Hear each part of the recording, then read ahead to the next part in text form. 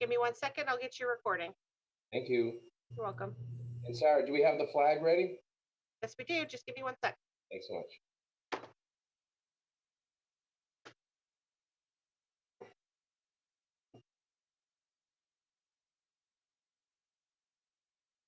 Okay, you're all set to begin. Excellent. Thank you, Sarah. Welcome everybody to the Barnstable Town Council April 15th, 2021 Town Council meeting. At this point in time, I would like to have a roll call vote, please. A roll call introduction, I guess I would say. First, though, let me make an announcement. Almost forgot. In accordance with Mass General Law, Chapter 30A, Section 20, I must inquire whether anyone is recording this meeting, and if so, please make your presence known. And please make a note that we, as town councilors, due to COVID, are all attending remotely. And now we could do a roll call, please. Councilors, Atzelis, Present. Bogan, Present. Clark, Here. Cullum. Here. Dagwan. Rapp Rossetti, Present. Hebert, Present. Levesque, Here. Neary, Here. Schnapp, Here. Shaughnessy, Here. Starr. Here. Steinhilber. Here. That would be 12. Excellent. And now if we could all please stand, if you mute your mics, I'm going to recite our Pledge of Allegiance. I pledge allegiance to the flag of the United States of America and to the republic for which it stands, one nation, under God, indivisible, with liberty and justice for all.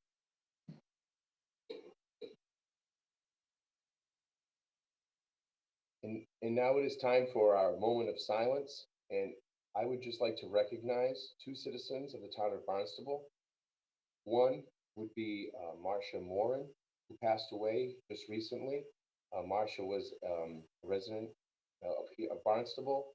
She was a longtime employee of Butler Sporting Goods. She was the bookkeeper and manager behind the scenes of all things Butler Sporting Goods, again, for over 31 years.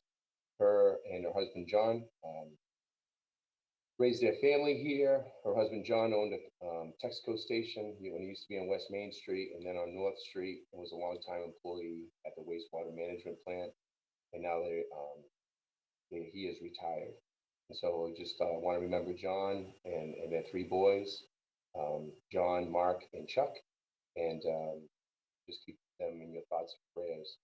The other person I'd like to mention is Ned Semprini. And Ned also passed away just about a week ago. And his dad, actually, Ed Semprini, was kind of the godfather of radio here on Cape Cod.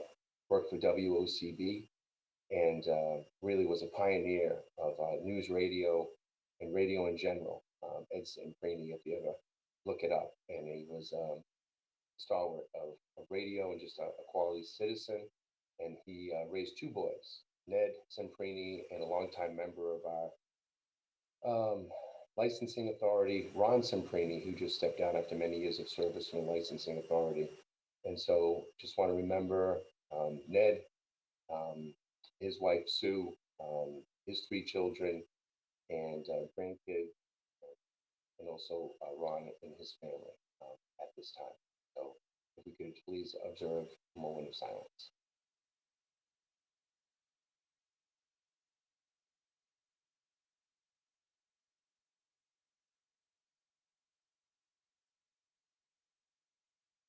Thank you. Just a quick note, I would like to also mention that Ned was I got to know him a little bit watching his kids on the Little League field. And Ned was also a longtime employee over at the Barnstable House of Corrections when it was up on the hill there at right next to the courthouse. So, and with that being said, and those people being recognized at this point in time, I'd like to open up for public comment, please. Thank you, Mr. President. Our first for public comment is Karen McGuire. Karen, you can unmute yourself. You have 3 minutes. Thank you. It's going to be a second. She has not joined yet. Hold on. Okay, she's here now. Karen, you have 3 minutes. Go ahead. Thank you very much. My name is Karen McGuire, and I'm one of the residents leading our neighborhood effort to save the 35 Scudder Avenue, Twin Brooks property on Stewart's Creek as open space. We're a grassroots organization of citizens who want to save the property for conservation, education, and community use. I know your time is valuable, and I want to give you a quick update of our progress to date. I spoke twice with John Kenny, who's a lawyer for the property seller Wes Finch, who agreed that he would inform Wes of our interest in purchasing the property should the agreement with LMC not move forward. We can't speak with Wes directly, given his P&S agreement with LMC. The groundswell of support to save this property as open space is overwhelming. Over 770 people so far have signed our change.org petition to the Cape Cod Commission to save Twin Brooks at 35 Scudder. Please visit our website, savetwinbrooks.org, which lists our reasons for preserving and conserving the property for the future, and view the beautiful aerial photographs of the property. We have spoken to and continue to speak to numerous conservation, preservation, and community organizations about preserving this property, many of whom are asking us how they can help and potentially partner with us. Can you imagine the first urban conservation park on Cape Cod, open to community use by all residents and visitors, right here in Hyannis, anchoring the west end of Main Street?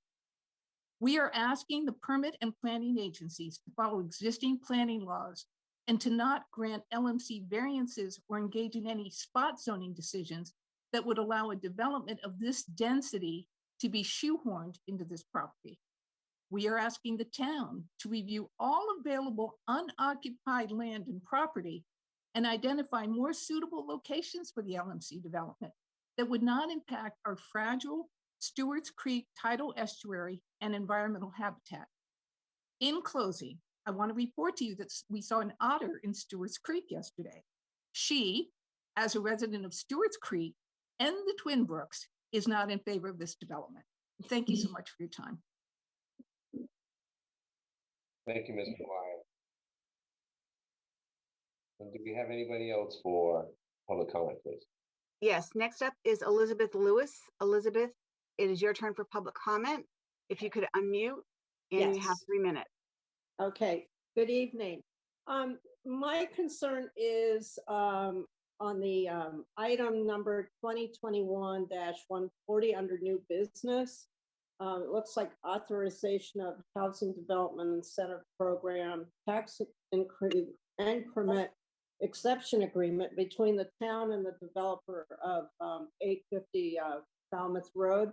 And it looks like 43 units they want to change to market rate. And my concern is this project was touted in a July 9th article in 2020 in the Cape Cod Times as affordable housing. Now it seems to be market rate. Is this some sort of bait and switch? I also feel we need a better understanding of what defines a market rate and what defines affordable housing rate. And this also ties into the proposed development at the 35 Scudder Ave. How do we guarantee rents will be affordable for the workforce on Cape Cod? And that's my comment. Thank you, Ms. Lewis. Appreciate you joining us. Thank you. Any other public comment, please? Yes, we have quite a list this evening. Next up is Martin McNeely. Martin, you can unmute yourself. You have 3 minutes, please. Good evening, Town Council. Thank you for the opportunity to speak. I'll keep my comments brief tonight. Just a couple quick things. First is on the accessory dwelling units. I just want to give my 100% support behind that. Hopefully we can get through that, get it established, and get that going as quick as we can. I think to add to the year-round housing stock is critical. especially at this juncture where we are in the town of Barnstable with affordable housing and rentals. So I think that should be fast tracked.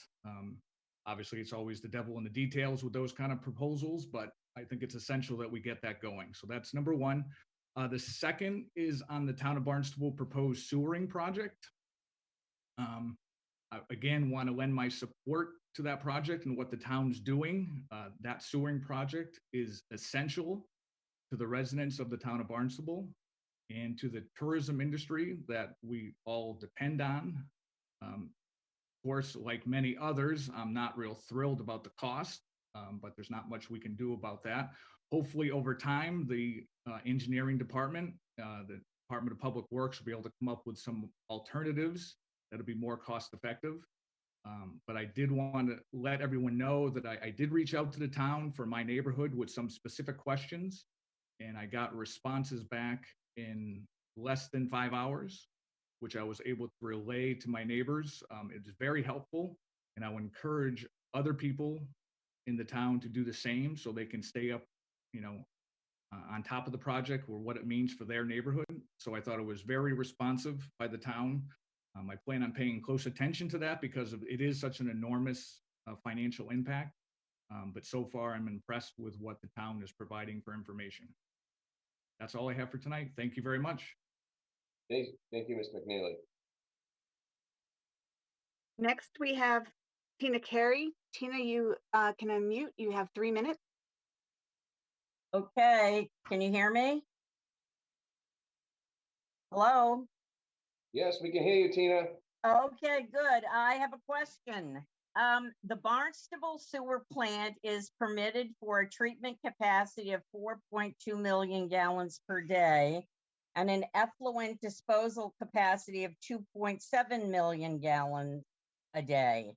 Since the plant's current maximum month average daily flow is 1.97 million gallons a day, why are you asking the property owners to spend $1 billion for laying 200 miles of sewer pipes and building 87 pump stations that will send an additional 2 million gallons per day if you have no place to dump the effluent?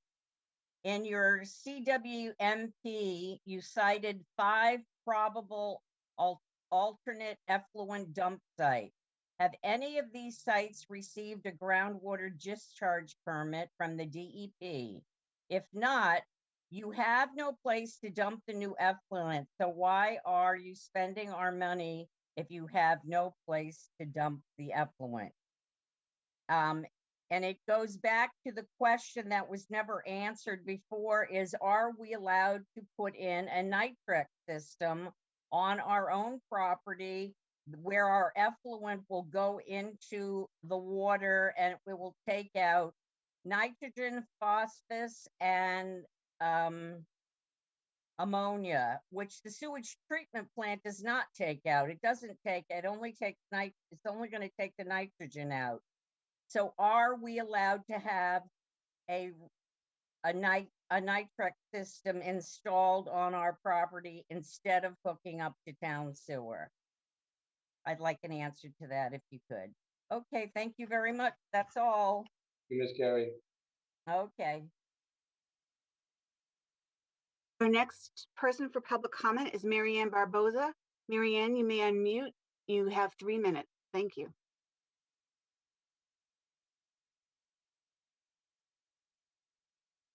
Wait a minute. You see me? We can see you, Marianne. Okay, hello. Ms. Barboza, you are on. Okay, here's my, how are you? I'm good. But I want to make clear, I am here for we have to speak on public comment, but I'm also here for the agenda on the ADU stuff. So that's where I really want to speak. Okay? So if I have something to say now, are you not going to let me speak then? Yeah. I'm sorry. So what you want to speak to we don't have anything, I believe, on the agenda for ADU. Yeah. Aren't you voting on? You can speak right now on honestly any topic you want to talk about, Ms. Barboza. No, there's a topic that Tara, if you look at the list, Tara is on. And we're talking about the committee that's trying to vote in and, on affordable housing on the Cape. Isn't that on the agenda tonight? I don't believe so. But you can talk in support of any or against anything you'd like to. Okay, because I'm going to be very upset if I go downstairs and see that that's on the agenda and I wasn't able to speak to it. You can But come I back, will give. you can come back on any agenda item you'd like. You can speak now. Oh, okay. Then you go ahead. Well, I'll speak to several things right now. I'm gonna speak on that and I'll come back. First off, I want to know before I even talk on that topic, where are half of those people from? Is everybody from the Cape? Are they born on the Cape? I just want to know the names of some of these people who are trying to have this committee. There was supposed to be a vote. Do you know what I'm referring to? Unfortunately, On the ADU. there's nothing on the agenda for ADU. We're in the budget season. We are going to bring it up in a future meeting. But there's nothing tonight in regards to, can anybody chime in, correct me if I'm wrong, but. It's not, Matt, excuse me, Matt, President Levesque, it sounds like she's combining ADU conversation and the committee in the committee that we had that wants to be formed related to zoning. Okay, so asking where the people are from. I'm assuming she means the people who signed the petition. Okay, I'm going to attempt to clarify something. You're correct. Comment. So here we go. Okay, there is a okay, he's correct on that. Yes. So it's not on the agenda tonight. It's not on it tonight, and it may be on an agenda moving forward. But there was a petition filed, I believe it was. It's not really a petition because it doesn't have actual signatures necessarily.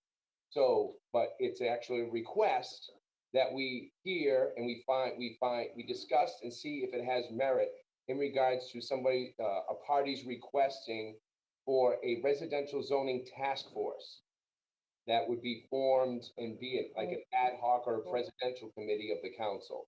So we are in discussions. It will probably be on an agenda moving forward, but it is not on the agenda for tonight. For tonight. Okay, I got you. But here's why I popped You're up. running out of time though, because you are limited to 3 minutes. So, but go ahead. I'm going to give you. Okay. I'm now connected in the breakout. Thank you, and I appreciate. Okay, thank you, and I appreciate him trying to clarify this, because for me, they're both one and the same. We shouldn't even have to ask what we do with our own property. Okay, but for a committee to ask to be recognized, to want to have merit, for people who have been living here. My father is 90-something years old. His mother was born here, and so on and so on. The affordable housing needs to be here because of the people that moved into the Cape and into Hyannis. Okay, they pushed us out by having the high rent. Okay, because they're rich. We don't have a right to live. As a Black woman and a Cherokee, my mother's people are Cherokee. Been through this, ain't going through it no more, and I ain't getting pushed off no more. And nobody, because they're poor, has to go through any changes. And I will be back. But I wanted to make sure, just in case, nobody wanted to let me know when that vote or that topic is going to come up. I'm going to make sure I'm here. I may not be rich. I may own my home, and I'm praying, struggling to hunch, but it's mine. And if I choose to have 5 people living in my backyard in a tent because they're living in the street and being put in jail, I'm going to let them do it. And no committee, I'm not going to say, please, we're going backwards here. If you allow that committee, then rich people are going to decide where poor people go, and we're not going backwards. Thank you. Thank you, Ms. And I'm sorry for getting upset, but I just don't know how else to do it. Goodbye. I'm sorry. Thank you. Thank you. And thank you for giving us the opportunity to clarify that. I'm sorry if I got confused. I apologize. That's okay, because to me, they're both one and the same. They are. Because when people like that are telling us what we can do, even if we want to do something in our backyard to help. See, we believe in helping each other. And then they're coming in and saying, no. Who do you think you are? Oh, My okay, family's Ms. been here Barbosa. forever. I'm so Rose, sorry. I appreciate your passion, but I have allowed you to go over the time limit, and I Okay, no, you did. You did. I love you. Goodbye. I'll see you. take Bye. care. Have a great night. Okay, up next. Up next for public comment is Alan Felton. Alan, you have 3 minutes. Yes, good evening, everybody, and good evening, counselors. I represent the Ocean Street Enhancement Team, which is a neighborhood group of citizens operating in part under the Greater Hyannis Civic Association. Deb Crow will address that in a few moments. We've been working for 3 years diligently, but it's actually been in the making for over 10 years to, number one, improve the tourist and pedestrian safety, both walking and bicycling along Ocean Street. Number two, to reduce neighborhood speeding, which has been a considerable problem. We have met with the chief of police several times and his staff on that, and they have done a lot to help it, but it is still ongoing. And number three, enhance veterans and Calmus beaches in terms of the entrance and the overall appearance of that situation, which is definitely a tourist area. We have the support of the community, the neighborhood. DPW has been great in working with streetscape and layout. The police has been excellent in helping us to control crime in the area. And of course, the town administration has been great in terms of guiding us through the process. So we're hoping for your support tonight. There's a couple of agenda items requiring financing. And with that, I'd like to turn it to Deb Crow, if we can do that, who is actually kicking it, should have kicked off before me. I don't know if we can do that, but are you done with your public comments, sir? I am. There's several of us here tonight that Yes, that's need, fine. Absolutely. I just wanted to make sure I didn't want to cut you off. no, there's several of us here tonight that need to, that will address the same topic. That's fine. Excellent. So thank you, Mr. Feldman, for your input. Thank you. Tonight. And I go to Sarah for the next person in line. Yes. Next for public comment is Tara Vargas Wallace. Tara, you have 3 minutes. Hi, I am a Hyannis resident, and I'm just here to say I do not support an extra zoning task force. I feel that that is another form of redlining, and it just only perpetuates systemic racism. I am also here to say that I do support any and all the creation of any and all housing, available housing, new housing, and to encourage that we move on with the ADUs. Working families do not need an extra layer of red tape. What we need is more housing. Thank you. Thank you, Ms. Vargas Wallace.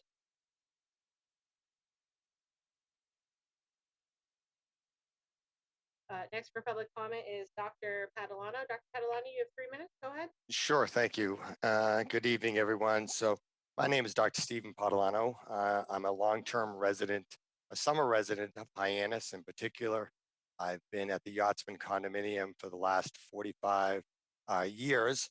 And as many of you know, the Yachtsman condominium is a complex of 125 units, and we're located between Veterans Park and Calmus Beach. So we have an opportunity to see on a daily basis many of the issues and problems that face our little part of Hyannis. In fact, for many years, I've been an active member of the Board of Trustees at the Yachtsman, and in fact was the past president of the Board of Trustees for many years. So I'm very, very aware of issues and problems that confront us daily and nightly on Ocean Street. And I will say that I probably speak for most of the Yachtsman owners when I say that pedestrian safety is our #1 concern for Ocean Street and Calmus and Veterans Park. Right now, as you all know, there are no sidewalks, there's poor lighting, and there's a real risk of a pedestrian being hit by a car in the evening when it's dark. So our #1 priority from our point would be to have some sort of sidewalks, preferably curbing, preferably on both sides of the road with lighting. This would obviously be a natural extension of the walkway to the sea that I've heard about my entire life. Yet to see any walkway to the sea from Veterans to Calmus, which is clearly the jewel area of the entire village of Hyannis. We also would like to see measures that lessen speeding. Ocean Street at night becomes a speedway for a lot of young drivers with hot rods and going quite fast, often in excess of 50 to 60 miles an hour down our street. Again, combined with the lack of lighting and lack of sidewalks poses a real risk to pedestrians. Would also like to see measures taken to reduce the problem of homelessness living in the reeds in the marsh area between our complex and the and Calmas Beach. So I think any measures that the town takes should include some way to lessen access to that area for homeless people to camp out and live. We'd also like to see measures taken to reduce unwanted after hours activities that go on at both Calmas and Veterans. That's an ongoing problem with unsavory activities happening every night, from partying to other illicit activities. So, you know, my concern as an owner is to make sure it's safe to walk there in the evening, safe not to get hit by a car, and so those are our number one concerns.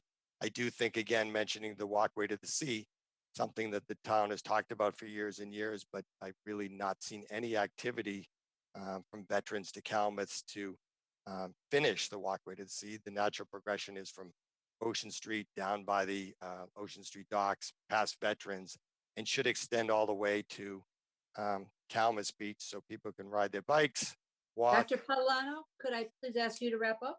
Yep. So again, our concern, pedestrian safety, cosmetic appearance, and reducing unsavory activity in that area.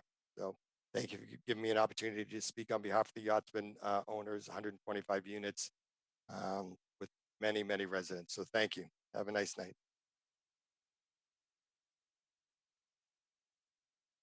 Thank you, Dr. Padalano. Appreciate you being with us. Next up for public comment is Deb Proud. Deb, you have 3 minutes. Hi, Deb. You're muted right now. Yeah, I know. I'm There trying you to are. There you unmute. are. Okay. Continue. Go ahead. Thank you. Welcome. I'm Deb Crow, and I'm president of the Greater Hyannis Civic Association. And the Civic Association was pleased to work with the town and a group of very, very active residents of the Ocean Street area to improve the conditions down there. Met over multiple years, very active group, great attendance at all the meetings. We were thrilled to be supported by the DPW and Planning and Development as we went forward on this. And tonight, you're going to see the first two of what will be capital appropriations over the next few years in order to deal with the space from Gosnold Street down to Calmus. The first steps of it are on your agenda for tonight. They're numbers 2021 136 and 2021 130, excuse me, 116 and 117. The goal of this entire project is to make the area on Ocean Street very attractive for tourists, for residents, and particularly safe for them all. It's a challenging street because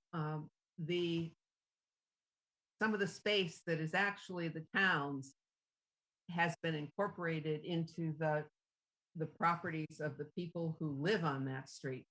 So it took a lot of negotiations for this group to work back and forth and come up with a recommended proposal. The proposal in its entirety, which will take a few years of funding, will actually take the walk from down Ocean Street from the Main Street area and wind it through the Kennedy Memorial, Veterans Park, all the way down to Calmus, where it's hoped that we can actually pay a little tribute to Calmus. One of the main issues of it is the changing of the entrance from Calmus into from Ocean Street into Calmus. It's on a corner right now, and it is quite dangerous as people walk down Ocean Street, and then they're coming from the bend. Ms. Crowe, could you please wrap up? Yep. So what we're asking for tonight is support of 116, which will actually put sidewalks in part of the area, and 117, which will provide the design money to redo the entrance to Calmus to make it safe and actually quite attractive, and take up some of that spot of land between the Yachtsman and Calmus, and hope to start to create another use of that. So, councilors, I thank you very much for your time tonight, and we do look forward to your support of 2021 116 and 2021 117. Thank you very much. Thank you, Ms. Crowe.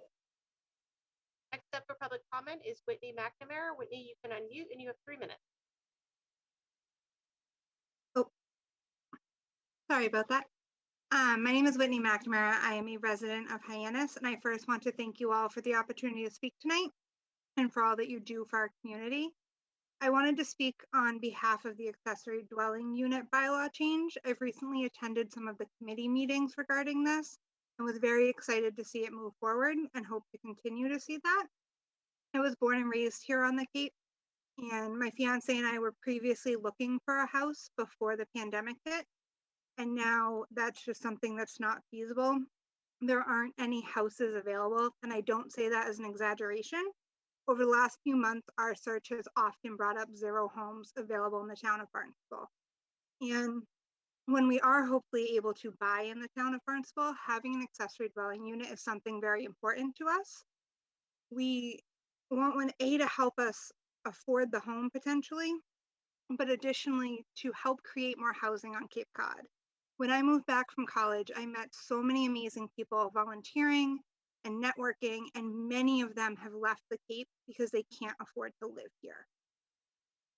So an accessory dwelling unit bylaw change would allow for more housing and 1 to 2 bedrooms for young professionals.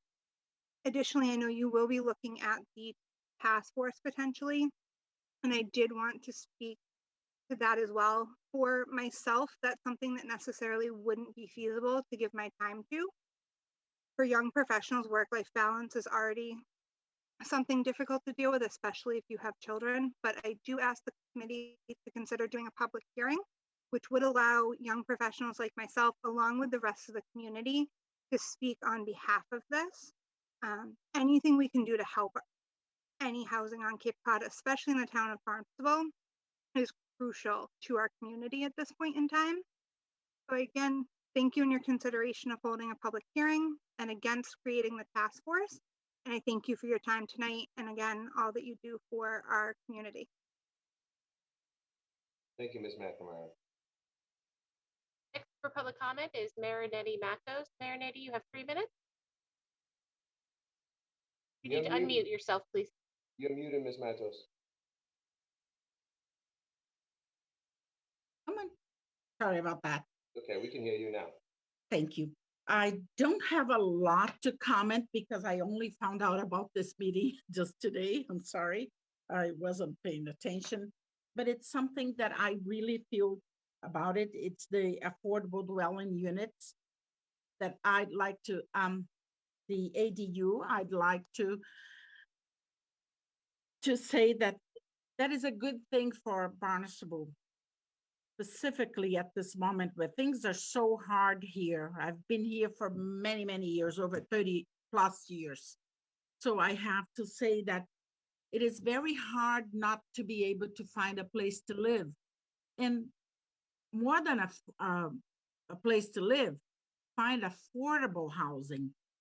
Every time you call a bank and try to redo your mortgage or buy something, they think you're filthy rich because you live on Cape Cod.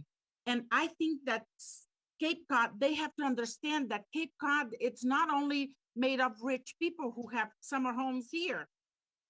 Cape Cod is made of people like myself who work for a living. And we deserve, I mean, I am lucky enough to have my own property, but I know a lot of people who are simply looking for a place to live. And I think ADU would help people who have extra space in their yards or something. My son's mother-in-law, when she bought her house in down near Route 6A, she bought enough land for all her children to build on it. She can't do that. She's in a historical site. And now she has 3 adult children looking for a place to buy or to live. My son is one of them. Is either living with me or with her because we can't find affordable housing. So that's my point of view on that. Thank you. Thank you for joining us, Ms. Matos. Next up for public comment is Gary Lopez. Gary, please unmute. You have 3 minutes.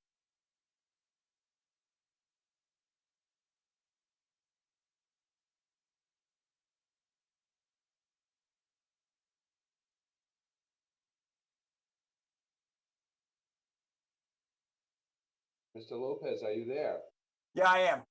Conservation Law Foundation is asking a federal court judge to rule the Hyannis sewer plant is a point source under the Clean Water Act. Should CLF be successful, the facility will have to obtain a National Pollution Discharge Elimination System permit that requires stakeholders to locate and shut down pollution sources, which in this case is the sewer plant. Each day, the sewer plant discharges the equivalent of 2 10 feet deep end-to-end football fields of partially treated sewage. According to the Hyannis Water Quality Report, the nitrate level of effluent from the plant is 5.8 milligrams per liter. Compare that with sewer or less CMM's nitrate level of 4.4 milligrams per liter, Katuitt's 2.7, and Barnstable Village's 2.2 milligrams per liter. Ellis and Santos' plan is to discharge 2 additional feet deep football fields of effluent from Centerville into the sand pits on Burst's Way. Because of the high level of nitrates in Lewis Bay, there's a strong probability the court will cut the plant's current level of discharge to 1 football field a day, or the town will incur a $100 million fine. That's $20 a year for 5 years. I'm sure the council will deem it infinitely wiser to advise Santos and Ellis to wait for the CLF decision before smashing 10,000 Centerville septic. That's it. Thank you, Mr. Lopez. Okay. Next for public comment, we have Yitka Boric. Yitka, you can unmute. You have 3 minutes. Thank you. It's Borovic. Thank you. Thank you. So I would like to ask the council to act quickly on the accessory dwelling unit bylaw. I am a homeowner and a business owner in Barnstable Village. And as an employer, I find it very difficult to keep employees because they cannot afford houses and places to live.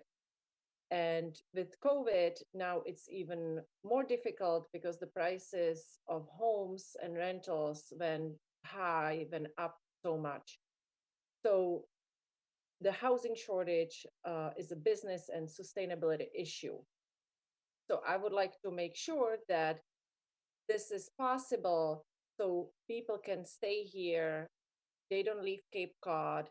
I also have another business where I have more younger employees, and some of them are trying to buy housing now because they don't want to move off Cape and they can't. So they will be forced to leave I have one particular employee who cannot find anything and has to leave in June. So this issue has brought base support and in my opinion is a no-brainer. So I would like to ask to please consider and act quickly so we don't lose more people and more people are not moving off Cape. Thank you. Thank you, Ms. Borovic. Next for public comment is Michelle Scarlett. Michelle, you can unmute. You have 3 minutes.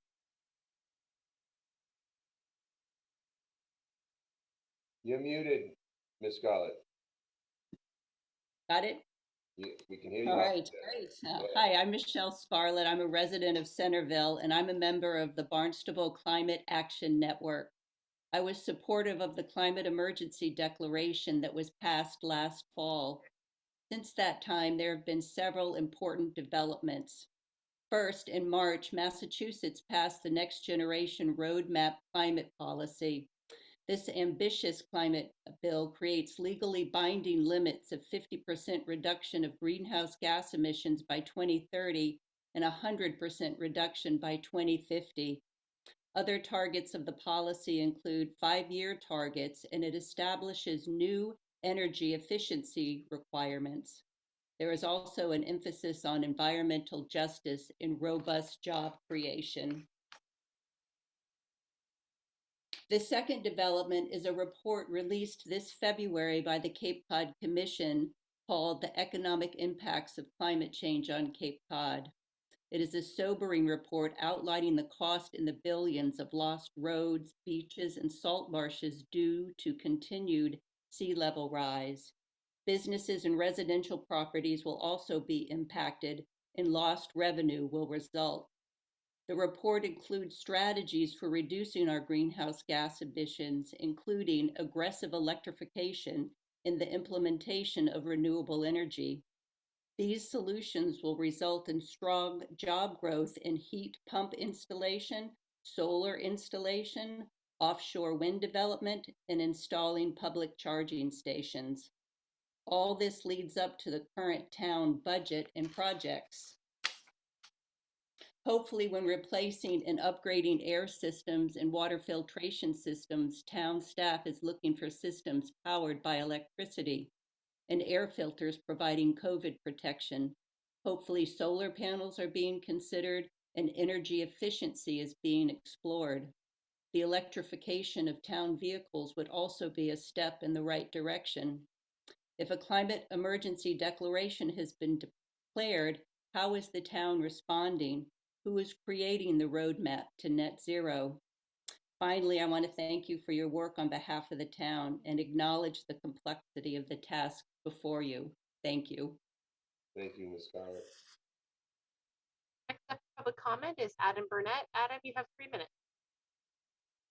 Okay, thank you very much. I'm a homeowner here in town and I've supported the accessory dwelling unit proposal since it came up. It seems like there's been a lot of support both from public and from the town, but I haven't heard anything new about it. I'm wondering what the delay is, given all the support. The longer the delay, the later in the year it will be before homeowners can actually utilize this bylaw and get an ADU built, growing the housing inventory and helping many that are having a hard time affording to live here. With COVID, it's all the more important that it's easier for homeowners to build an in-law apartment that they can have a family member in now and rent out later, or vice versa. And furthermore, as director of Champ Homes, we're transitioning folks into permanent housing quite rapidly. And to have an increase in potentially financially obtainable units would be helpful for those that can't afford the ridiculous rents that are being charged. I hope that you'll refer it to the planning board for a hearing as soon as possible. Thank you. Thank you, Mr. Burnett.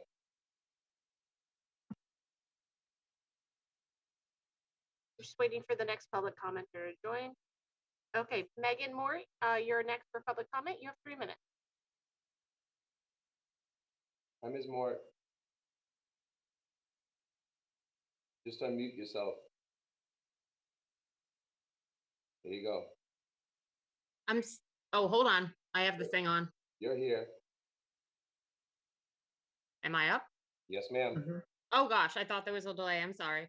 That's okay. So I submitted a letter, I know, but I just wanted to add in here. I'm gonna be going back to bed in a minute, so pardon my appearance. Terrible. Thank you for joining us. Thank you.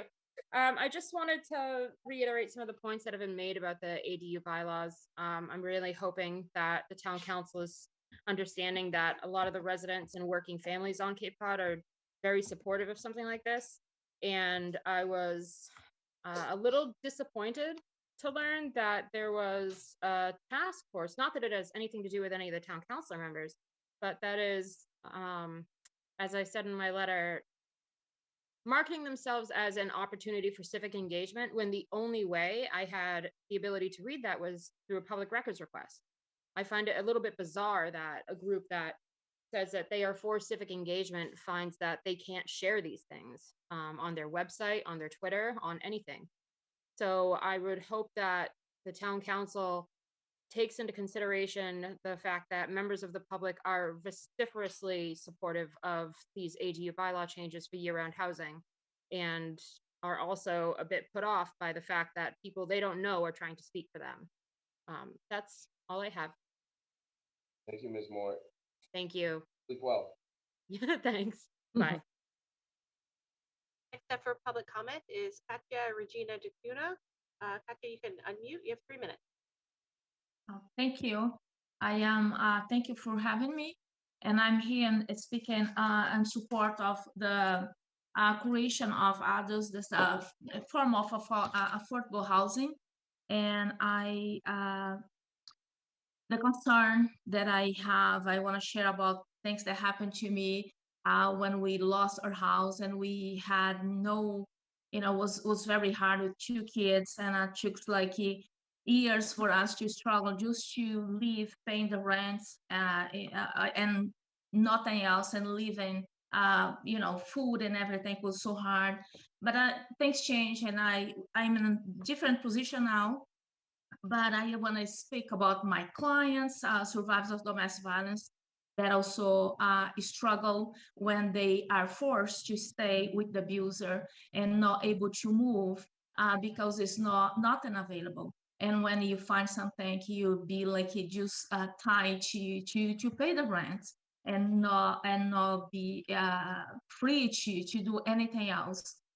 So immigrants were living 3-4 families in the same place in order to survive, in order to have their kids going to school and buying, what they needed. So, but the housing, it's not healthy in either way. So I just wanna to the town to consider and see the prioritize that I know you're doing, but I like, that we would be really thinking to get this thing that is the crisis has been for so many years. And families are struggling, not just financially, emotionally, psychologically, and it's not healthy. And I thank you. I'm not taking the 3 minutes, but I thank you for being here and to be listening. Thank you, Mr. Kuna, for being with us tonight.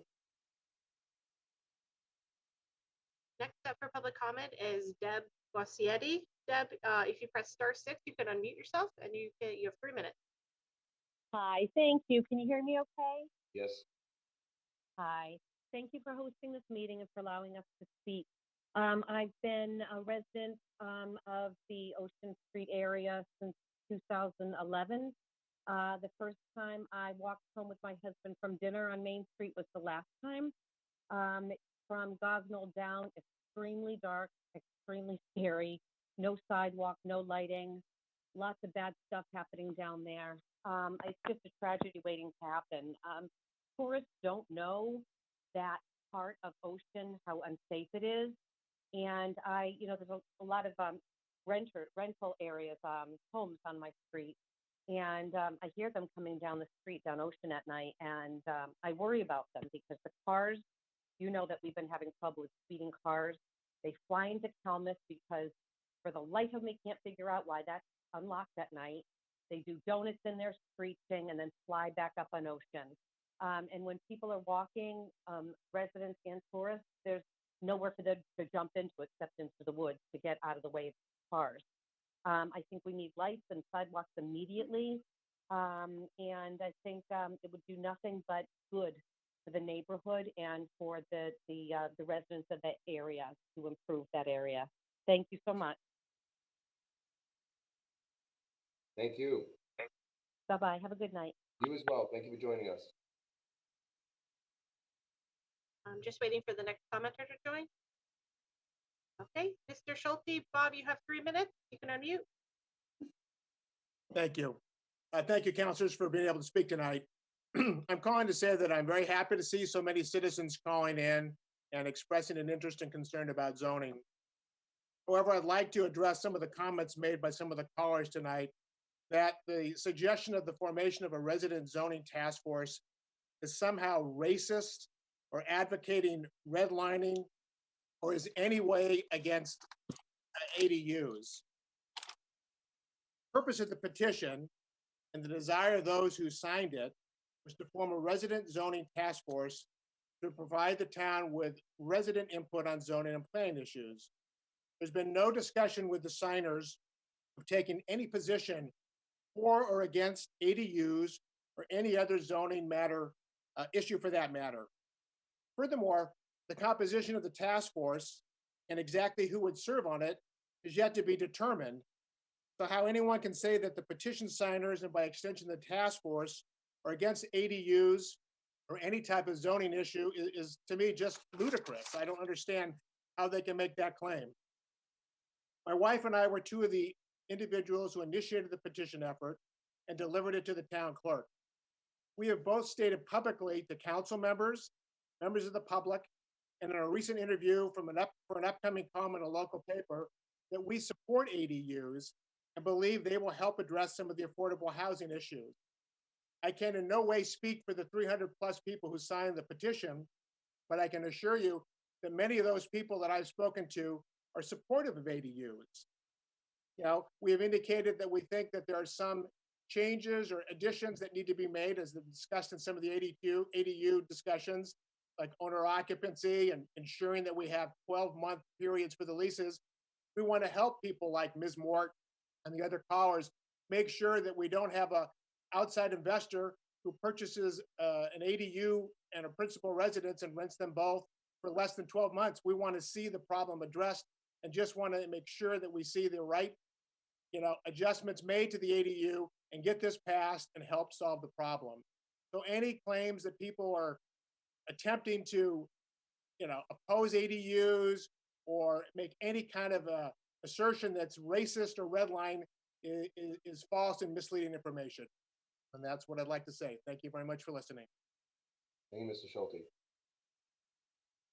Next up for public comment is Jean Morrison. Jean, if you could unmute, you have 3 minutes. Okay, good evening. Thank you for having me. I'm not here as a person who's experienced homelessness or unaffordable housing, and I'm horrified at the reality of ever having to do so. However, I'm not personally exempt though. I've had working family members that have, and I've had to house them. But now I'm disabled and retired, so it's difficult to help in that way. For that reason, I'm here today, as well as knowing too many others in my community, either homeless or couch surfing, even as families, due to 2 reasons: unavailability and unaffordable housing. I believe that most Cape Codders and potential residents, such as the working professionals and young families we want to attract, know by now that the town of Barnstable has critical shortage supply of affordable homes for sale and rentals, and 500,000, 750,000 is not an affordable home. The inventory shortage was a crisis before COVID and is growing worse. Finding a year-round rental is nearly impossible, and if you do, and your landlord sells or only rent 6 to 8 months out of the year, it's next to impossible to find housing security. This impacts not only workers, but employers, not only the young, but older adults, not only the ill, but the healthy. It does not impact the wealthy and the privileged. The problem is even more significant in the summer months that causes more harm when housing becomes more scarce and expensive. Owners of properties charge exorbitant rates, allowing excessive use of properties for communal living. I've heard sometimes 16 or more people living in 4-bedroom properties paying $500 more per person per week. This overuse is allowed, but the provisions for greater access to affordable housing do not seem to be. Not yet, anyway. Another significant impact of a shortage of affordable housing is a disproportionate effect on the poor, people of color, and immigrants who have the added burden of experiencing bias and discrimination. I urge the town council to do the right thing and support all residents fairly and equally by not creating an additional resident zoning task force under the image of civic engagement to create more housing in local neighborhoods, unless you also create a task force on fair and equal affordable housing to work with them.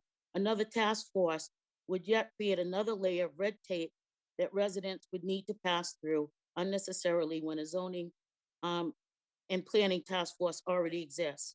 There was a reason the state passed the recent legislation that was intended to make zoning changes like ADUs easier. I would urge the town council to please vote on that and make bylaws to make that accessible for Cape Cod residents as well as soon as possible. One last consideration is to study the impact of the housing shortages and unaffordability on the local economy and well-being as it relates to homelessness, opioid crisis, COVID pandemic, crime rates, mental health, and school and resident attrition rates.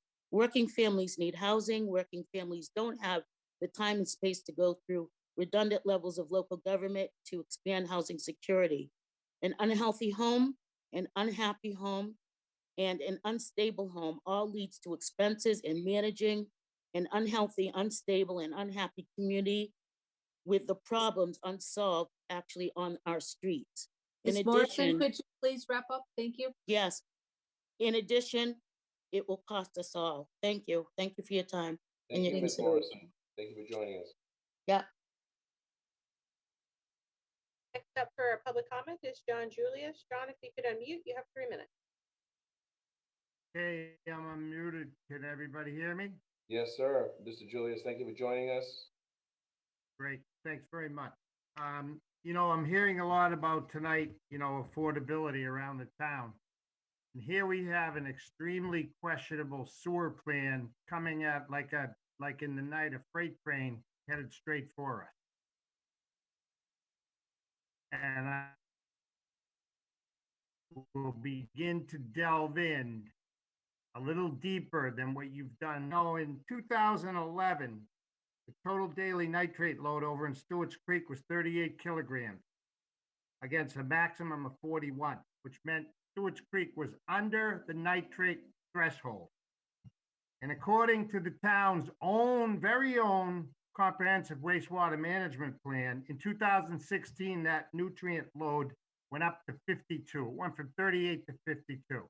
That's an increase of 130%, which proves and means the sewer treatment plant is a big problem and it's not working. Now, I said on the radio last week, the sewer treatment plant was built the same year that the two bridges were built. It's not working. It's at the end of its life. The DPW chief apparently came out within the last 2 or 3 weeks and said that the increase was from 41 homes still using septic systems over in Stewart's Creek. Does anyone really think that the citizens of Barnstable are ignorant enough to believe that? We have a serious problem here. And I also want to comment on, you know, what's interesting is over there in the town of Yarmouth, our neighbors right down the road, in June of 2020, their municipality, their voters, their homeowners, their taxpayers were allowed to vote on the sewer plan over there. Upcoming in Mashpee in a few weeks, the residents, the voters, the taxpayers, homeowners, business people in Mashpee are going to get the opportunity to vote. And here in the dictatorship of Barnstable, I'm told that the town manager and town attorney's office think they're going to take it upon themselves to not bring this to the voters, we the people, we the taxpayers. I have another thing coming for them. Gary Lopez and I have a notice to sue the town of Barnstable in federal court. It's now in the hands of Mass Environmental Protection Agency, the Secretary of Environmental Affairs, with Mara Healy and with our own town manager. And I hope, I'm praying to God, but I'm a man of my word, I'm praying to God, we don't have to go to federal court and let a federal judge I said this to you guys before, chapter 83, section 1A of the Mass General Laws. You can look it up when you're done and you go home tonight. Chapter 83, section 1A says that the vote is supposed to be taken by the municipality. That's myself, my neighbors, and every taxpayer and homeowner and business owner in this town. It's not, the municipality is not you, the town council, because the town manager's interpretation is that. So I hope you're all paying attention, and I'll tell you what, the next time you have a council meeting, I'm gonna make a promise to you. I'm coming back, and I'll ask for a donation to someone else, it's 3 minutes, and in about 5.5 minutes, I'll give you the solution. Because that's what you guys need to start working on, is a solution. Because if you think that bringing this elaborate sewer plan that's gonna cost somewhere around $3 to $4 billion, not 1.5, trust me when I tell you. I'm telling you right now that you need a better plan, you need a more inexpensive plan. Nobody has even mentioned what in God's name is gonna happen to the affordability for rentals. You know, people own property. I've sold property in this town for over 30 years. People own properties. So when this sewer bill come knocking, like I know it's going to, you think that's gonna help the affordability, all these poor people crying and begging? Mr. Julius, could you please, Mr. Julius, could you please wrap up? All right, fine. I know I went a little bit over. I apologize. And again, don't take it personal, but I'm telling you right now, we need to work together and people need to dig a little deeper for a more inexpensive alternative solution. Thank you very much for your time tonight. And thank you for all you do. Thanks for joining us, Mr. Julius. Last for public comment is Natalia. Natalia, you could unmute. You have 3 minutes. Thank you. Hello, good evening, all. So I'm here to support affordable housing. As a person of color and immigrant in this community for the last 22 years, you know, when I got here like 22 years ago, you know, the house, like the rental for 2-3 bedroom house was less than $1,000 a month. And now it's like the salary went up just a little bit and you can barely find a 1-bedroom apartment for $1,300. Like the market is so high, it's not affordable for medium wage income. I have served and worked with, with immigrants for the time that I've been here, with people with lower income. And it's very hard, like people to find housing. And we all know that to apply for housing with affordable housing, it's several years to be part of that lottery list to get something affordable. Minimum wage, someone with minimum wage cannot afford housing on the Cape with the market that is right now. And we have, and I have encountered families that lives multiple generations in a house because they cannot have their separate family, one house for each family, because it's just very expensive. And that worries me. Each year is just going higher. And I'm a person with an education, and I cannot even, and I'm a single mother now, and I cannot even afford a house for myself and my daughter by myself. And I have been forced to live with my parents after I was divorced, because the mortgage and the rental out there for a 2-bedroom is just very high, will kill my salary. It's like 80% of my salary is a rental.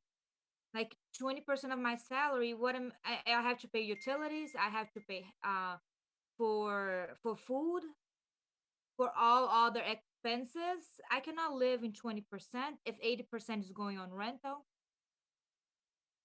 So it's very hard, and it doesn't matter if you're lower wage, medium wage, if you have a degree and the job because the salaries are not increasing, but the house market it is.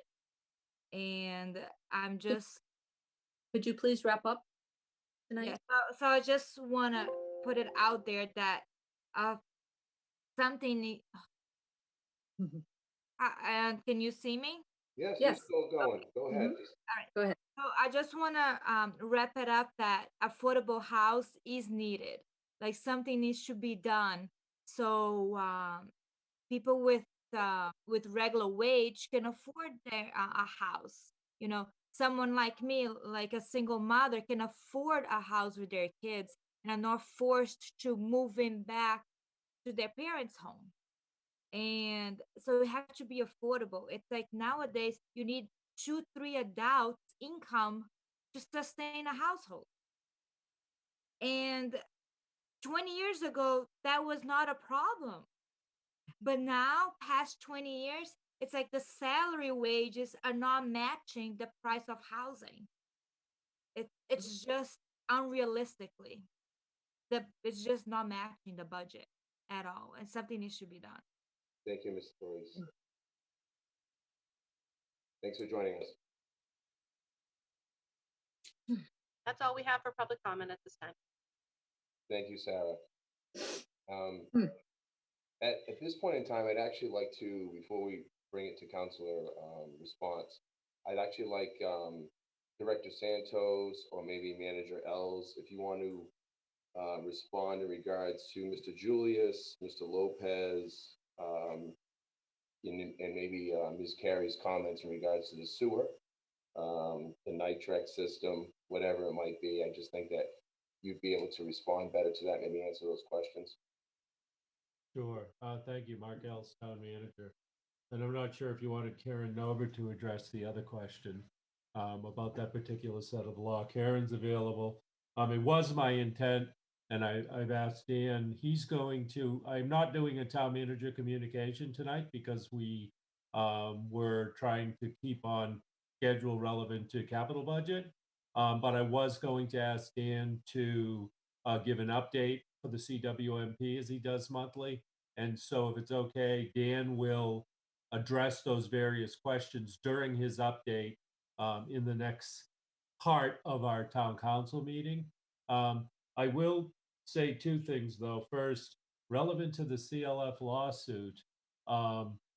So the issue there is they have filed but not served us with a lawsuit, and they are in discussions with us. The Maui case that's referred to basically is a case where a wastewater treatment plant that has an injection well was required to get a permit that's required when you have an ocean outfall pipe, because the courts decided that in effect, the injection well was the same as an outfall pipe. There's a 7-step test that's involved. 2 primary parts of that test involve distance and time of travel of the wastewater. Jump to our treatment plant. We have sand filter beds at our treatment plant. An appropriate question by anybody. As soon as we saw that case, we looked at that issue. We reached out to EPA to ask if we needed an FT's permit, and they said we did not. We discussed it with DEP, Department of Environmental Protection, who issues us our permits. They said we had all permits that are required. If for some reason a decision is made relevant to that facility, that would require us to get additional permitting, we would proceed with it, and we're confident we would get it. And I'll leave the rest of the technical regulatory for Director Santos. Attorney Nover, did you want to comment at all on some of the statements made? Yes, thank you, Manager Els. Mr. Julius was talking about Chapter 83, Section 1A, which says to adopt that section, you need a majority vote of the municipality. The town has not adopted that section, so I think he's confusing the issues a little bit. We're proceeding with our sewer assessment and our sewer project pursuant to Section 1 of Chapter 83, not Section 1A. We also do not interpret the language the way Mr. Julius does. It does say a vote of the municipality, but typically in statutory language, that is a vote of the legislative body of the municipality. So again, we have not adopted, the town has not adopted that section, so I don't think that's relevant. Thank you. And then President Levesque, I'm not sure, there was another question relevant to 850 Falmouth Road by, I think, maybe our first public commenter. Correct. Elizabeth Jenkins Maybe Director Jenkins could. Yeah, Elizabeth Jenkins is here to provide more information relevant to that. Thank you. Good evening, councilors, members of the public. Elizabeth Jenkins, Director of Planning and Development. I believe the question was relative to the affordability versus market rate of that project, and in fact, they're both accurate. That is a mixed income project where the town modified the zoning that was previously in place to permit 18% of the total units to be affordable, and that is at an affordability level consistent with what is in our inclusionary affordable housing ordinance at 65% of the area median income, and then the remainder of the project is at an established market rate. So in fact, that is a mixed income project. Excellent. Thank you for that clarification. And then before I conclude any of my comments, President Levesque, relevant to the Ocean Street, actually the town council has already approved a segment of design there from the entrance to Veterans at Gosnold, down toward Calamus Beach for sidewalk, streetscape. What's before you this evening in 116, 117 is to really take the design from the Snows Creek culvert down to Gosnold entrance to Veterans, and then once down to Calamus Beach to modify the entrance at Calamus Beach. So we've got two requests before town council, both designed. The reason we're doing that is we are carefully watching infrastructure monies that may come to us. We want to be shovel ready with designs. And hopefully, if that happens, we'll try to take advantage of that for this project. This is a priority for us. This has been on the books. We can't thank our residents enough for participating with us. And we're also going beyond in conceptual thought about what to do with that area that's at Calamus Beach, that kind of wooded area as you drive in off to the left-hand side that has been a problem for decades. So not only do we hope to move forward with all of these projects over the coming years, but work with our residents and our community relevant to proper use of that space. Thank you. Thank you, Town Manager Ells. Just to clarify too, just as well as president, I just want to make people aware that Councilor Vice President Schnepp and myself have been in discussion in regards to the ADU and bringing that forward. And we are, first meeting in May, our next regularly scheduled meeting, we are going to be moving that item to the planning board. So we appreciate everybody else's comment. I just felt it was important to respond because there was so much concern about that it is going to be referred to the planning board first meeting in May. As far as the task force request that was filed, and we are going to listen to that. There's going to be a public hearing in regards to that. This is the Residential Zoning Task Force, their request to be heard and to come before the council, have a public hearing, and have the council vote just to see if the Residential Task Force has merit. It will not design the makeup of the committee. That will be up to leadership and the council to decide, but it was just to decide if the task force would have merit moving forward. So again, that will actually take place in the same meeting. That will also take place on May 6th at a next regularly scheduled meeting. So just to clarify that and address those any confusion or concern. So I thank you for that. That being said, any other councilor comment Councilor Bogan, please. Thank you, Mr. President. First of all, I want to thank everyone for coming out tonight. The passion is apparent. I won't reiterate some of the comments that thank you, Manager Els and Mr. President, with regard to whether it be Ocean Street or the CWMP. I think you've handled that. On ADUs, I must admit, I'm glad that Mr. Schulte appeared tonight, because there appears to be some, what I thought was either my understanding was incorrect in what he was looking for, or that group was looking for when they brought forward that petition a couple of months ago, or there's some bad information that's going around. I have to say, I think I actually agree with Mr. McNeely. My understanding of the proposal that they had was that they wanted to ensure that the ADUs were in fact available for long-term rentals and were not units that were scarfed up, it's a legal term, I guess, by non-owner occupied investors.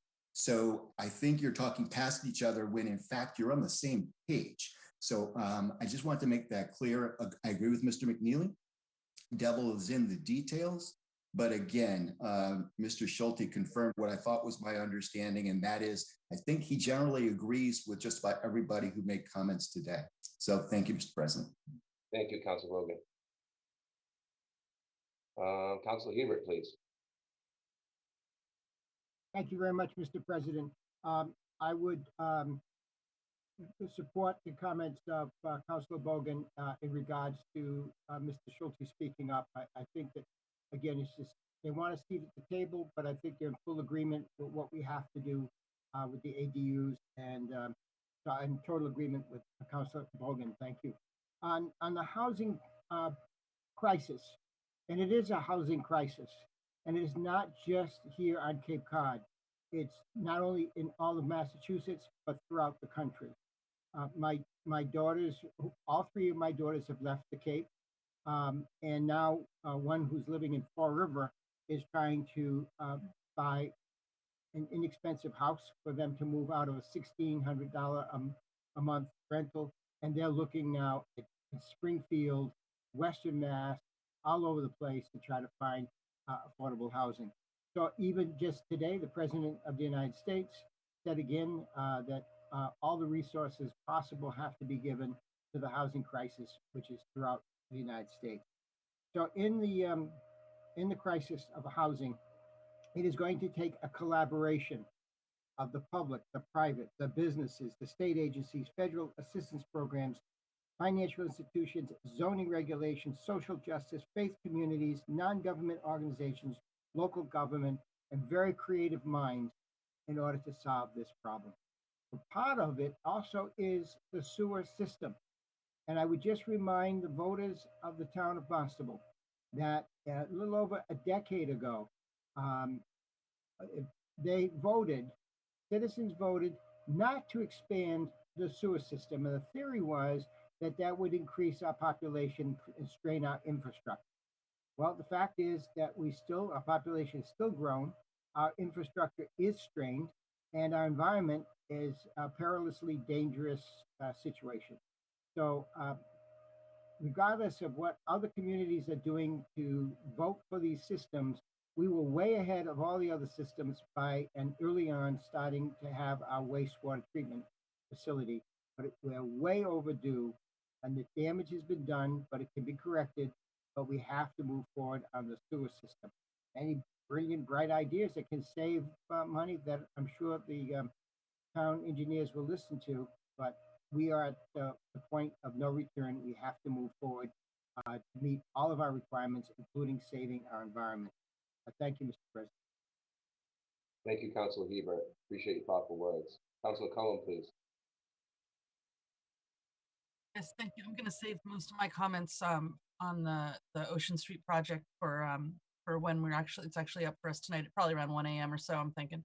But I did want to say thank you to everybody who came out and spoke to it. We worked together, the DPW, the assistant town manager, myself, and a group of very dedicated people, including Alan Feltham, who chaired that committee, that we kind of a loose-knit group that talked about what they wanted to see in that area. And I just want to second what Town Manager Els said, that there's a couple of problems in that neighborhood. Safety is absolutely the ultimate one, and it in several forms is pedestrian safety and also safety for people who are walking in Calmus at the late hours or the early hours of the morning. There's a lot of bad stuff that happens in those woods. So the reconfiguration of that property is essential for Hyannis and really a crown jewel for Hyannis. I think we're all really looking forward to walking finally from Main Street to Calmus and encouraging bike riding for around the sites in Hyannis. So I just wanted to say thank you to the group that showed up for that, and then I'll save my comments on the other stuff. Thanks, Councilwoman. Councilor Atzelis, please. There was a question about whether or not residents can install a nitric system if they choose to, instead of connecting to municipal sewer. So I was just curious to see if we have an answer to that question. Town Manager Els, would that be addressed in, as you mentioned, in the update in CWMP? If not, it's perfectly fine to answer it now. Director Santos will try to put that in. I mean, you know, I think that there may be a broader discussion that needs to occur relevant to, you know, certain types of systems and the appropriate application of those systems, especially when we are required by regulation to reduce a nutrient load.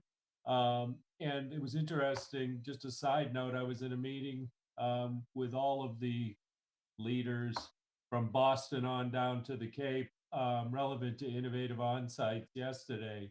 And DEP was emphatic that you can do that, you know, you can let your people do all sorts of stuff, but the bottom line is, if it doesn't meet your TMDLs, town, we're holding you accountable, and you're going to have to go forward with the sewering or other appropriate solution that gets you below your TMDL. So I think when Director Santos does, you know, perhaps a more technically appropriate answer for this, that's the bottom line. We're held accountable to make sure that the actions collectively of our community meet these requirements, whether it's private on-site or whether it's public. And Director Santos and staff and consultants have done a great job in putting together a CWMP that has the appropriate mix to get us. It's also adaptive. So if something presents itself in the future that's a better solution, we have the ability to modify it.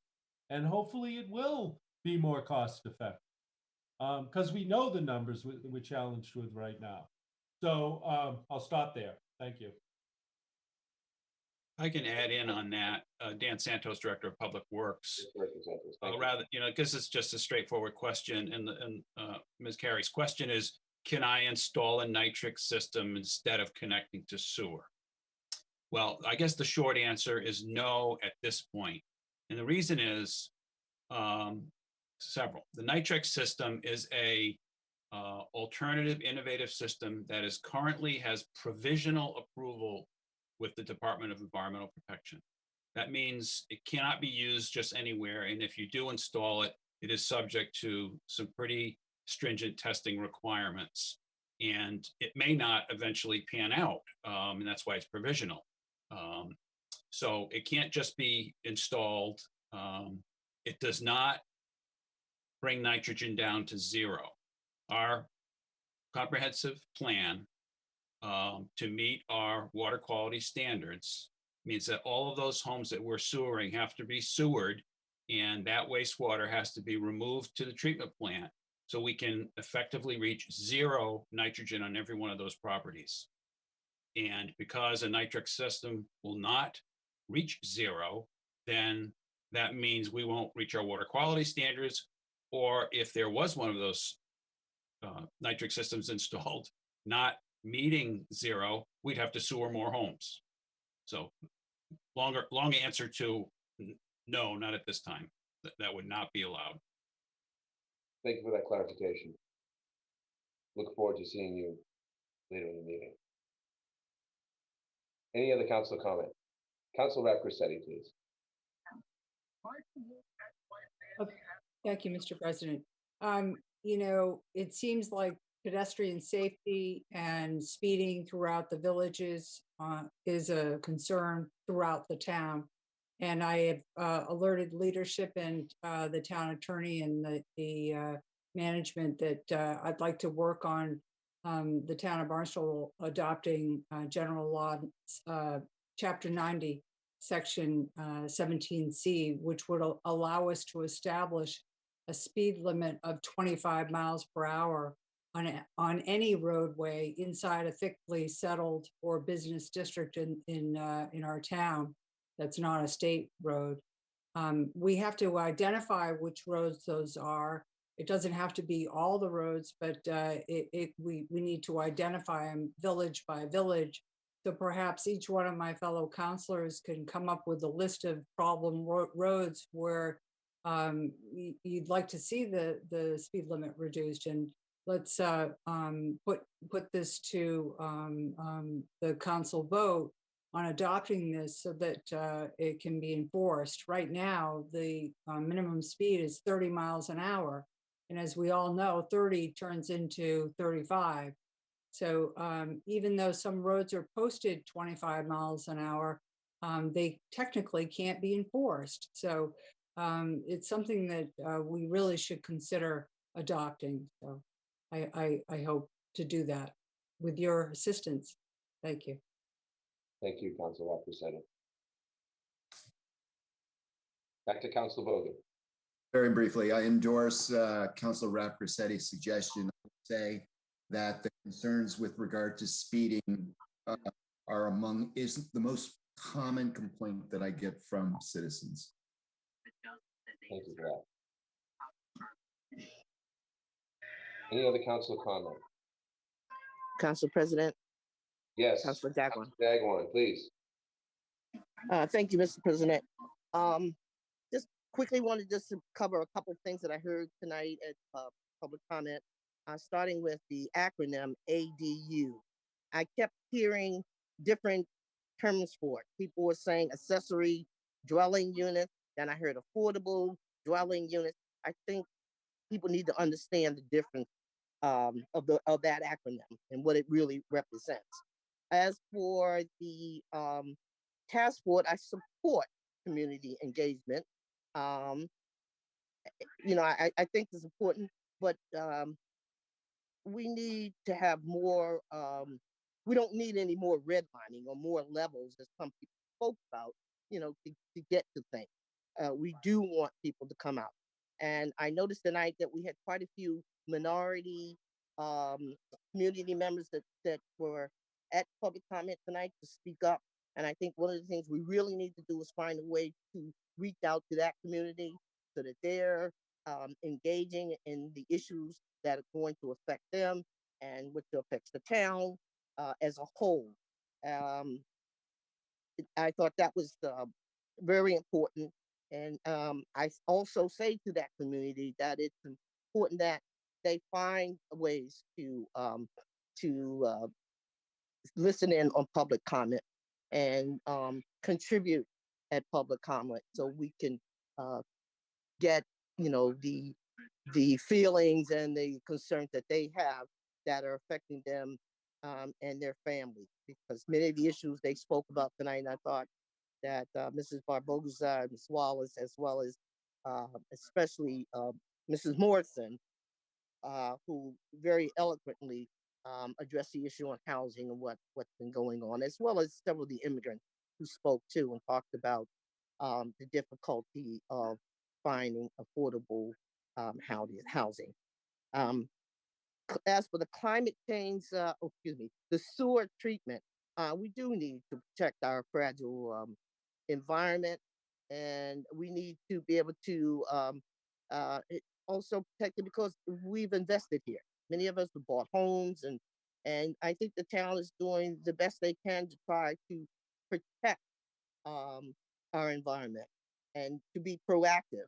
For me, it's an investment for me. I bought a home here and I want to stay here, but I also want to live in a climate that is that's safe and that I can afford to, you know, to manage. for climate change, I think we need to reduce, the greenhouse gases, but we also need policies to create air, to create clean air and water and protect our environment, but also create much needed jobs around the economic climate change on Cape Cod, such as solar, electric, oceanographic types of opportunity. There are a lot of jobs that can be created around the environment right now, and we really are beginning to learn that and hone in on it. And, as a council, I'm sure I will be leaving the council this year, but I'm sure this council is a very intelligent group and will be able to move forward in the direction to protect all of our citizens and our environment.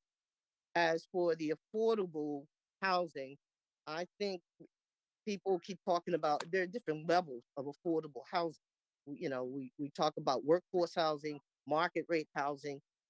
We need housing for young singles. We need housing for young families, as we're hearing, moving off the Cape left and right. And that's going to have a big effect on the Cape. It's going to have a big effect on our schools when we no longer have enough students here to keep all of our schools open. Being a member of the school board several years ago, we had to shut down some schools because of population reduction. So, to hear someone say that 80% of their rent is on their mortgage or their, to pay for their rent. And you have 20% left to deal with food and stabilization. And it does affect mental health, and it affects stress on families and individuals. So I think we have a lot of important issues that have come up tonight. And I was just kind of happy to see and proud to see that, people were calling in and being engaged in what's going on. And particularly to see members of the minority community step forward and speak loudly about the concerns that they see, and just wanting to be inclusive and focused, being part of the focus of what's happening in our country as well as in our particular town. And kudos to the town manager and others who have already been proactive on what's happening on Ocean Street and Commerce Beach. I'm a member of the Civic Association, and that has been an issue that has been brought up. And it was citizens that came up with some great ideas about designs and other ways to make that Commerce Beach and the whole Ocean Street area an inviting area for residents and tourists alike. So thank you for the opportunity to speak. Thank you, Councilor Dagwan. I thought there was another hand up. Councilor Schnapp, Vice President Schnapp, please. Thank you, President Levesque. I'd like to echo some of the comments by my fellow councilors and those people who have come to our meeting tonight about the safety of our roads. And as someone who enjoys many walks and in neighborhoods, we don't have sidewalks in most of our neighborhoods. And so, and I doubt we will have them in the near future in a lot of our neighborhoods. So I think that looking at reducing the speed limit is really a critical way forward. Where we can add the infrastructure, I think it's really important that we, allow things to be connected and be multimodal whenever possible. The improvements that we saw in Marston's Mills Village area are, have been really amazing in terms of, slowing the traffic down and also providing safe pedestrian crossings of, what is a busy road, 149. So I definitely would support any of those efforts. And I can't not echo also the comments about the passion and the participation in our citizens tonight on a variety of issues.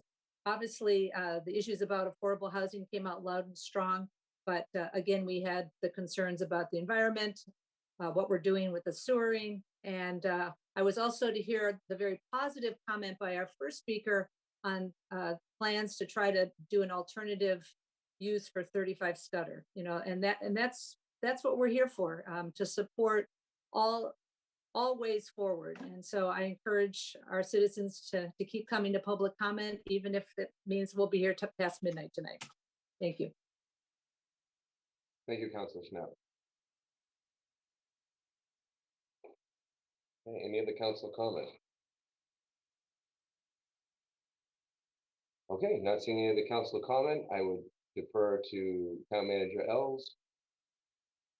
Or Town Manager Els, would you just like me to introduce Director Santos? I'm here. For some reason, my audio, my visuals delayed. Yes, at this time, I was not, as you and I discussed, President Levesque, I would forego my town manager's communication, given that it's a budget night. But I did want Director Santos to be able to provide town council with an update relevant to CWMP. So that concludes my town manager segment. Excellent. And welcome, Director Santos. Welcome back. Thanks for being with us. Thank you, Mr. President, Councilors. I'm going to share my screen.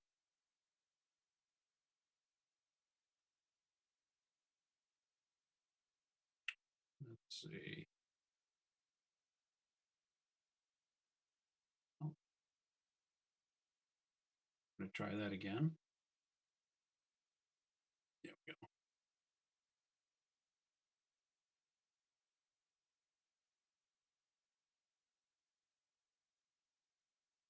Okay.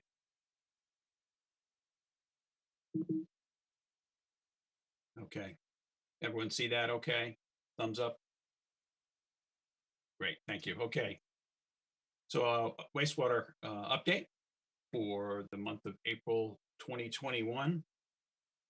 So since last month when we updated relative to our projects, the Strawberry Hill Road project that we are doing in conjunction with Vineyard Wind, we will be, that's going to bid the end of the month. And that is for our installing sewer in that, along that route.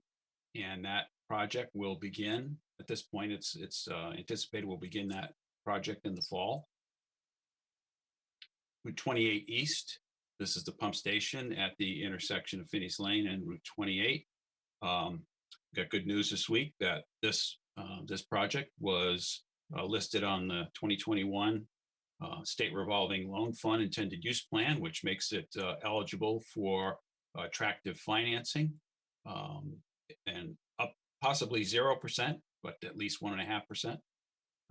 We will be requesting funds for construction in June, and that is targeted for a spring 22, about a year from now, construction start date.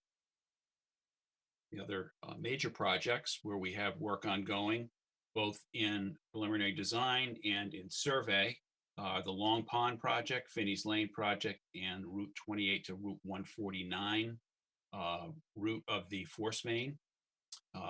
Those projects have been done, completed, the survey work, and they're under review by the town engineer and the town surveyor.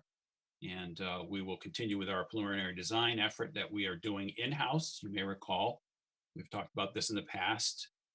We have we're gearing up to do preliminary work, get the conceptual designs, talk to the community, go out, share alternatives, get input, and then we'll turn it over to consulting firms to do the final designs for us. Projects that we have currently underway, the Rendezvous Lane Pump Station in Barnstable Village, that construction continues. We have bids due on the solids handling rehabilitation that's at the wastewater, the water pollution control facility or the wastewater treatment plant. This is where primarily septage comes in from septic haulers from residential and commercial properties that have septic tanks. So you can see that all of Barnstable's residents use the wastewater treatment facility. The pump station improvement program, this is upgrades to certain pump stations. We currently have 28 in our system, and we have a program to improve them over time. We have bids due for that. in this month. And then Bearsis Way vacuum sewer decommissioning. This is being done in conjunction with the shared use path that will be going from Bearsis Way and Route 132 down to Route 28 by the Public Works facility. And that 75% design is with Mass DOT, who's reviewing it as at this time.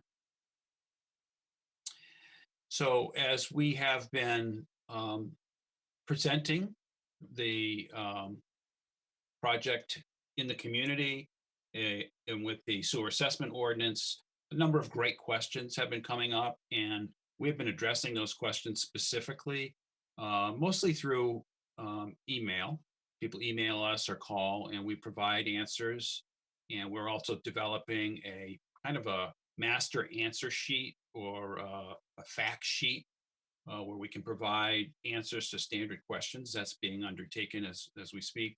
But a question that's come up quite a bit, because we're talking about, you know, the sewering, and we don't frequently speak of the water pollution control facility, the plant. And so I thought I'd just touch on a couple of points there, because there has been some misinformation that I've been made aware of, and it's not good to have that kind of information out in the community. So we currently are permitted via the Mass Department of Environmental Protection with a groundwater discharge permit. The plant has a permitted capacity of 4.2 million gallons per day. Part of that permit requires the submission of the comprehensive wastewater management plan. And we have done that. We did that last fall. You can see here it's due the end of this year, but we did that well in advance of that. Part of that permit application is that we're required to undertake an engineering study of the plant to identify any upgrades that may be necessary to accommodate the comprehensive wastewater management plan. And that's part of our permit requirement. So you'll see tonight, actually, the first project up for the water pollution control capital improvement plan is actually funding for this study. So the comprehensive wastewater management plan identifies a number of improvements to the water pollution control facility in order for them to have approved that plan, which, as you recall, has gone through DEP approval, has gone through the Mass Environmental Policy Act office, and we have a certificate from them. It's currently undergoing Cape Cod Commission review, which I anticipate any day. So we have to look at completed projects to upgrade the plant, anticipated upgrades, and then provide a capital plan. And one of the things we heard tonight in one of the public comments was that the plant is not working and it's at the end of its useful life because it was built when the bridges were built. It may have been built originally when the bridges were built, but I assure you it looks like nothing like it did today than it did then. The plant is a state-of-the-art plant that meets all of its requirements, can continue indefinitely with appropriate upgrades. And we have been upgrading that plant in this town since the 1930s. The plant works, the plant does exactly what it's supposed to do, and will continue to do for the town of Barnstable what it has done for decades and decades to come. It can be operated indefinitely if it's done correctly. A little more detail on some of these things. These are just some projects at the plant that were completed since the last round of the comprehensive wastewater management plan effort a number of years ago. Removed some underground storage tanks. We've built renewable energy facilities there to save money with the turbines, the 2 turbines, and the solar array we have there. We've done effluent disposal modeling. We've looked at the solids process to make sure that that's an efficient and a cost-effective process. And as I mentioned a moment ago, that resulted in us upgrading our solids handling facility. We've done biowind modeling. That's just a fancy term for a type of modeling that looks at all of the plant processes to make sure that we have adequate capacity and that it's efficiently and effectively treating the wastewater. We've rehabilitated our clarifiers. We've installed standby generators, and we've installed an effluent flow meters. Anticipated upgrades to the project. I just mentioned this one, the solids processing. We will be upgrading aeration tanks and aeration systems.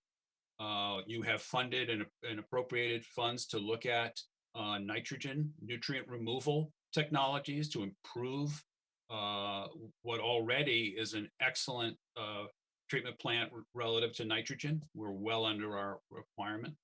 We're going to be looking at headworks upgrades. This is the kind of the entrance to the plant, how wastewater comes to the plant. Backup power upgrades, secondary clarifier upgrades, as well as effluent disposal. Again, these things have all been presented in our comprehensive wastewater management plan. It's part of our plan, is extensive work with the plant. This is our capital plan for just phase one. And I don't expect you to read all this, but the point is, this was in the plan, that there's been extensive engineering work, not only by our staff, but also by consultants to plan the future of this plant that goes along with our plan and the sewering that we intend to take from our residences and our businesses throughout the community, treat it adequately, and then dispose of it properly. Couple of the other points that were made about Stewart's Creek, that there was Stewart's Creek nitrogen has gone up. Again, nothing could be further from the truth. We have been monitoring nitrogen in Stewart's Creek for over 20 years. And I didn't know this question was going to come up. Otherwise, I would have had this graph in the presentation, but I'm looking at it, a graph right now, that over that 20 years, average nitrogen in Stewart's Creek has dropped from 2 milligrams per liter to currently it's a 0.5 milligram per liter. And just since we installed the Stewart's Creek culvert, which is approximately the time when we finished the sewage in the Stewart's Creek area, we've gone from 1.3 milligrams per liter down to a 0.5 milligrams per liter. That's a 60% drop in average in nitrogen concentration in Stewart's Creek. So that's a success story. I'm not sure where people are getting their information about that, but these are from regular annual sampling for nitrogen. I addressed the Nitrex alternative septic system, treatment capacity, disposal. We have funded projects looking at effluent disposal capacity at the plant, which we want to maximize, and we're looking at ways to do that.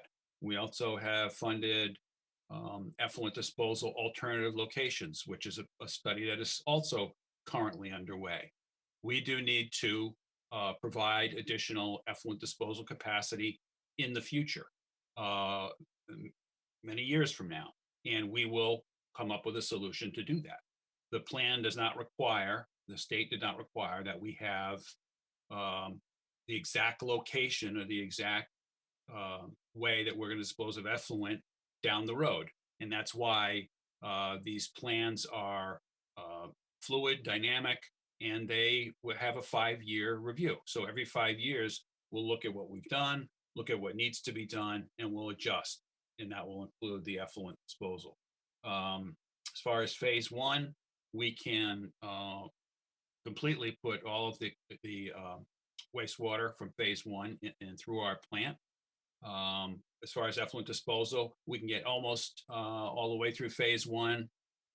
Again, that depends on exactly how things go, but it's close, but we have plenty of time to address that issue. As I just mentioned, we've got a number of studies underway and options there. I mentioned, previously mentioned, and as far as Joint Base Cape Cod, that work is currently, or that negotiations are underway. I'm very optimistic about that, as are our partners.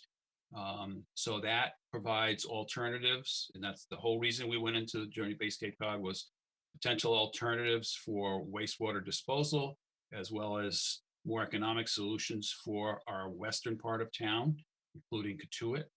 And we're also in pretty heavy negotiations along with the town of Sandwich in looking at opportunities for treatment and disposal for wastewater from the western part of town there. In addition to that, we have had conversations and just last week had another discussion with town of Yarmouth, working with them on solutions for Lewis Bay. We have been talking to them for a number of years about potential treatment and effluent disposal arrangements where Barnstable might dispose of effluent in the town of Yarmouth under a particular a scenario. So there's lots of options is really my point there. And we're looking at them very specifically. So I think that concludes my update, and I'd be happy to try to answer any questions that you might have. And I will stop sharing here. Thank you, Director Santos, for that update, and thanks for addressing all the different questions or inaccurate information throughout your presentation. Is there any councilor questions, please? Councilor Rossetti, please. Thank you, Mr. President. Thank you, Dan. That was excellent. I've been getting lots of questions from my constituents. Phase 1, 2, and 3 have years associated with them, but when they look on their property search and see they're in stage 1, 2, or 3, why aren't there years associated with the stages? Can you just explain that, please? Yeah, I sure can. The Katuitt area was originally we were discussing with the town of Mashpee relative to our shared watershed for the Pompanesett Bay. And part of that discussion was possibly doing some nitrogen trading with them. In effect, they would do more treatment in their town, which would allow us to not have to treat certain parts of our town. And after we talked to the community about that, heard from people in Katuitt, looked at it further, we realized that while doing that might have met the water quality standards for Pompanesett Bay in total, there's Shoestring Bay, which is part of that, turns out has water quality issues and would not have been affected positively by that. So what we decided at that point was to plug in a sewer plan in Katuitt, which as you see is the stages, and it was called stages because we didn't have a year or what phase it would be in. And the reason for that was, as I just mentioned, we're looking at what are the opportunities in the western part of town. Are we going to bring that all the way back to Hyannis? Are we going to go to JBC? Are we going to go to Sandwich? So we weren't really sure. I guess what I could tell you now is it's very unlikely that that will be in phase 1, just because we're not going to have sewer infrastructure that far west in the community by that time. And maybe it's time to revisit that nomenclature. I know it's kind of confusing, the stages, and maybe I can talk to you individually and try to figure out a better way to be able to talk to folks about that so it's more understandable. I would appreciate that. Thank you. Sure. Thank you, Councilor Rossetti. Councilor Hebert, please. Thank you, Mr. President. Dan, first of all, thank you very much for your great presentation, and congratulations. It was wonderful to read that we're getting some, because we had so many shovel-ready projects and you're working on this, that we got low interest, if not even zero interest loans. Thank you very, very much for working on that. Thank you for that. I know that you're using consulting firms besides our own great staff and engineers. People keep saying, well, we need more experts, and I know that you're using consultants, and I really appreciate that. Thank you very, very much for working and getting approvals, overview and approval and information from DEP and EPA. It is exciting to hear that both the town manager and yourself and your team are talking about, whatever we have to do, we're working towards zero in terms of nitrogen removal, and that's very, very exciting and comforting. The fact is that all of our homes are going to be able to it's going to increase in our value. When we connect the sewer, the value of my house, dollar for dollar, is going to increase. And that being my biggest investment, my home is going to grow in value. And if we don't do what you're saying we have to do, and you are doing, our environment is, forget about being sued. We just can't survive on Cape Cod without taking the measures that you're doing. So kudos, congratulations. Thank you for what you're doing. Thank you. Thank you, Council Hebert. Council Cullen, please. Yes, I just wanted to say thank you for the clarifications and correcting the information. And I also wanted to point out that a group of concerned citizens are actually taking a tour of the wastewater facility tomorrow with Dan's crew. So there's no secrets here. Like we all want to be on the same page with the correct information moving forward. And if you're interested in going to the wastewater treatment facility for whatever reason, then please give a call and I'm sure they could usher you through, but remember, don't slip and fall. No, I'm kidding. But I think, you know, the point that I want to make is that whenever misinformation is brought to the podium at public comment, I hope it's corrected, and I'll always ask for that correction. Whenever I see misinformation being distributed in an email about the quantity, quality of our assets, of our infrastructure, of our people, of the knowledge, I'm always going to speak up about it. And it's not to offend, it's to get everybody on the same page and make sure we all have the same bag of tricks that we're working with. It's incredibly important that we have this moving forward with such an expensive prospect for our and necessary and unavoidable project that we have in front of us. So just thank you very much to the staff, and I appreciate your professionalism and endless patience. Thank you. Thank you, Councilor Cullen. Councilor Clark, please. You're muted, Councilor Clark. And open your microphone. No. Now you're muted.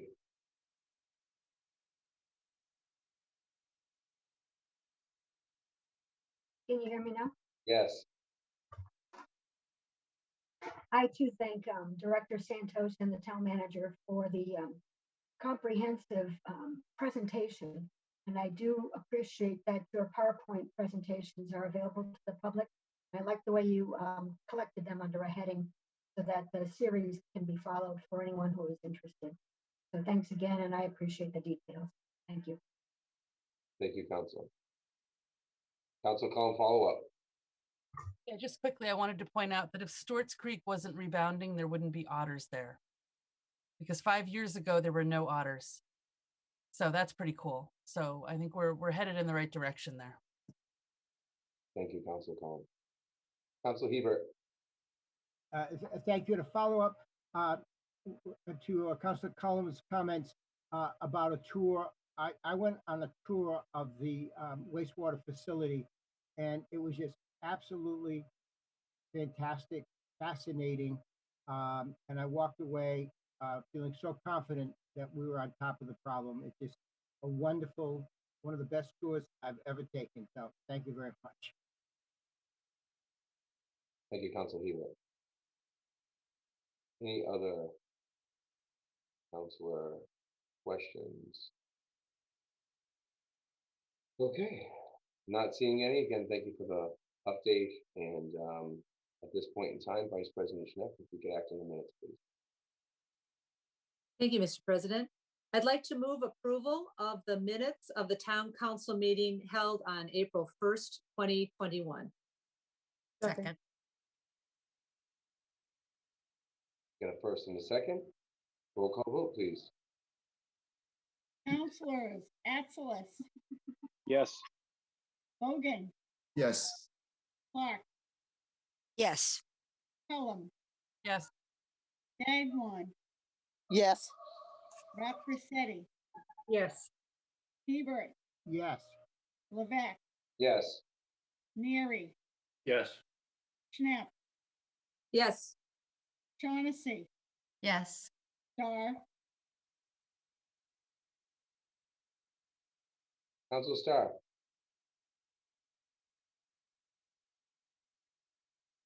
That's affirmative. Steinhilber. Yes. Thank you. That's unanimous. Very good. Thank you for that. Council communications from elected officials, boards, committees, staff, commission reports, correspondence, and announcements. Councilor Shaughnessy, please. I just want to announce that this Saturday on Hyannis Main Street from 12 to 3, there will be a superpower stroll. You can come dressed in your favorite costume, children or adults. There will be a green screen for everyone to take pictures. There's also going to be a couple of DJs, opportunities to win free ice cream cones, and also potentially win gift cards to Main Street restaurants. So again, everyone, it sounds like it's going to be a great time. It's this Saturday from 12 to 3 on Main Street, Hyannis. There will be heaters available. Thank you. Thank you, Councilor Shaughnessy. Councilor Clark, please. Thank you. Can you hear me now? I can hear you now. Okay, thank you. Appreciate that. Sure. First, I'd like to invite any volunteers to join the West Barnstable Civic Association is having a village cleanup day. We're to meet outside the parking lot at the West Barnstable Community Building this coming Saturday from 8:30 till noontime. More information can be found at westbarnstable.org, and we thank Structures and Grounds for their assistance to help us carry that out and collect the collected trash to the dump, to the transfer station. Secondly, if you don't mind, I'd like to congratulate the town's DPW staff and PJ Kelleher for the solid waste division.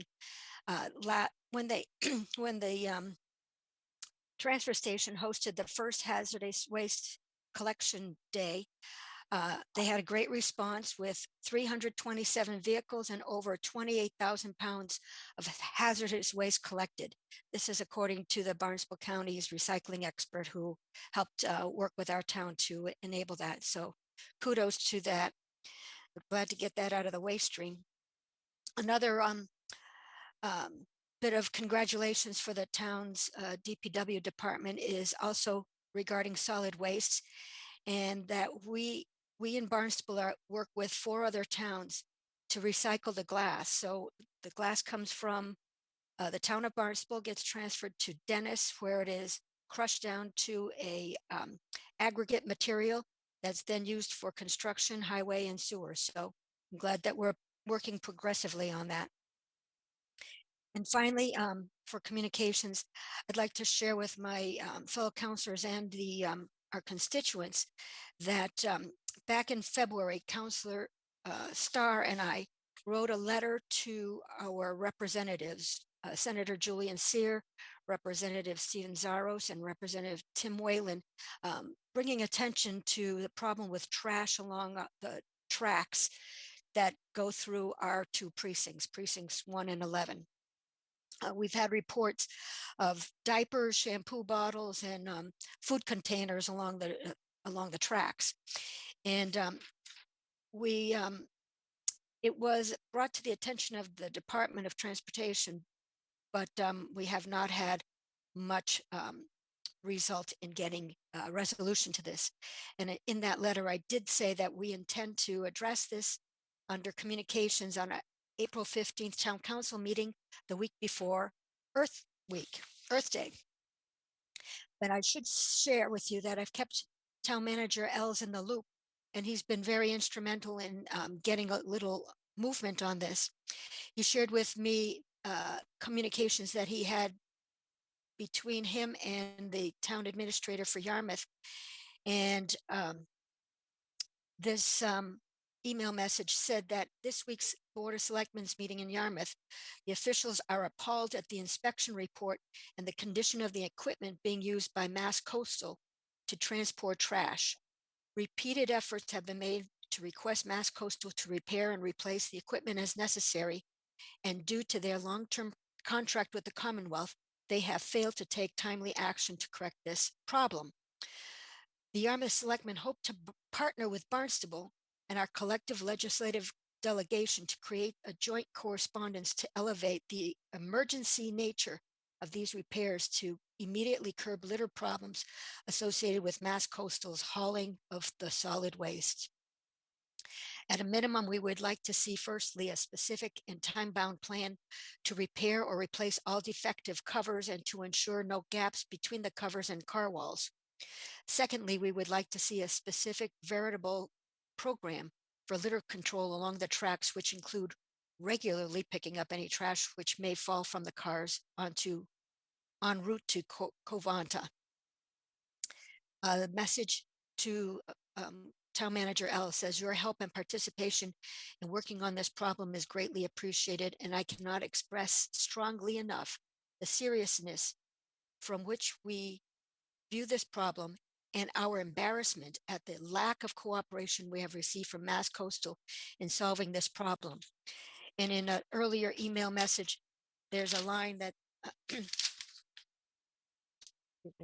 that says, with Barnstable's added support, we can continue to battle this issue together and hopefully get the train folks to take stronger action. So I thought I'd share this communication and perhaps we can address it at a following meeting. Thank you. Thank you, Councilor Clark, and I would seriously consider partnering in that discussion. So we will discuss that further for sure. I guarantee you. Councilor Starr. Just what said. First, who knows that train goes to my precinct north. Well, it's worse if you get the garment. Maybe Mr. do that.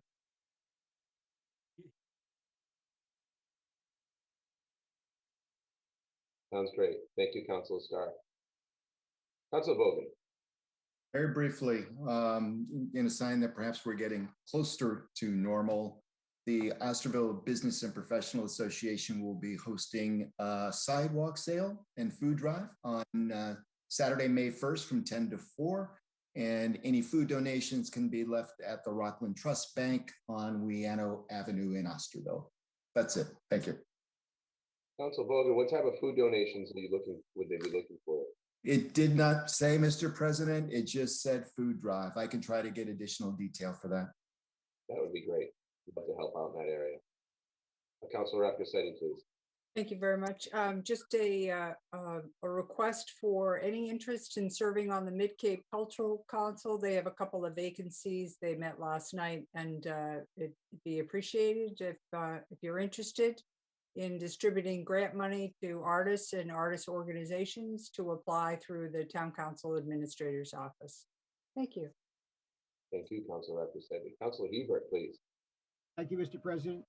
And I hope I'm not taking any of your thunder, but our Human Services Committee met this week, and Representative Zaras was with us and reminded everyone that on Saturday at Barnstable High School from 10 to 12, and I know, Mr. President, you've often reported on this, but Saturday from 10 to 12, there are boxes of food that are available, part of the Farm to Families program subsidized by the federal government, subsidizing farmers to provide this food, and so it's given out.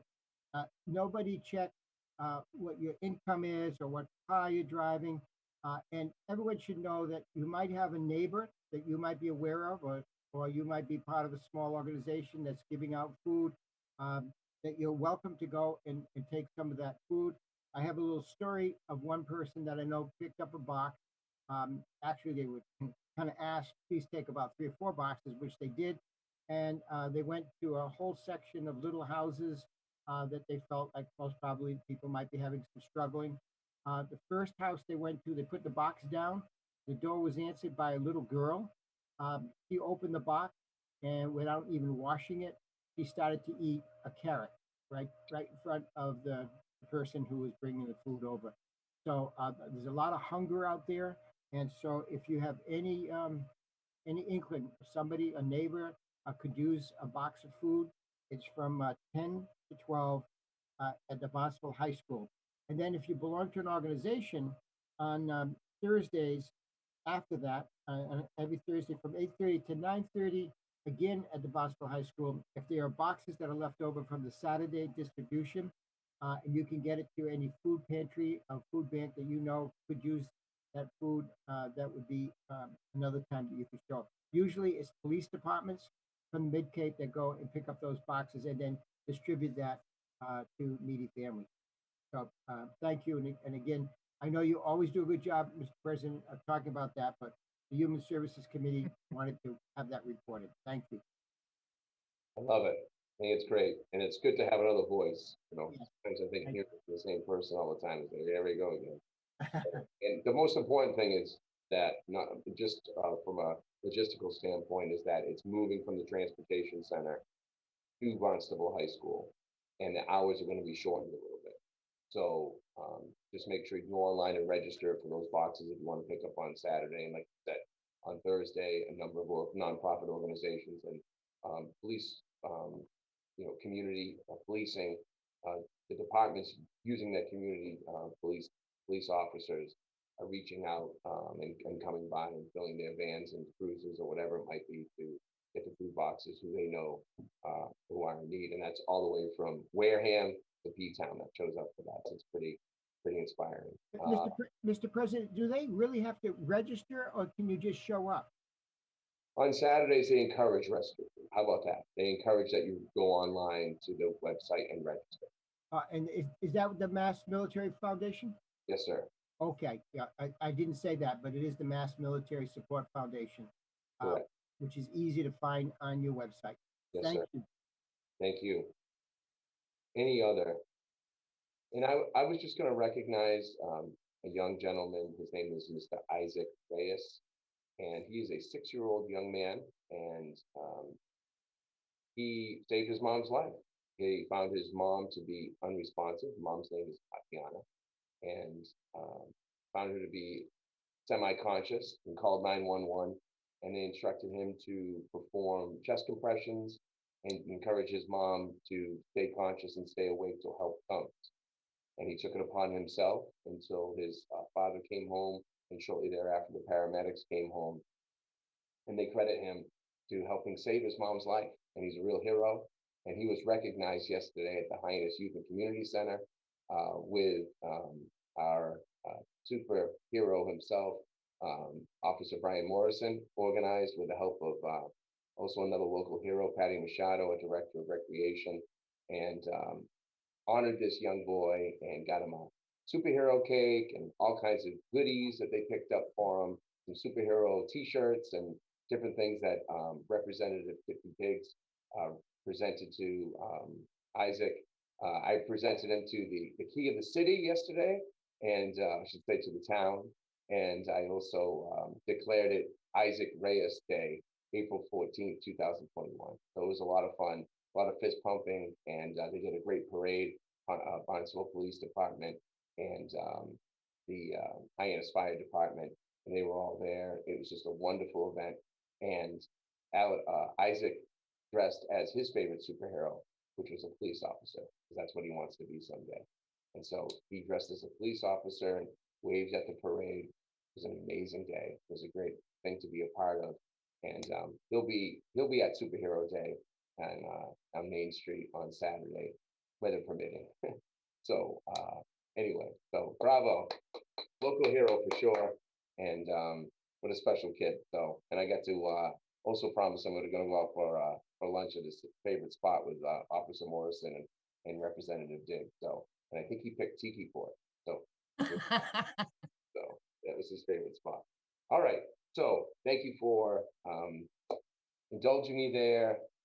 Why don't we take a break right now? Let's make it 5 minutes sharp, and then we're going to get down to business. And we are going to, just so give you fair warning, we are going to take the new business like we did last meeting and do that first before we dig into the old business. So be ready for the new business, please. And Councilor Cullen, as I mentioned, you'll start reading that first item. So I appreciate everybody. And here we go, 5-minute break, and then back to work. Thank you.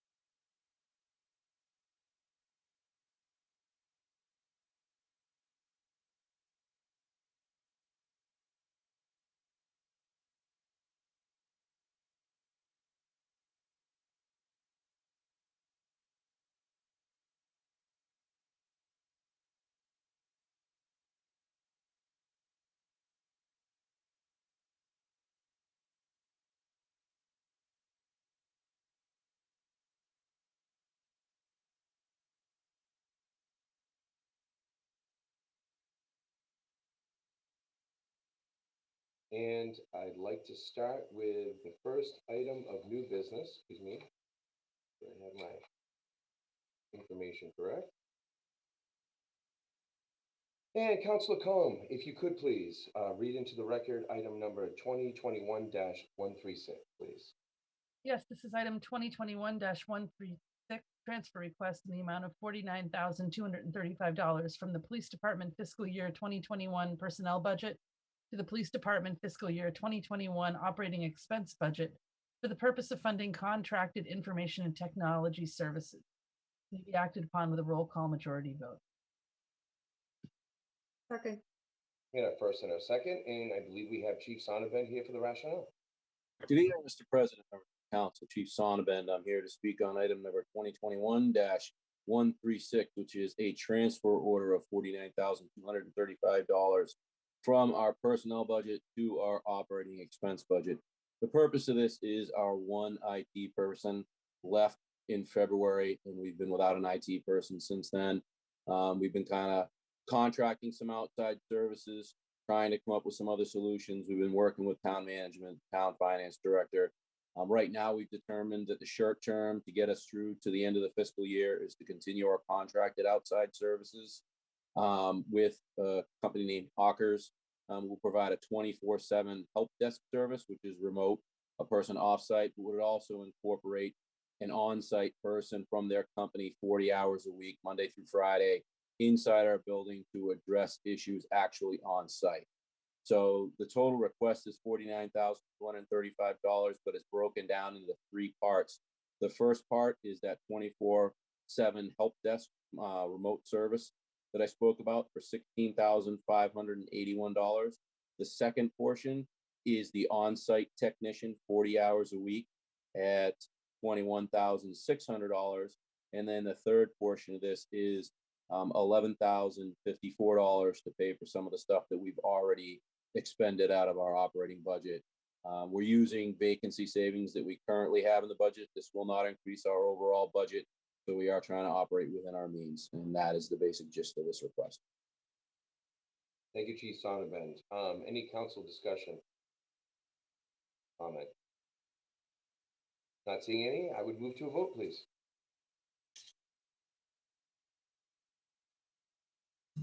Councilors Bogan, Yes. Clark, yes. Pelham. Yes. Bagwan, Yes. Rafferty, Yes. Hebert, Yes. Levesque, Yes. Neary, Yes. Knapp, Yes. Shaughnessy, Yes. Starr, Yes. Steinhilber,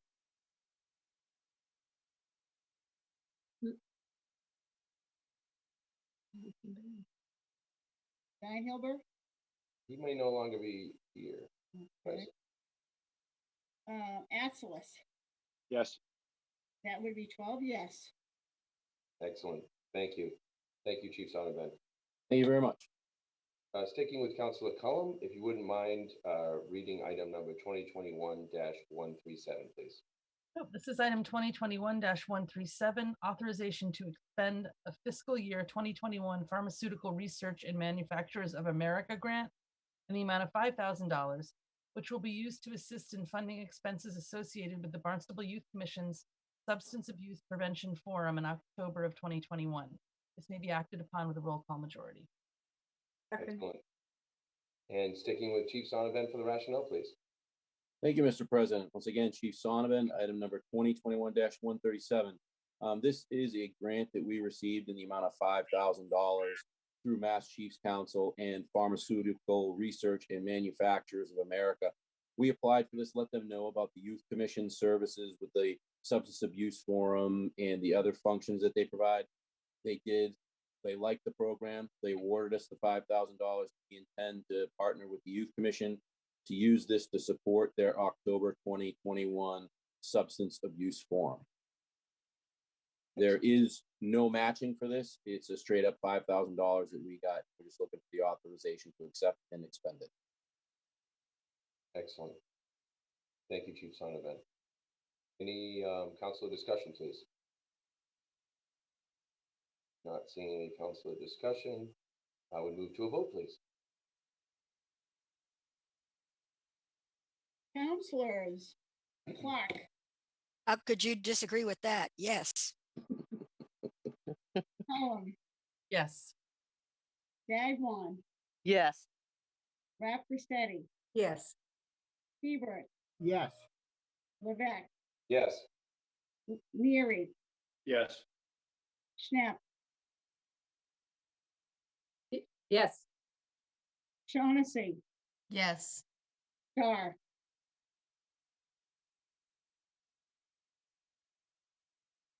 Councilor Scott. You're muted, sir. There you are. Yes, he's saying yes. Axelrod, Yes. Hogan. Yes. That's 12 yes. That passed. Thank you.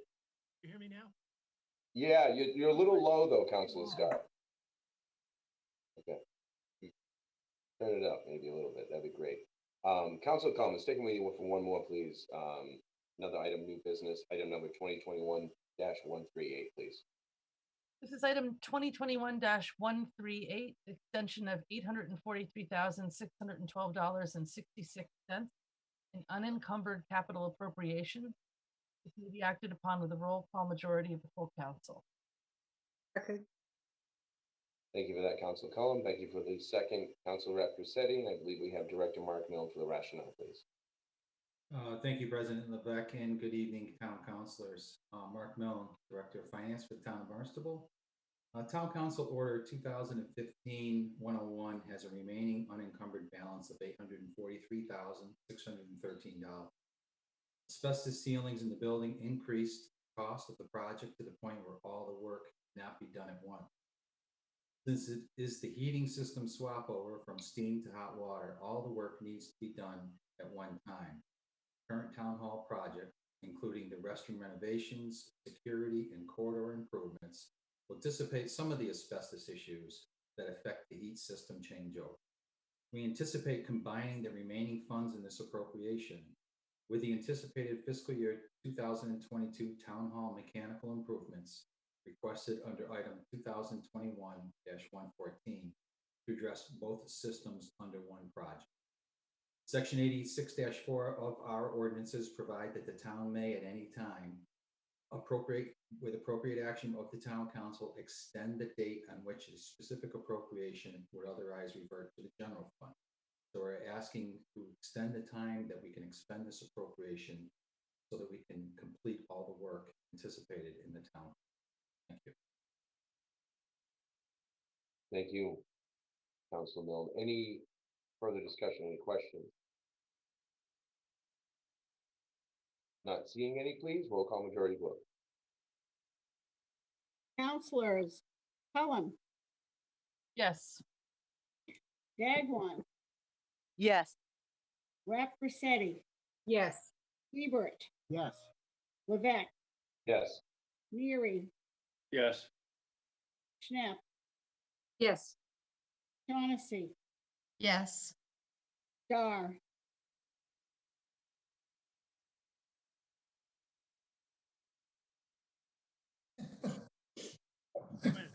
There you are. Yes. Yes, okay. Stay there. Axelrod, Yes. Hogan, Yes. Clark, Yes. 12 yes. Thank you. Vice President Schnapp, if you could help us out, please. New business item number 2021-139, refer to a public hearing. Thank you, Mr. President. This is an item of new business referring to a public hearing on 5/20/2021. Item number 2021-139, order amending chapter 184 sewers and water of the general ordinances. Refer to a public hearing, May 20th, 2021. Second. Excellent. We have a second. And if we can have a vote, please. Counselors, Dagwan, Yes. Rafferty, Yes. Hebert, Yes. Levesque, Yes. Neary, Yes. Schnapp, Yes. Shaughnessy, Yes. Starr, Yes. Atzelis, Yes. Bogan, Yes. Clark, Yes. Cullen. Yes. 12 yes. Excellent. And Councilor Schnapp, please, item number 2021-140 and refer to a second reading. Thank you, Mr. President. This is an item of new business, a first reading, and refer to a second reading on May 6, 2021. Item 2021-140, authorization of a housing development incentive program tax increment exemption agreement between the town of Barnstable and Standard Holdings, LLC, for 43 new market rate residential units located at 850 Falmouth Road, Hyannis, Mass. This is a first reading and refer to a second reading on 5/6/2021. Thank you, Vice President Schnapp. And Second. thank you. And Town Clerk and Quirk for the vote, please. Councilors, Rapp Rossetti, Yes. Hebert, Yes. Levesque, Yes. Neary, Yes. Schnapp, Yes. Shaughnessy, Yes. Starr,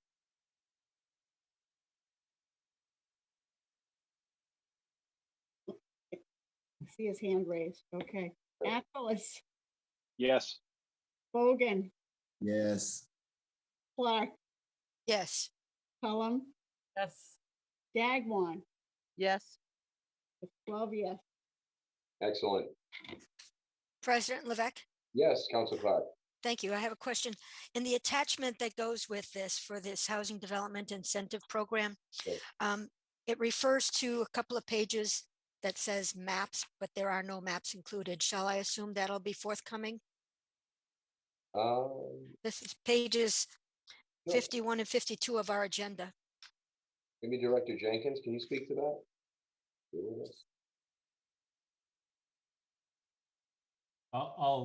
Mark Ellis, I'm up. is Elizabeth here? Yes. I'm here. Can you hear good. me? Okay.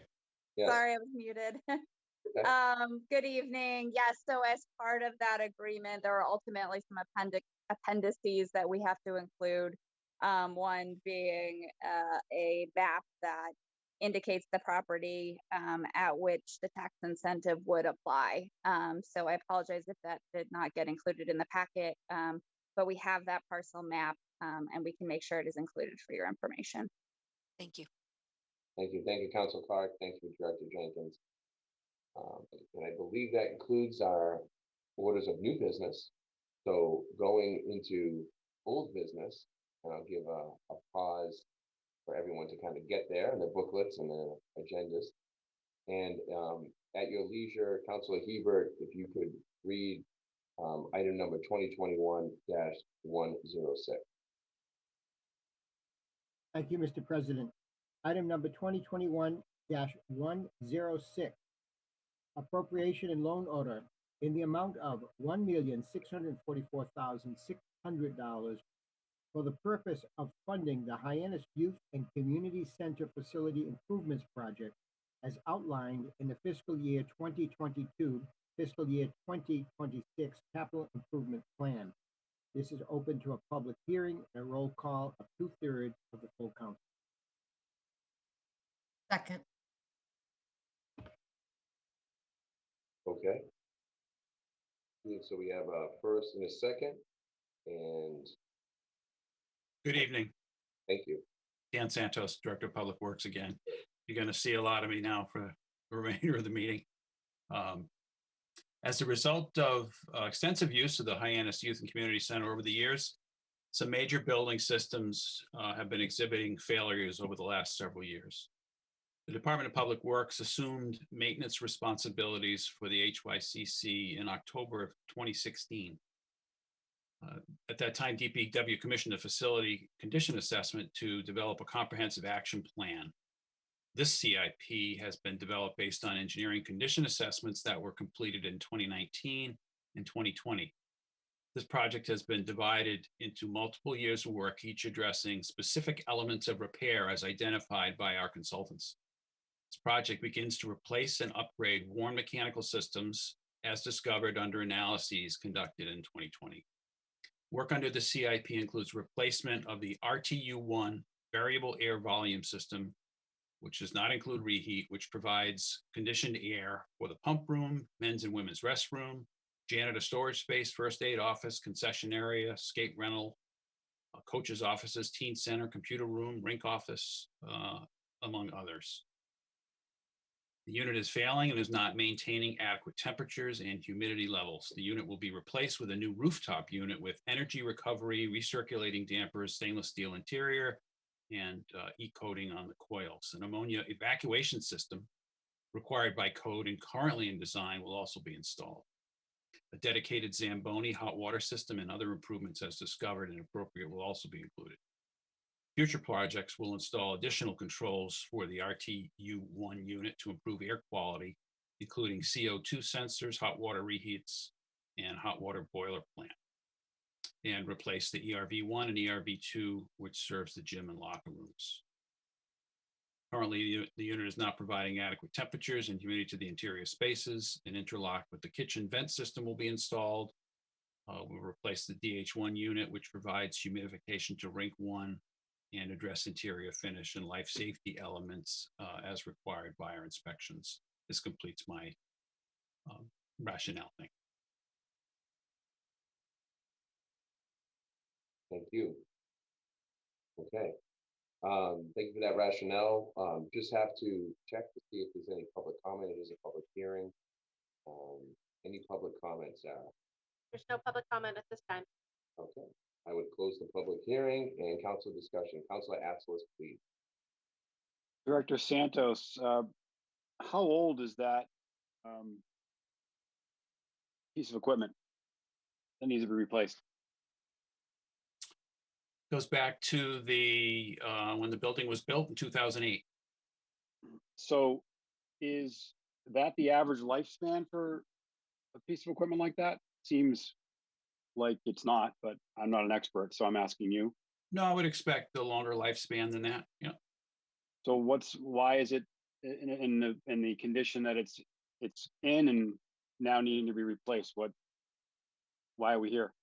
Well, I can only surmise, since Public Works wasn't responsible for it until 2016, and since we've picked up that building, we've done comprehensive review at making sure we understand those systems, and we'll maintain them as they're intended to be maintained into the future.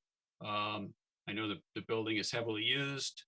We have discovered that some parts of the mechanical system weren't necessarily adequately maintained, and I know they've had some fiscal challenges over there in the past that may have something to do with it.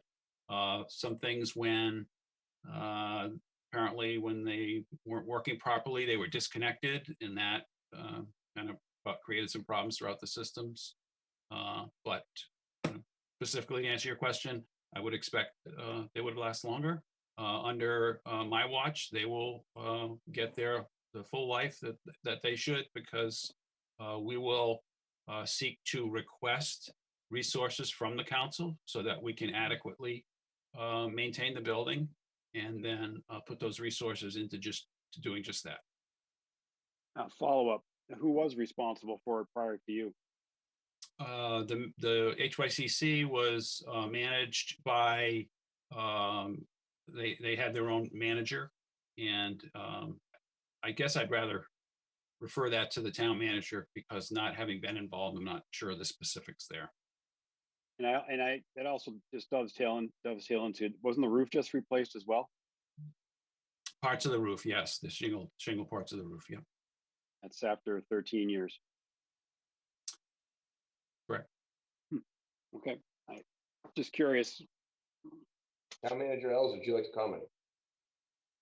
I can't comment much differently than Director Santos.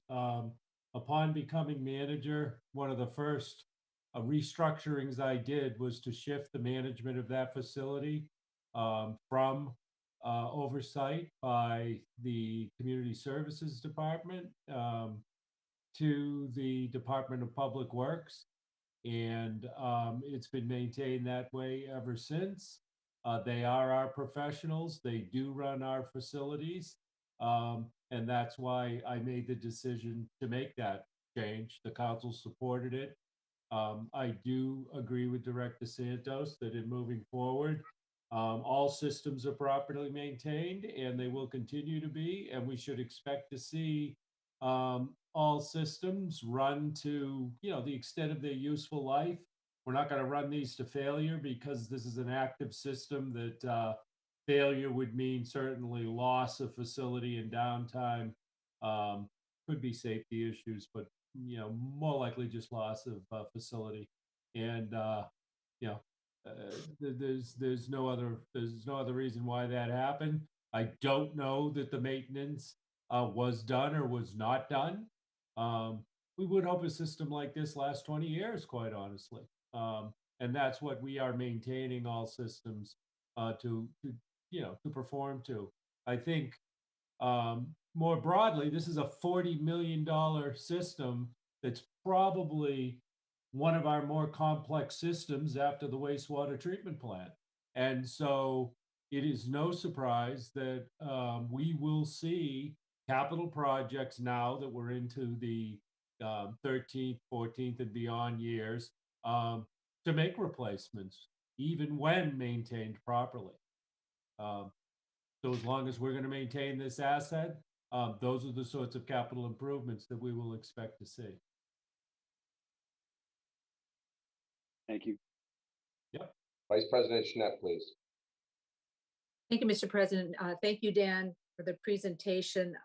I see that next fiscal year, we're also going to be replacing the RTU1 controls and interior environment. So is this the same system, different components? Yes. Is this, okay. Exactly, yeah.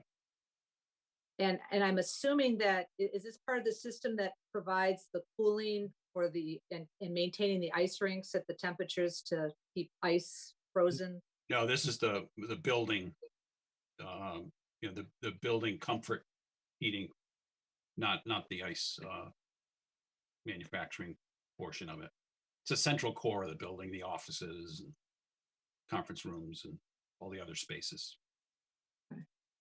Will we be gaining any energy efficiencies in the replacement of these units, or is just by evolution of these systems? Yes, we'd be putting new state-of-the-art systems with, the appropriate energy efficiency. That'll be part of our design. And at the last question I have, and this might even be a Mark Milne question. I know that this is an enterprise account, but I'm assuming that the general fund is paying for any capital improvements at the HYCC. Yes, that is correct. We build this into the debt service budget, and we actually transfer these funds over to the enterprise fund every year as part of the budget process to pay the debt service on any improvements that we incur on this. So it is general funded. Thank you. Thank you, Councilor Schnapp. Any other discussion? Okay. Not seeing any discussion? Town Clerk and Quirk, for the vote, please. Councilors Hebert, Yes. Levesque, Yes. Neary, Yes. Schnapp, Yes. Shaughnessy, Yes. Starr, Yes. Steinhilber. Oh, sorry. Atzelis, Yes. Bogan, Yes. Clark, yes, Cullum, Yes. Dagwan, Yes. Rap Cressetti. Yes. That is 12 yes. Excellent. Thank you, everyone. Council Hebert, if you could, staying with you, help me with item number 2021-107, please. Yes, thank you, Mr. President. Item number 2021-107, appropriation order in the amount of $155,000 for the purpose of funding the town recreation field improvement Bay Lane Ball Fields project as outlined in the fiscal year 2022, fiscal year 2026 capital improvement plan. This is open for a public hearing and a roll call majority of the full council. Okay. Second. Thank you. A first and a second. And rationale, please. Thank you. This project is a continuation of our annual program to improve the town's recreational fields. This year's project will fund the first phase of improvements to the Bay Lane Centerville ball fields. The project includes replacement of player benches, repair of the existing fence, gates, and backstops, installation of a new irrigation well and irrigation system, field improvement with loam, sand, and organic matter, overseeding, installing concrete pads for future spectator seating, and replace bases as needed. The proposal includes eliminating one of the baseball diamonds and installing a turf multi-use field in its place. The project has been developed in two phases. The first phase will rehabilitate the larger ball field. The second will rehabilitate the smaller field. The current site has no irrigation system, which harms the turf during high use periods. Natural turf cannot withstand this amount of traffic without adequate water. The uneven surface of the fields is a safety concern for all users, and the current dugouts are also a safety hazard and are deteriorated and non-compliant. The site is currently used for Little League, baseball clinics with members of the Cape League, Centerville Elementary School Phys Ed, and other groups. The proposed improvements will provide residents of Barnstable a much safer facility. It will also provide opportunities for various groups seeking open space venues and other recreational activities. The project is consistent with the recently completed field study report, which focuses on smaller incremental changes to facilities using principally the town's workforce, augmented with subcontractors for specialty items like well drilling and fencing. Ultimately, this will require a smaller capital investment per field. Thank you. Thank you, Director Santos. And this is a public hearing. Sarah, is there any public comment, please? There's no public comment at this time. Okay, I'll close the public hearing. Council discussion, please. Councilor Atzelis, got a little experience on these fields. Yeah, I do. And I'd say thank goodness for Barnstable Little League, who did the best they could maintaining it all these years, which you probably know where I'm going with this. Who's going to maintain these fields after they're improved?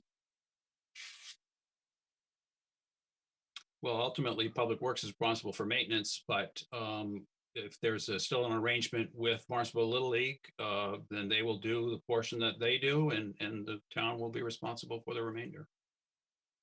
Okay, because I'll just express a similar concern that I did last meeting when we were talking about the surface at the Barnstable High School football field, that if the same type of maintenance plan that was utilized there at those fields at the high school all these years by the same group that was responsible for them, which I understand also may include the Bay Lane facilities. I truly hope that there'll be a better plan for maintenance so these fields will last as long as they should, if not longer. Yeah, well, Public Works is not responsible for the high school fields, and it's understood. Okay. Yeah, Nick, if I might, President Levesque? Yes, you may. If not, I will. Go ahead. Once again, you know, certainly having spent a long time in Public Works, and, you know, building the HYCC and seeing it handed over for operation to others was of concern. So as your town manager, it was made clear to me that the management of assets in a professional way was a priority when I was hired, and we have done so. We have done so with the HYCC. We have done so with field maintenance, Nick. So as Councilor Atzelis, sorry, as we move forward, I expect that all fields, municipal fields, are the full responsibility of the Department of Public Works. If we can augment with other groups, well-intended groups, wonderful. It makes our job so much easier, but we will not have McBarron Fields, or we will not have, you know, the Centerville Community Building Playground. And we can go on and on and on, where well-intended volunteers We're left with the task of managing town assets. We do not do business that way any longer. If we ask the town council for capital money, we will properly maintain those sites there forward, or else you should not give us future funds to do such improvement. That is how we manage now, and we've been doing that for my time here for the last 5 years. Thank you. Council Rep Garcetti, please. Thank you, Mr. President. I too remember pitching softball on that field. Looks a lot better than it did 50 years ago, but I'm wondering if this project could be eligible for CPC funding, and why are we funding it this way and not going after CPC money?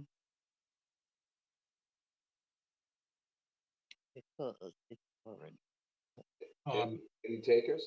Well, I know Mark Marinaccio has been involved in that. He's on the call, the town architect. I'm going to ask him if he's had discussions with CPC on this particular issue. You know, I know CPC's funded a lot of field improvements, and certainly would qualify, but I know Chris Ganella has, and engineering has worked on this project. I worked on it a couple of years ago. It would be eligible for CPC funding for some of the work, but they don't pay for paving or anything like that. So there would be, most cases, there's a shared commitment to the project through CIP and through CPC. I'm not sure what path it took after that, so I don't know if they were approached or not. We would have to get back to you on that. okay, I appreciate it. Thank you. Any other councilor discussion? Having coached on those fields for a number of years, there's definitely a need for improvements as far as safety goes. I think Barnstable Little League has done the best they can with the fields, try to make them safe, but I kind of a little bit overdue. There was discussions as far back as 7 or 8 years ago about that actually being where most of the Little League play was going to take place instead of what is now the Innovative School.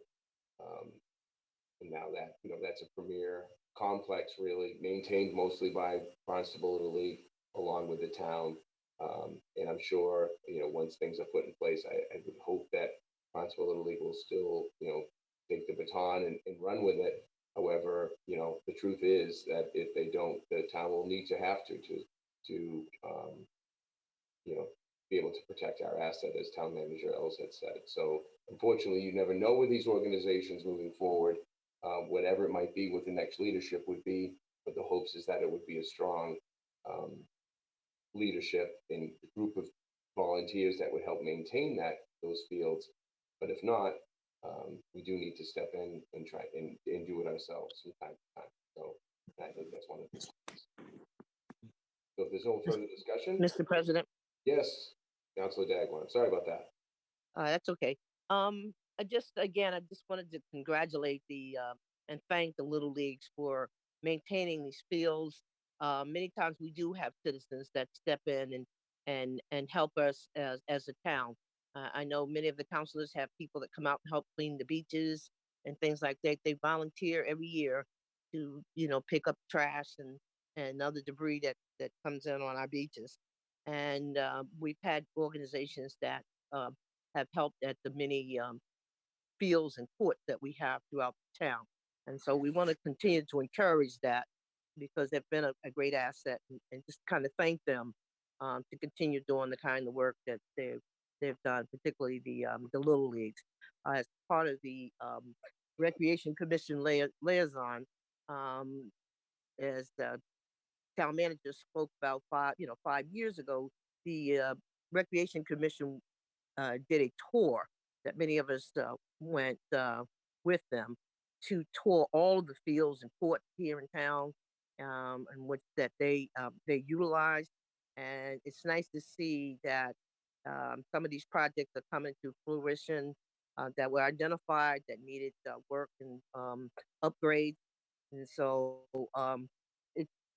it's one of the nice things as a counselor to get an opportunity to see projects that we've talked about years and years ago that are coming forth. Our community deserves it, and the town has listened and stepped up to the plate to address those issues. So again, just wanted to thank the volunteers who do help out and making this a nice place for us to recreate. Thank you. Thank you for that, Councilor Dagwan. I'd also like to take this second too to thank Chris Canella and the crew over there at the DPW that do such great work, maintaining our fields, helping redesign, all the work that they've done within the town. Can't give them enough credit how hard they work and the time and effort that they put in to make a recreational space so beautiful. So just if you could pass that along, Director Santos. President Levesque? Yes. Town Manager Ellis? To Councilor Raffersetti's question, the intent is to pursue CPC for the appropriate portions of this as written. If we receive CPC, it basically reduces the amount of this appropriation, but we wanted Public Works to be able to proceed. So staff will pursue that. And let's say we get half of it in CPC because portions aren't eligible. We wouldn't spend that. We would also have to bring that to town council for authorization of CPC. Of course. Thank you. Director Santos, is there a timeline? I might have missed that. I'm sorry, but is there a timeline when these improvements would start? We would start in the fall. Okay, very good. Thank you.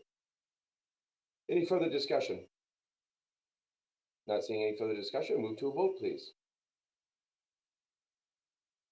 Councilors Levesque, Yes. Neary, Yes. Schnapp, Yes. Shaughnessy, Yes. Starr, Yes. Atzelis, Yes. Hogan, Yes. Clark, yes, Cullum, Yes. Dagwan, Yes. Raffersetti, Yes. Hebert. Yes. That's 12 yes. Excellent, thank you. Moving on to the next item, Vice President Schnapp, if you could please, item number 2021-109. Thank you, Mr. President. This is old business requiring a public hearing and a roll call 2/3 of the full council. Item number 2021-108, appropriation order in the amount of $3,650,000 for the purpose of funding the public roads maintenance project as outlined in the fiscal year 2022 fiscal year 2026 capital improvement plan. Second. Great, thank you. First and a second is public hearing. The rationale, please. This request, excuse me, this request is for 3.65 million from the Capital Trust Fund reserves for public roads maintenance. The condition of the town's road system of more than 700 roads totaling 260 miles deteriorates each year. Adequate maintenance and reconstruction, where necessary, is essential to preserve the major capital asset we have. Analysis performed through the pavement management program shows a significant backlog of needed public road repairs. In addition, the town has a backlog of approximately 250 locations where drainage improvements are required to protect public safety and protect potential property damage. Recurring intense storms over the past several years have highlighted additional areas requiring storm drain attention. This program is designed to combat the progressive deterioration of the town's roadway assets and provide stormwater management system construction and repairs. As you can see in the slides, depending on the physical conditions and analysis utilizing the town's pavement management program, the repairs may include one of several different approaches, including full depth reconstruction, asphalt overlay, milling and paving, chip sealing, or crack sealing. In addition to surface repairs, improvement projects typically include installation or upgrading of drainage systems, curbing, and sidewalks wherever practicable. Other program elements include traffic calming, ADA accessibility, engineering, permitting, design, inspection, and materials testing. Upon completion of the fiscal year 2021 program, we will have undertaken the following: major drainage project and attendant road surfacing on Huckins Neck Road, and mill and pave and curb and sidewalk replacement on Winter Street in Hyannis. as well as installed 18 drainage systems on various other roads. In fiscal year 22, we proposed road rehabilitation work and milling and paving or repaving on Dunn's Pond Road, Independence Drive, Maple Avenue, and Newton Street in Hyannis, Bay Lane, Centerville, Ocean View Avenue and Papaneset Road in Tuit, and other roads may be substituted if necessary due to accelerated deterioration rates, unexpected damages, or other opportunities relative to funding. Significant drainage improvements are planned at Brookshire Road in Hyannis, Bayview Circle and Crystal Lake Road in Osterville, and Chute Flying Hill Road in Centerville. Smaller drainage projects, chip sealing, crack sealing, and preventive maintenance are also planned for various roads townwide to extend their service life. This concludes my rationale. Thank you, Director Santos. This is a public hearing. Sarah, do we have any public comment? Not at this time. Okay, close the public hearing. Councilor discussion, please. Councilor Raccosetti, please. Thank you. I see Ocean View Ave listed, but I heard Papaneset, and that's not in our books. Just curious what's happening there. I'm going to ask Town Engineer Griffin Bowden to address that. Welcome. Evening, Griffin Bowden, Town Engineer. Papaneset would be a mill and overlay. Okay, and well, which section of Papaneset? There's a lot of sections of Papaneset. Is it from Main Street down, or? I honestly do not have the exact details, Counselor, but I can get you a figure tomorrow. I appreciate it. Thank you, Griffin. Any other councilor discussion? Councilor Shaughnessy, please. I'm so happy to see that Winter Street is getting some attention, not just because I live on Winter Street, but also because Winter Street is a fairly major thoroughfare for the town. It's a major outlet for both our fire department, as well as our heavily trafficked by our police department. My question is in terms of, there are a lot of curb cuts on Winter that are either defunct or don't currently line up to where driveways presently exist. Are those going to be changed, addressed at all? Do we know? Want to take that, Griffin? I can address that. So we retained a consultant to undertake a design of the Winter Street project. The design includes EA improvements, but it also does include addressing some of the curb cut issues you're discussing, Counselor. I'd be happy to review the plans with you in some more detail. Yes, there are certainly certain curb cuts on Winter Street that are wider than they need to be or don't line up with the driveway, or and our intent would be to be addressing those as part of the project. Thank you very much. I appreciate that. Thank you, Councilor Shaughnessy. Councilor Neary, please. Thank you, Mr. President. Director Santos, just as a point of information, year over year, generally speaking, what is the general request dollar amount for funding public roads maintenance throughout the town, just as we kind of move throughout history here, generally speaking? Well, it was 3.25 million for a number of years, and the last couple of years we've been bumping it up about 100,000 to account for inflation, construction costs, material costs that we didn't address over that number of years. So that's why it's at the number it is now. Thank you very much. I appreciate that. Sure. Thank you, Councilor Neary. More council discussion. Not seeing. Oh, there we go. Councilor Dagwan. Thank you, Mr. President. While we're talking about the public road, often we don't hear complaints about the roads until perhaps we have a major storm of some type, and the roads, people, call the councilors about road repairs or whatever. But it's my understanding that our public roads are on a cycle as to how they're maintained. And I think it would be good to somebody just to explain that to the public. Because some people feel as though their roads, you know, don't exist or don't get any care. Sure. Well, we do a review of all the public roads. We try to do a third of the roads every year with a consultant, and there's a very complex algorithm they use that includes inspection of the road surface, the drainage, whether there's cracking or spalling or potholes. That is in conjunction with the work that the Public Works Highway Division does. They're constantly out on all the roads with condition. So relative to conditions, they submit their own work orders internally. And we also have a work order system where residents or anyone, in fact, can relate road issues to us.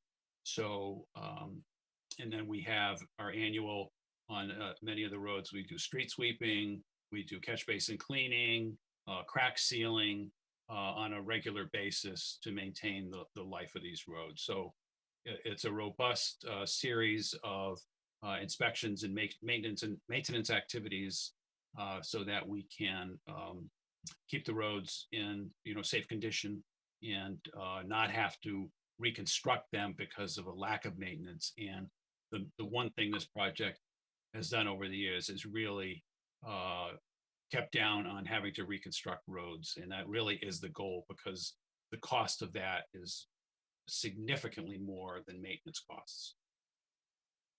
Yeah, thank you, Director Santos, for that explanation and for your hard work on our public roads.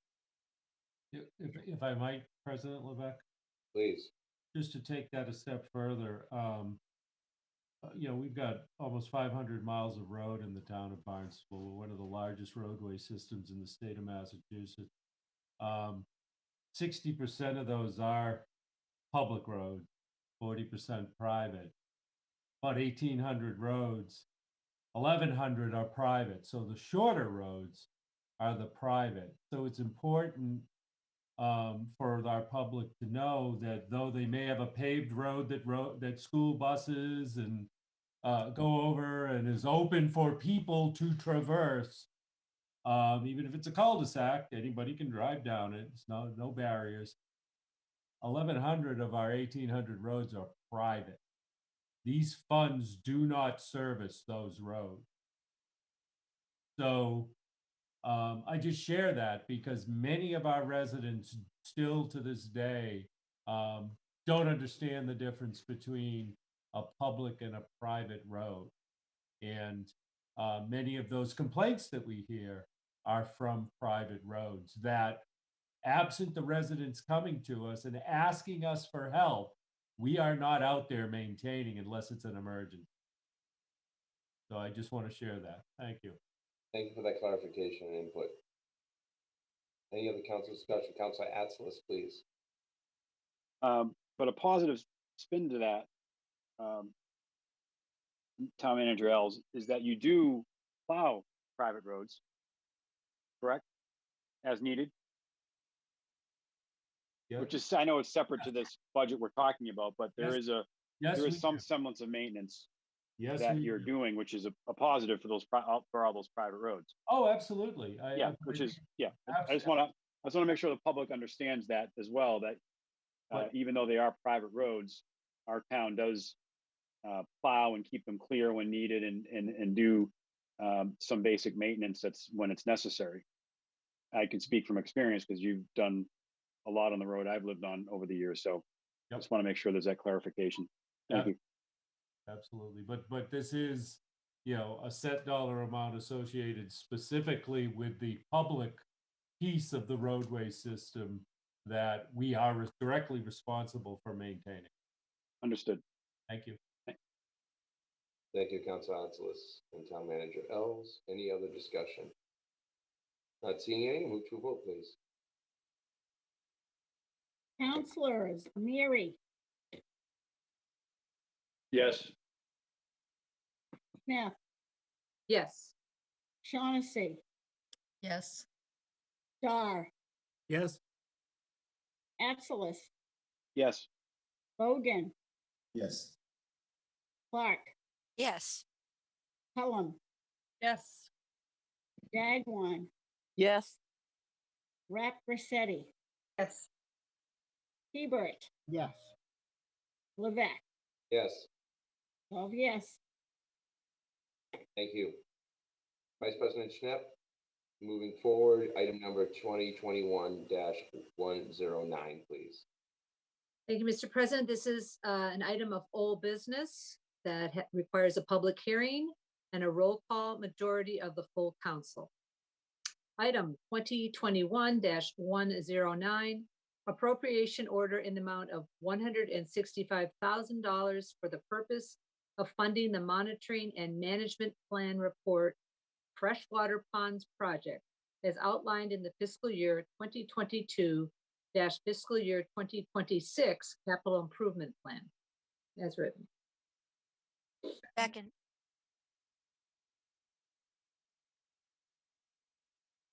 Back to Director Santos. Thank you. Currently, there are a number of impaired ponds in Barnstable relative to water quality. These water quality issues can cause pond closures. They're unpalatable to residents and visitors who utilize ponds for swimming, boating, fishing, and other recreational activities. Several citizens groups have approached the town looking for solutions to poor water quality in the freshwater ponds, in particular the issue of cyanobacteria. In many cases, the specific cause is unknown or not fully quantified, preventing the town from really understanding which sources need to be remedied in order to restore a pond's health.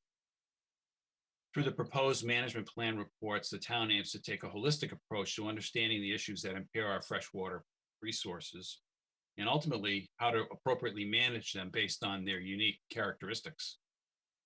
This project will fund water quality monitoring and management plan development to understand sources of impairment to freshwater ponds and to recommend solutions. In 2020, the town retained SMAST with the University of Massachusetts in Dartmouth to develop a pond management plan for Shubal Pond. The management plan is developed in a two-phase cycle. The first phase, previously funded, consists of monitoring all nutrient sources, including in-pond water quality, sediment nutrient release, stormwater inputs, groundwater inputs, dissolved oxygen, phytoplankton composition, and stream inputs when applicable. The second phase involves the development of a management plan report that will be presented following the completion of the monitoring, which recommends solutions and cost estimates for restoring pond water quality and mitigating algae blooms. This is a recurring project request for developing pond and lake management plans, which will ultimately be used to guide the town in future management and implementation of solutions for its freshwater resources. FY22 funds are anticipated to be used to develop the Shubal Pond Management Plan report and both phases of the Long Pond Marston's Mills monitoring and management plan report development, as well as the spring and fall sampling efforts.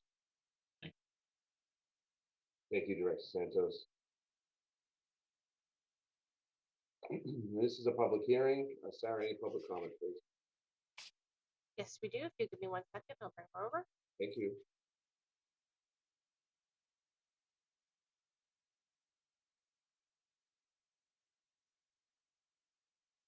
For public comment on this public hearing, we have Amy Mesereau. Amy, you have 3 minutes. Please unmute yourself.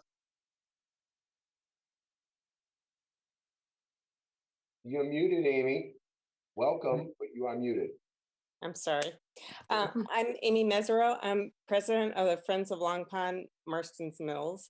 And our board has been working hard over the past year to educate people that live around the pond as to how they can reduce inputs into the pond.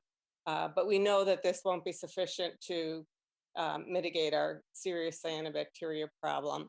So we're very grateful that the town plans to conduct a study through consultants on our pond this summer, followed by a management plan and a solution.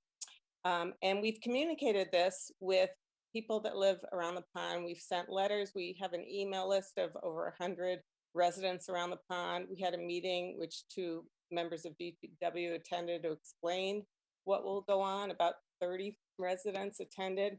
And I just wanted to let you know that 100% of the feedback we've received was very positive and supportive of this action and supportive of any solution that the town determines should be implemented for our pond. Thank you. Thank you for joining us, especially at this late hour. I really appreciate it for being here. And we've communicated this with people that live. There we go. Any other comments, Sarah?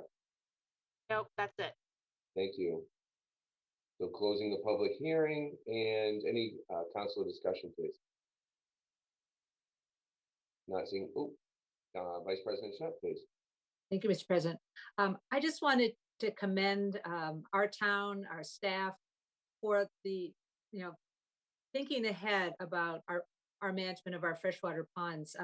I was recently at a meeting where Andy Gottlieb spoke on behalf of the Association for Preservation of Cape Cod, and they're in the thick of monitoring ponds now, and he was very laudatory of Barnstable's efforts in this area. And I think that this step, while small, is a really critical piece of addressing this very serious problem we have in the pond. So I thank you.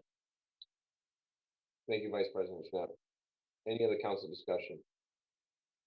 Not seeing any, let's move to a vote, please. Councilors Schnapp, Yes. Shaughnessy, Yes. Dar, Yes. Atzelis, Yes. Bogan, Yes. Clark, Yes. Cullum, Yes. Dagwan, Yes. Rapp Rossetti, Yes.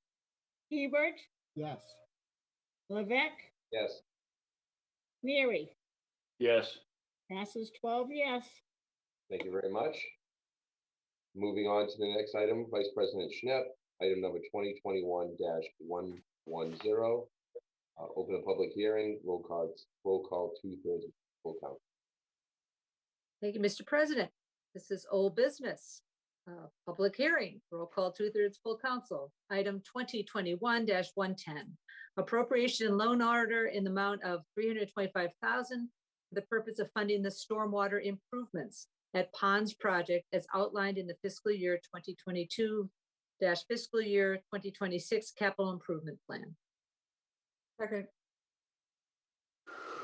Rationale, please. In recent years, many ponds in town have seen a decrease in water quality, as we were just discussing, which has resulted in pet advisories, pond closures to swimming, and algae blooms from cyanobacteria. One of the major causes of impaired water quality in ponds is unmitigated and untreated stormwater runoff. This results in surges of nutrients and pollutants to the ponds, which can exacerbate water quality issues. There are hundreds of locations in Barnstable where this condition exists. This project will fund the design, permitting, and construction of stormwater improvement projects to remove untreated stormwater discharges into freshwater ponds. The project will focus on activities that can be completed within public property, for example, within roadway layouts, town landings, and parking areas. This is proposed to be a recurring project for these types of stormwater improvements. This specific appropriation will fund stormwater improvements to public roads at 7 locations, including Lake Walk at Centerville, No Bottom Pond in Katuitt, and Shubal Pond in Marston's Mills. Thank you. Thank you. This is a public hearing. Any public comment, please, staff? No public comment at this time. Close the public hearing. Council discussion, please. Councilor Clark. Thank you very much, President Levesque. I have a question. Are there state or federal grant funds that can help address stormwater remediation? Yes, there are, and we have been, in fact, very successful in getting those grants, particularly in the Three Bays area, and we will continue to seek them every year and maximize the amount of grants that we get for this purpose. So that may offset some of the costs? Thank you very Yes. much. Thank you. Excellent. Thank you, Councilor Clark. Any other council discussion questions? Not seeing any. Move to a vote, please.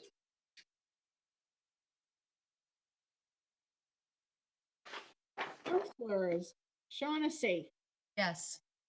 Dar, Yes. Atzelis, Yes. Bogan, Yes. Clark, Yes. Cullum, Yes. Dagwan, Yes. Rap Grissetti, Yes. Hebert, Yes. Levesque, Yes. Neary, Yes. Schnapp. Yes. Passes 12 yes. Excellent. Councilor Clark, if you can help us, please, item number 2021-111.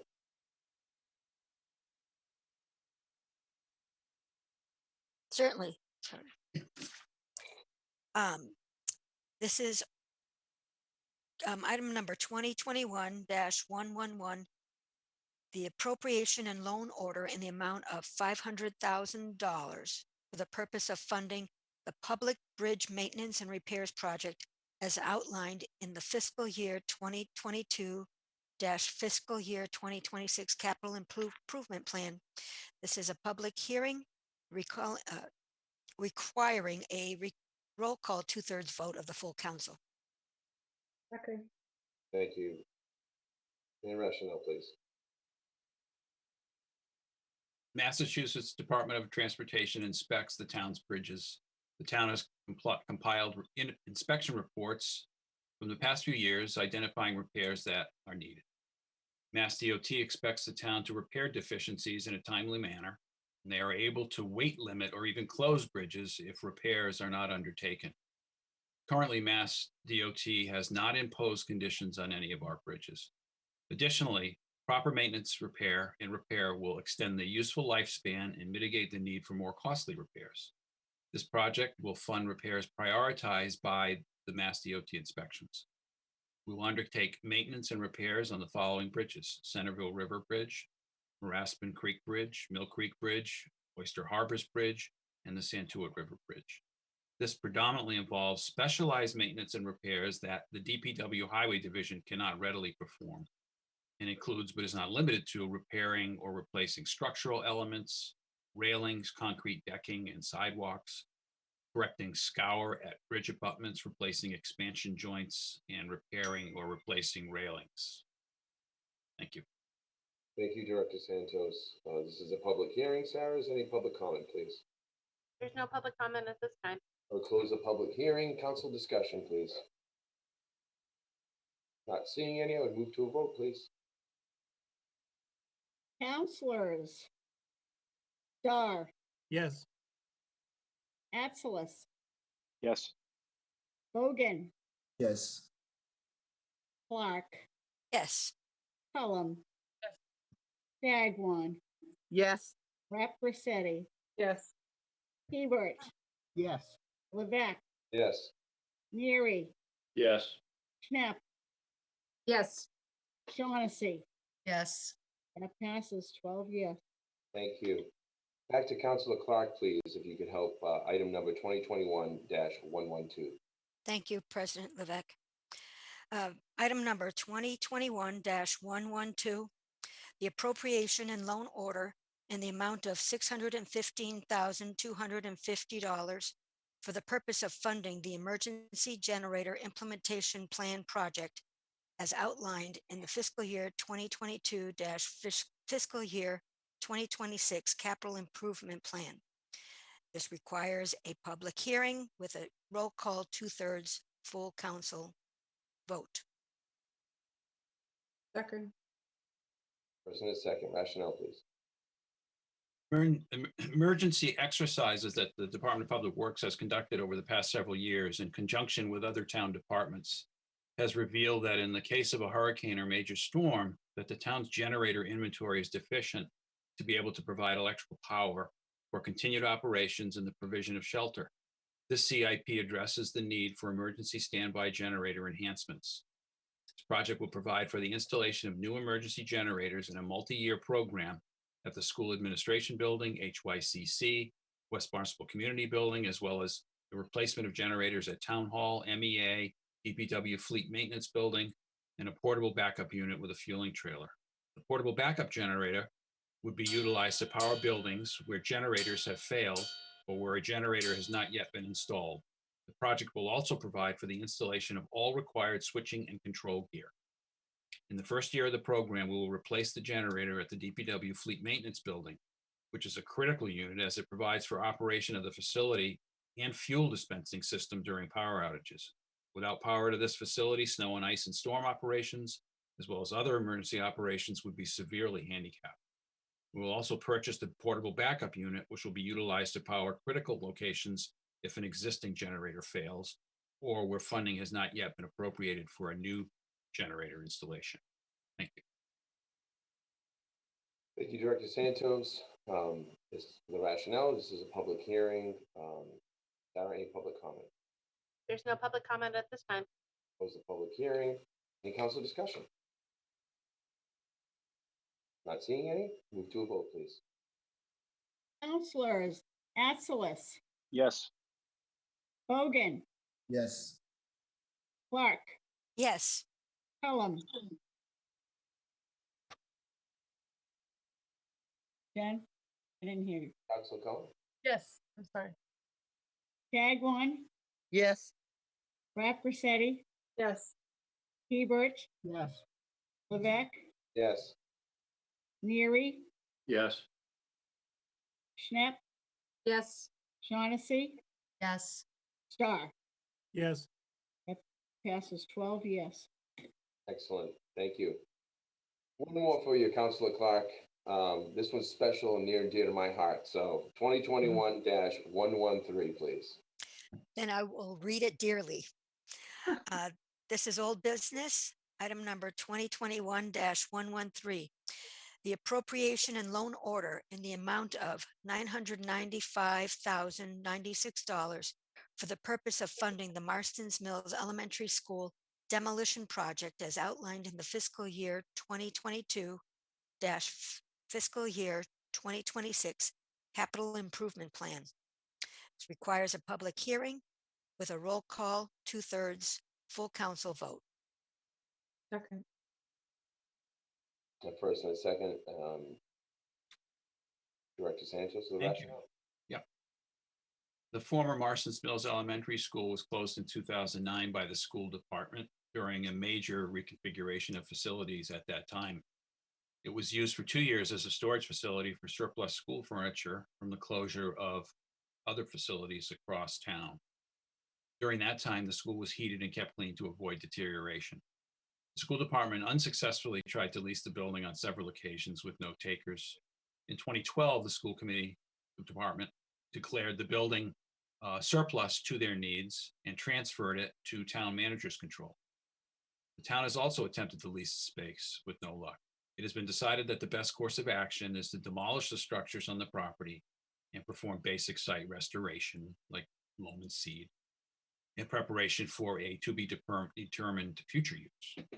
The portable classroom buildings were demolished last year, and an asbestos survey of the remaining structure has been completed. The building continues to deteriorate and is unusable. As the building continues to deteriorate, water infiltration and mold growth will increase, creating a more significant problem. The basement is contaminated with failed pipe insulation and will continue to remain a hazard to town personnel as well as intruders, of which there are some on occasion. Although secured, the building has also been a target of vandals. Thank you. Thank you, Director Santos. And this is a public hearing. Sarah, is any public comment, please? There's no public comment at this time. Okay. Council discussion. Councilor Hebert. Thank you, Mr. President. And this might be a mute subject because of the deteriorating condition of the building, which I certainly don't know anything about the inside. But I thought at one point, for the sake of the village, there was some consideration of saving the gymnasium and possibly the kitchen attached to it, if that would be of service to the village. But what I'm hearing is perhaps it's gone beyond that point. Is that correct? Yes, it is indeed beyond that point.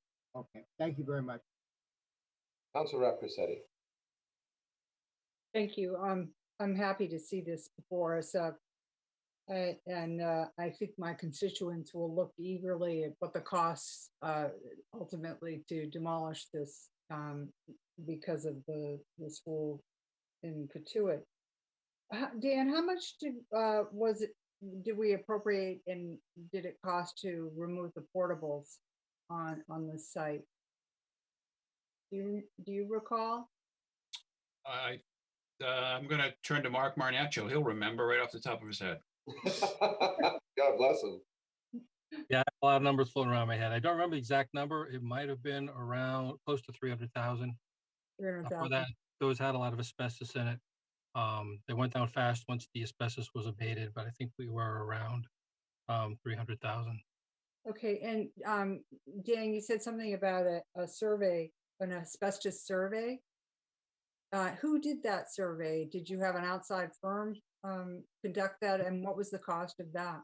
Yes, part of the 2018 funding, part of that money was to do an asbestos survey. So we had a hazmat company come in, a consultant come in and do a hazmat assessment of the building and give us a report, as well as an estimate for the removal of the asbestos.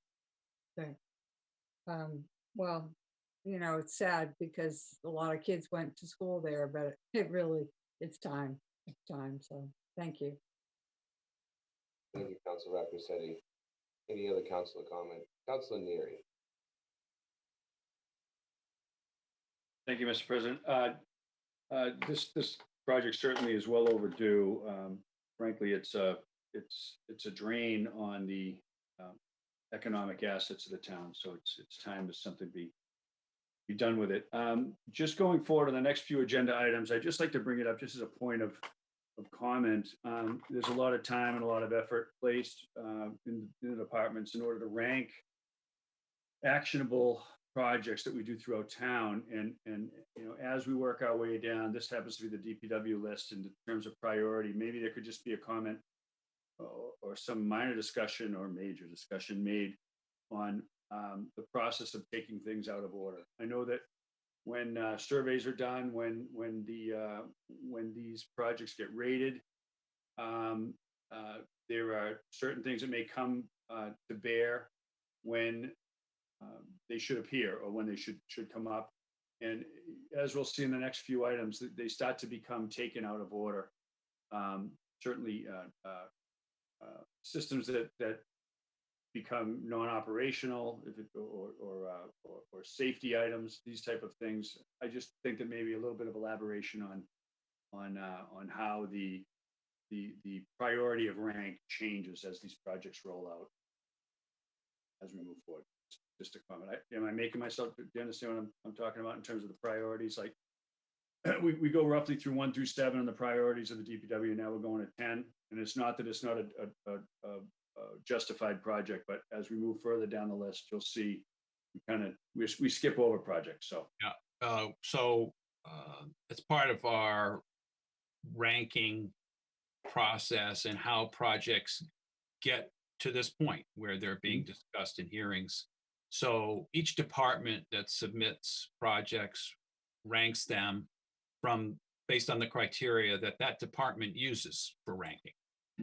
They then go through a process where they're presented to basically a committee of department heads and senior managers in the town, and they rank them in a day-long meeting after being presented by the departments.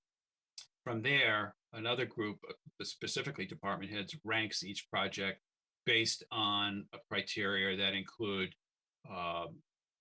whether financing is available, whether these are required by law, whether they're consistent with town council strategic plans. There's a number of criteria. And so all of these rankings get compiled into one master sheet, and then the ranks ultimately fall out that way. And then the town manager with his senior staff make the final cut and present them to the council. So where you see projects, for example, Public Works 1 through 7 and then 10, it just means that there were other department projects that may have been a higher priority in minds of the entire group that were more important than Public Works project number 8 and 9. Sure. And I, Just as a follow-up, so again, I just think it's just in terms of for the public record, we're going to get into some items that certainly are absolutely necessary as we go forward. I just think it needs to be, the reason why we're bringing this one ahead in terms of call it the published ranking is because of, I mean, I know that the Ocean Street project, I mean, it's a safety issue. I mean, it may have appeared way down at the list, but we've certainly got things going on in that area of town that need to be addressed. So again, it's just a matter of just trying to be forthcoming as to how the original rankings come out. I understand, and then the management and staff determine, hey, today, this one is really we should maybe bring this one in front of the council and address it. Maybe in advance of one that technically was on the list ahead of it. Yeah. I'm not sure that I had adequately answered your question. That's the town manager may have a better way to articulate that, but I'll leave that to him. Are you satisfied, Councilor Neary? I am. I just the process is to rank project, and I just think it's fair to maybe add an explanation as to why specific projects have brought let's say ahead in the rankings. Again, I can use it's coming up later, the Ocean Street improvements. When we're talking about safety and quality of life of the town, I mean, this has to be brought forward. I mean, this is a situation that's occurring currently. So therefore, it may not appear as number 11 on the list, but instead we're going to bring these projects to fruition and to be explored and to be worked on prior to whatever number 11 was on the list.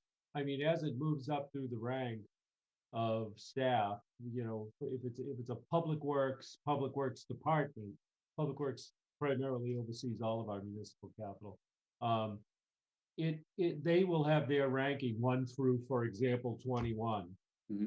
And that helps us being myself, Andy Clyburn, and Mark Milne, understand to the Department of Public Works, this is their order for the projects that service the department. Now, they also help community services and marine and environmental affairs and police and actually schools. And so each department will have that ranking.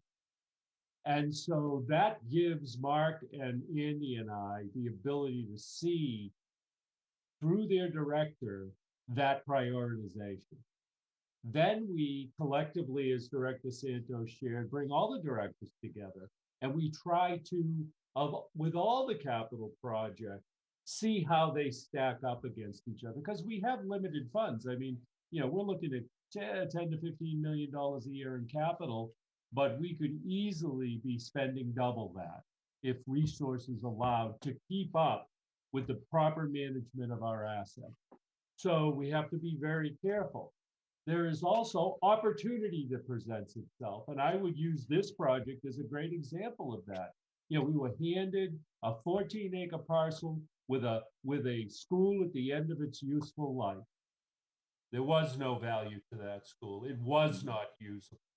And so we have to make a decision. In making this decision to invest a demo, we make that parcel market ready, certainly with working with our village and our town, but market ready to go out there and repurpose it. And so there is the opportunity, whether it came out as number 3 or number 20, if it's time to move it, it isn't always quantitative. There are qualitative reasons why we would move it up on the list. Now, to give you just another feel, and Director Milne can jump in if he wants, we also share this with the CFAC and let them rank them so that they can come back to us and say, yeah, this makes sense. And yes, we see that opportunity and why you would do it. Or, boy, why did you do that project? And it really does give us a nice balance to be able to put together your capital budget and present it to town council. That happens every year, and it takes months. And ultimately, we provide you the document you have in front of you tonight. Thank you, Mr. Ells. That's exactly what I was looking to have explained. I think it clarifies the process. The ranking is just a ranking, but priorities can be determined by other factors as well. And ultimately, you know, the decision gets made to bring one particular project forward for another, not only economically, but in terms of need. And thank you very much. I appreciate that. Okay. Any other council discussion? Not seeing any, move to a vote, please. Councilors Bogan, Yes. Clark, Yes. Cullum. Yes. Dagwan, Yes. Rep Rossetti, Yes. Hebert, Yes. Levesque, Yes. Neary, Yes. Schnapp, Yes. Shaughnessy, Yes. Starr, Yes. Atzelis. Yes. That passes 12 yes. Thank you. At this point, I would like to entertain a motion to go past 11 o'clock this evening. So moved. Second. First and a second. Back to town clerk and clerk for the vote, please. Councilors Clark, Yes. Cullum, Yes. Dagwan, Yes. Rep Rossetti, Yes. Hebert, Yes. Levesque, Yes. Neary, Yes. Schnapp, Yes. Shaughnessy, Yes. Starr, Yes. Atzelis, Yes. Bogan. Yes. That's 12 yes. Excellent. And Councilor Neary, since you have so much energy this time of evening to talk, can I have 2021-114, please? Thank you, Mr. President. I'll shut my microphone off very shortly, so it'll be all set. This is old business requiring a public hearing and a roll call 2/3 full council vote. It's item number 2021-114. It's an appropriation and loan order in the amount of $1,908,596 for the purpose of funding the town hall mechanical improvements project as outlined in the fiscal year 2022 through fiscal year 2026 capital improvement plan as written. Second.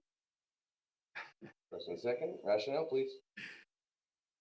A previous capital project was approved to replace the existing steam heating system, as you heard from Mark Milne, Director Milne earlier, and that you voted on at Town Hall to replace with a hot water heating system. A preliminary design review of mechanical systems revealed the need for multiple system upgrades throughout the building.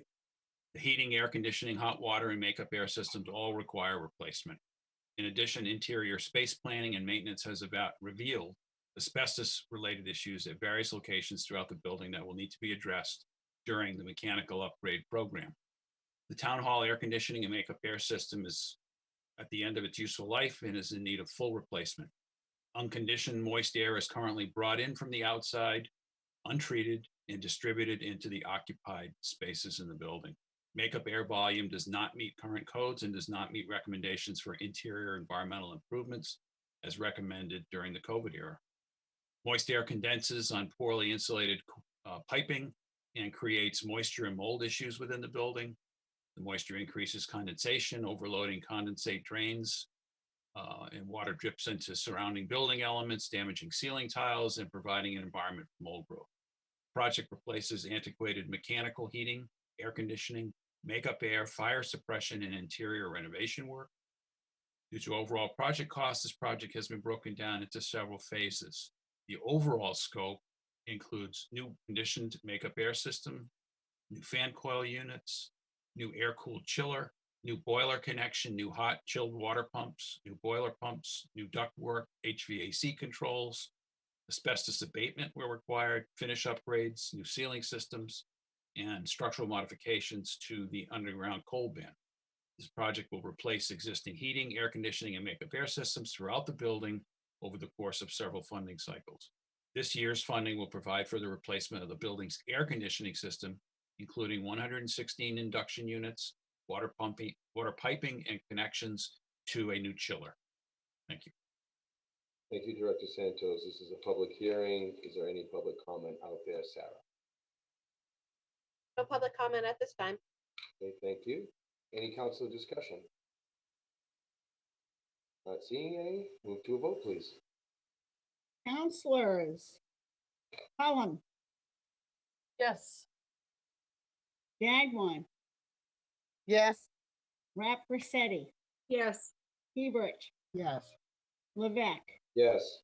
Neary, Yes. Schnapp, Yes. Shaughnessy, Yes. Starr, Yes. Atzelis, Yes. Bogan, Yes. Clark. Yes. Passes 12 yes. Excellent. Moving on, sticking with Councilor Neary, item number 2021-115, please. Yes, Mr. President, it's old business again, public hearing, roll call majority vote. It's item number 2021-115 is an appropriation order in the amount of $245,000 for the purpose of funding the culvert improvement project, I apologize, as outlined in the fiscal year 2022 through fiscal year 2026 capital improvement plan as it's written. Excellent. This project is for the design, permitting, and construction of improvements to various existing culverts in need of repair throughout the town. Project is intended to be a recurring effort to repair existing culverts throughout town based on prioritization created by the Public Works Department. Failure to properly maintain and repair culverts may result in deterioration of the road surface, culvert collapse, flooding, erosion, and environmental impacts within the watercourse. Failures could result in safety risks to motorists and pedestrians. After receipt of multiple complaints, inspection by DPW staff, as well as temporary repairs by DPW, the culverts listed for FY22 repairs are in a state of failure and need to be renovated. Renovations will vary at each project location. This year's request would fund improvements that will meet current design safety standards at locations along Parker Road and South County Road in Osterville. Thank you. The public hearing, any public comment, please, Sarah? There's no public comment at this time. Any councilor discussion, please? I should close the public hearing. I'm officially closing the public hearing. Any council discussion? Not seeing any. Town clerk and clerk, please. Counselors, Dagwan, Yes. Rap Rossetti, Yes. Hebert, Yes. Levesque, Yes. Neary, Yes. Schnapp, Yes. Shaughnessy, Yes. Starr, Yes. Atzelis, Yes. Bogan, Yes. Clark, Yes. Cullum. Yes. It passes 12 yes. Excellent. Thank you. Councilor Neary, item number 2021-116, please. Oh, we just lost it. Let's see.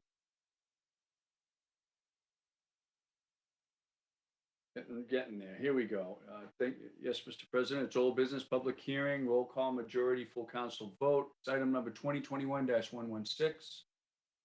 It's an appropriation order in the amount of $50,000 for the purpose of funding the sidewalks on Ocean Street from Snows Creek to Gosnell Street project as outlined in the fiscal year 2022 through fiscal year 2026 capital improvement as it's written. This appropriation request will provide design funds to construct pedestrian access along the east side of Ocean Street from the JFK Memorial near Gosnell Street to the culvert at Snows Creek, and a crosswalk to connect to the existing sidewalk on the west side of Ocean Street that runs from Snows Creek and Bismarck Park. Construction of this sidewalk will allow local residents and tourists who desire to visit the JFK Memorial, Korean War Memorial, and Veterans Beach to safely walk from Hyannis Harbor. This project will facilitate an eventual connection to Calmus Beach upon completion of sidewalks on Ocean Street from Gosnell to the beach, which is currently under design. This project has been championed by the Ocean Street Neighborhood Enhancement Team. Thank you. Thank you. And obviously, we've heard from a number of constituents in regards to this project, in favor of this project, but it's still an open public hearing. Sarah, do we have any other public comment? No public comment at this time. Okay, let's just be mindful of the public comment that we've gotten up to this point. We close the public hearing at this point. And any council discussion? Council Rep Rossetti, please.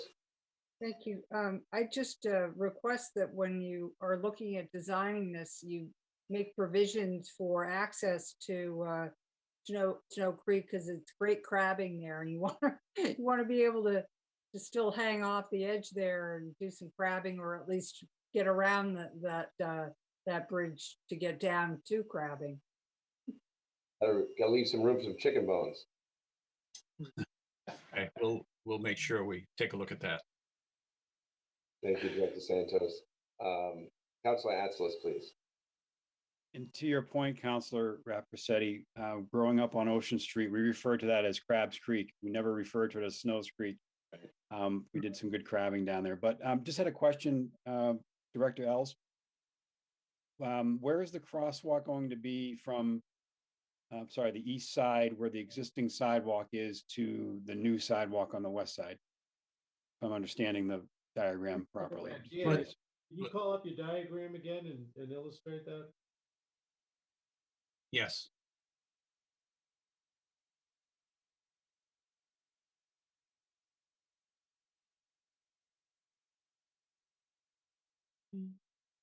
So is that down where the green?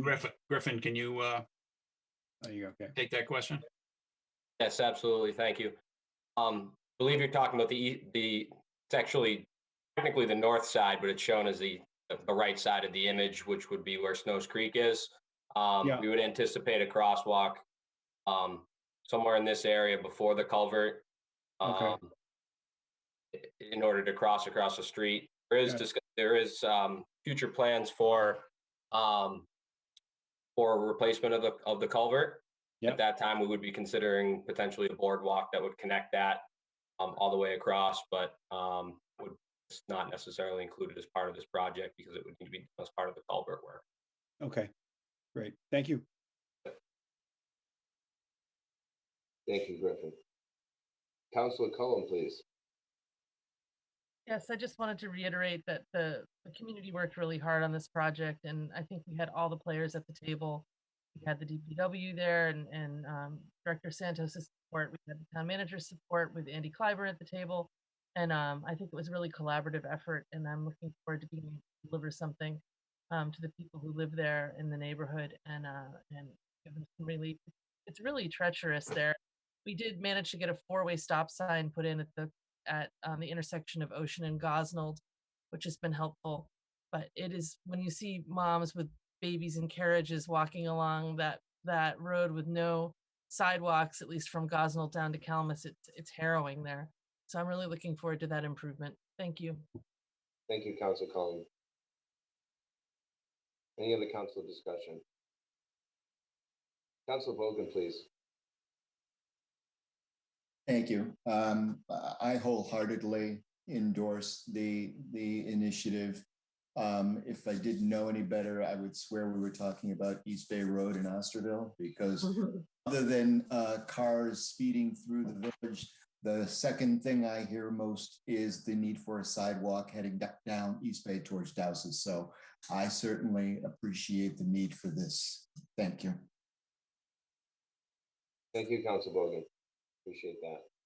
Any other council discussion? Not seeing any, I would move to a vote, please. Councilors Rapicetti. Yes. Hebert. Yes. Levesque. Yes. Neary. Yes. Schnepp. Yes. Shaughnessy. Yes. Dar. Yes. Atzelis. Yes. Bogan. Yes. Clark. Yes. Cullum. Yes. Dagwan. Yes. Passes 12 yes. Thank you. Councilor Neary, item number 2021-117, please. Oh, I'm sorry, Councilor Apicetti. Mr. President, I think we should make a motion to go past 11. We Or did already. Oh, we did. Okay. Guess I should go to bed. You should take a 5-minute break. After this item, Councilor Neary, please. Yes, Mr. President. This is, again, old business. It's a public hearing. Roll call, majority, full council vote. It's item number 2021-117. It's an appropriation order in the amount of $50,000 for the purpose of funding the Calmus Beach Parking Lot Entrance Design Project as outlined in the fiscal year 2022 through fiscal year 2026 Capital Improvement Plan as written. Second. Excellent. First and second, rationale, please. Thank you. The entrance to Calmus Beach parking lot has been identified as a safety hazard for traffic along Ocean Street and Hawes Avenue due to sightline issues as a result of the entrance in roadway geometry and vehicle queues during the summer. The adjacent underutilized wooded area has been the source of consternation for local residents for many years. This project will design a new two-way traffic entrance, approximately 350 feet long, to allow for queuing of vehicles as they pay to park in the Calmus Beach parking lot and improve safety hazards for both motorists and pedestrians. The existing Calmus Beach parking entrance will be closed, providing safer vehicular egress and vehicular queuing for residents and tourists using the existing Calmus Beach parking lot from Ocean Street. This project has also been recommended by the Ocean Street neighborhood team. Thank you. Thank you. Again, this is a public hearing. Just want to hear some public comment if it's there. Sarah? There's no public comment now. Okay, thank you very much. Closing the public hearing. Councilor Cullen, please. Yes, thank you. And a source of consternation is a nice way of putting it. Ever since before I became a counselor, when I owned the market, there's been issues with that parking lot and all sorts of illegal activity happening in there and homeless encampments and all sorts of other things. So beyond the traffic, it's really a safety issue for those that live at the Yachtsman and live on Hawes Ave and live on Ocean Street and want to be able to enjoy their environment. So I think it's well worth the money, and I'm really looking forward to hopefully some sort of a permanent house for Department of Natural Resources or something there where we can have a permanent presence that wades illegal activity and keeps the neighborhood safe. It really is a crown jewel for Hyannis, so I appreciate the support on this. Thank you. Thank you, Councilor Cullen. Councilor Atzlis, please. Maybe this was something you went over before and I missed it. I apologize if I did. What's the game plan for extending the sidewalk from Gosnold down to Calmus? What's the timeline for that? Is there one? That is, we have designed funds for that previously, and that work is underway. Oh, okay. So there will be, obviously sidewalks will be implemented there. Is there a start date or? No, we have to get construction funds for that. Okay, thank you. I missed that part. And again, just somebody who spent a lot of time on that road traveling back and forth from home to the beach.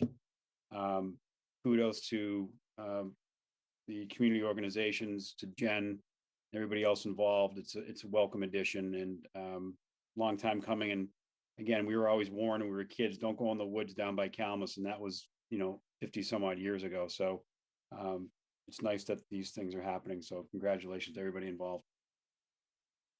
Thank you, Councilor Atzlis. Appreciate your perspective. Sure. Any other councilor comment, discussion? Not seeing any. Move to a vote, please. Councilors Hebert, Yes. Levesque, Yes. Neary, Yes. Schnapp, Yes. Shaughnessy, Yes. Starr, Yes. Atzelis, Yes. Bogan, Yes. Clark, Yes. Cullum, Yes. Gagwan, Yes. Rap Rossetti. Yes. That passes 12 yes. Excellent. I just want to take a little straw poll. Does anybody need a break right now? Please, no shame in that. Council Clark. Okay, so let's take a 3-minute break and we'll come right back. Okay, thank you. Councilor Atzelis, if you can hear me, you're up next with 2021, 18, 19, and 21. Thank you for giving me time to rehearse. Very good. You got a minute for each item.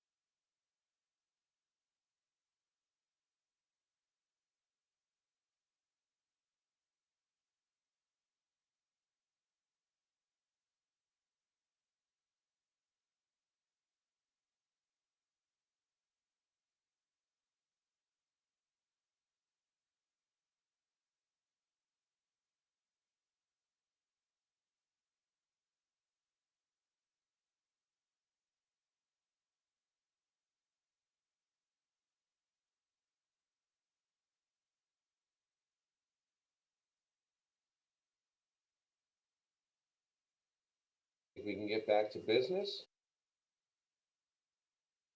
Councilor Atzelis, please. Right. Item number 2021-118. Appropriation order in the amount of $210,000 for the purpose of funding the roll-off truck replacement project as outlined in fiscal year 2022-fiscal year 2026 capital improvement plan. This is a public hearing requiring a roll call majority full council. Second. Got a first and a second. Pass it out, please. So the 1989 model roll-off truck has exceeded its useful life. The truck is at the point where it has failed and can no longer pass the state safety inspection and is not legally roadworthy. The roll-off truck is essential to the operation of the solid waste division. This vehicle handles the full and empty containers at the facility. The truck also hauls full containers over the road to vendors for proper disposal of items. It is a vital component of the operation of the transfer station and recycling center. Currently, if our working roll-off is on the road, we do not have a vehicle that can change out roll-off containers from one of the compactors. Furthermore, without the use of a second roll-off, we are unable to complete necessary functions if the main roll-off truck experiences a breakdown. That concludes the ration. Okay. This is a public hearing. Any public comment in regards to a 1989 roll-off truck? There's no public comment at this time. Okay. No public comment. Can't speak. Close the public hearing. Council discussion. Councilor Hebert, please. Thank you, Mr. President. Thank you, Director Santos. It certainly speaks well for your maintenance program to keep a working truck of that nature going for 30 years.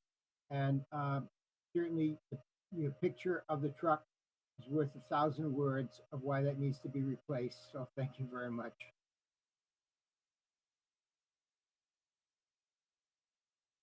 Thank you. I think this might be one of the only pieces of equipment that predates Town Manager L's. Throw that out there. I was a freshman in high school. Any other council discussion? I'm just trying to keep it lively, folks. I know it's late, so I'm trying to keep you laughing. I'll keep you paying attention. You'll be here all week, right? Yeah, I'll be here all week. No. Any other council discussion? Not seeing any. Town clerk and clerk for the vote, please. Councilors Levesque, Yes, please. Neary, Yes. Schnapp, Yes. Shaughnessy, Yes. Starr, Yes. Atzelis, Yes. Bogan, Yes. Clark, Yes. Cullum, Yes. Dagwan, Yes. Rap Rossetti, Yes. Hebert. Yes. Passes 12 yes. Thank you. Councilor Atzelis, please. Item number 2021-119. Item number 2021-119, appropriation and loan order in the amount of $1,050 for the purpose of $50,000, excuse me, for the purpose of funding the pipe replacement and upgrade project as outlined in the fiscal year 2022-fiscal year 2026 capital improvement plan. This is a public hearing. Roll call, 2/3 full council. Second. Excellent. First and second, rationale, please. The next two capital projects are for the Department of Public Works Water Supply Division. Water Supply Division operates with oversight by the Hyannis Water Board, currently chaired by Stephen O'Neill. The Water Board has participated in the development of these projects and has recommended their approval by the Town Council. These appropriation requests have been incorporated into the fiscal year 22 rate study that was completed by New Gen Strategies last fall. This project is a continuation of a 30-year pipe replacement and upgrade program for the Hyannis water system, which serves Hyannis, Hyannisport, and West Hyannisport. The proposed work is part of an overall system upgrade and improvement program that was recommended by Weston and Sampson Engineering in a 2007 water system master plan. This ongoing project will ensure the Hyannis water system will continue to provide sufficient drinking water and fire readiness protection for all of its customers. In fiscal year 21, under this program, the Water Supply Division worked with Mass DOT at the intersection of Route 28 and Yarmouth Road on water system improvements as part of the larger construction project at that location. During fiscal year 22, we proposed to work with the sewer expansion program and resolve dead end and fire flow issues in the vicinity of Route 28. That concludes the rationale. Thank you, Director Santos. This is a public hearing. Any public comment, please, Sarah? No public comment at this time. Close the public hearing. And council discussion, please. Councilor Clark. Thank you very much, President Beck. I do drink Hyannis water, and I'm glad to see the improvements to this old system being done. My question is, what, how does this fit in with what the ratepayers pay towards the operation of the water system? Well, this is one of the expenses that is completely covered by the ratepayers. And it is, because it's a bond issue, we make payments on debt service, and that is included in our rate study. So it's covered as part of the rates. Thank you. Thank you, Council Clark. Any other council discussion? Not seeing any, we'll move to a vote, please. Councilors Neary, Whoop. Yes. Knapp, Yes. Shaughnessy, Yes. Dar, Yes. Atzelis, Yes. Bogan, Yes. Clark, Yes. Cullum, Yes. Dagwan, Yes. Rapresetti,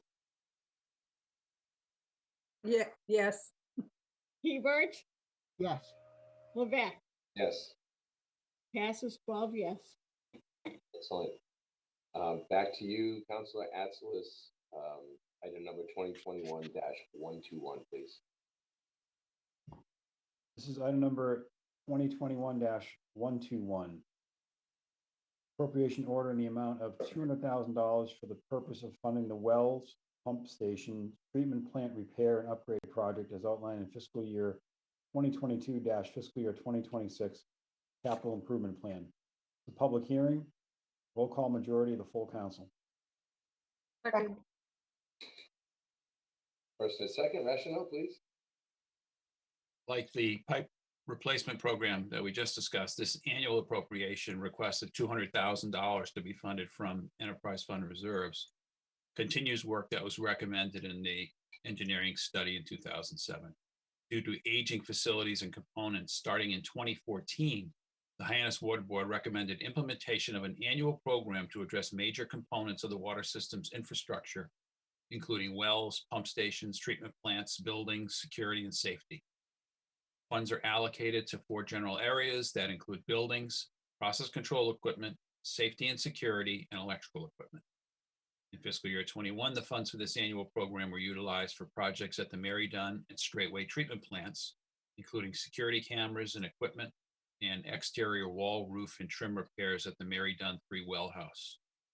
In FY22, we propose to undertake water system-wide repairs and upgrades of the SCADA radio systems and antennas, electrical and process control improvements, and chemical injection control panels at the Mary Dunn treatment plant. This concludes the rationale. Thank you, Director Santos. Again, a public hearing. Sarah, any public comment? No public comment at this time. Close the public hearing. Any council discussion, please?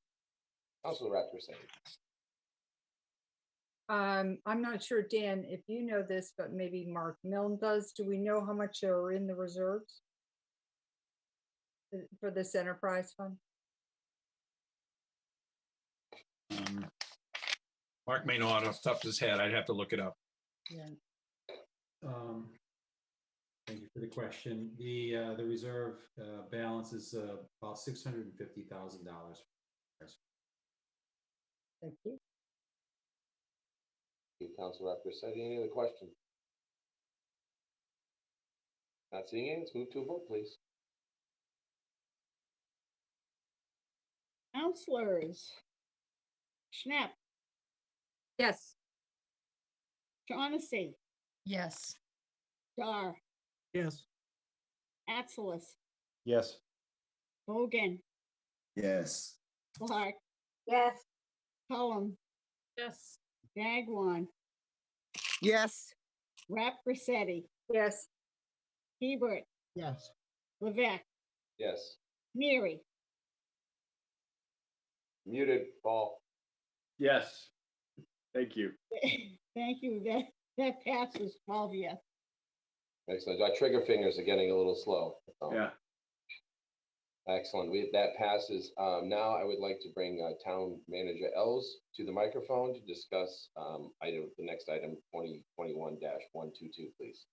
Thank you, President Levesque. Mark Els, Town Manager. I request to withdraw order 2021-121. I've been advised by town staff that the Cape and Vineyard Electric Co-op, commonly referred to as CVEC, is planning a round 6 of solar projects, and this project can participate in the round. Similar to previous airport, landfill, and school solar projects, we can participate with a developer designing, operating, and maintaining at no cost to the town, and ultimately resulting in a revenue stream to our water supply division. Therefore, there is no need to proceed with this appropriation.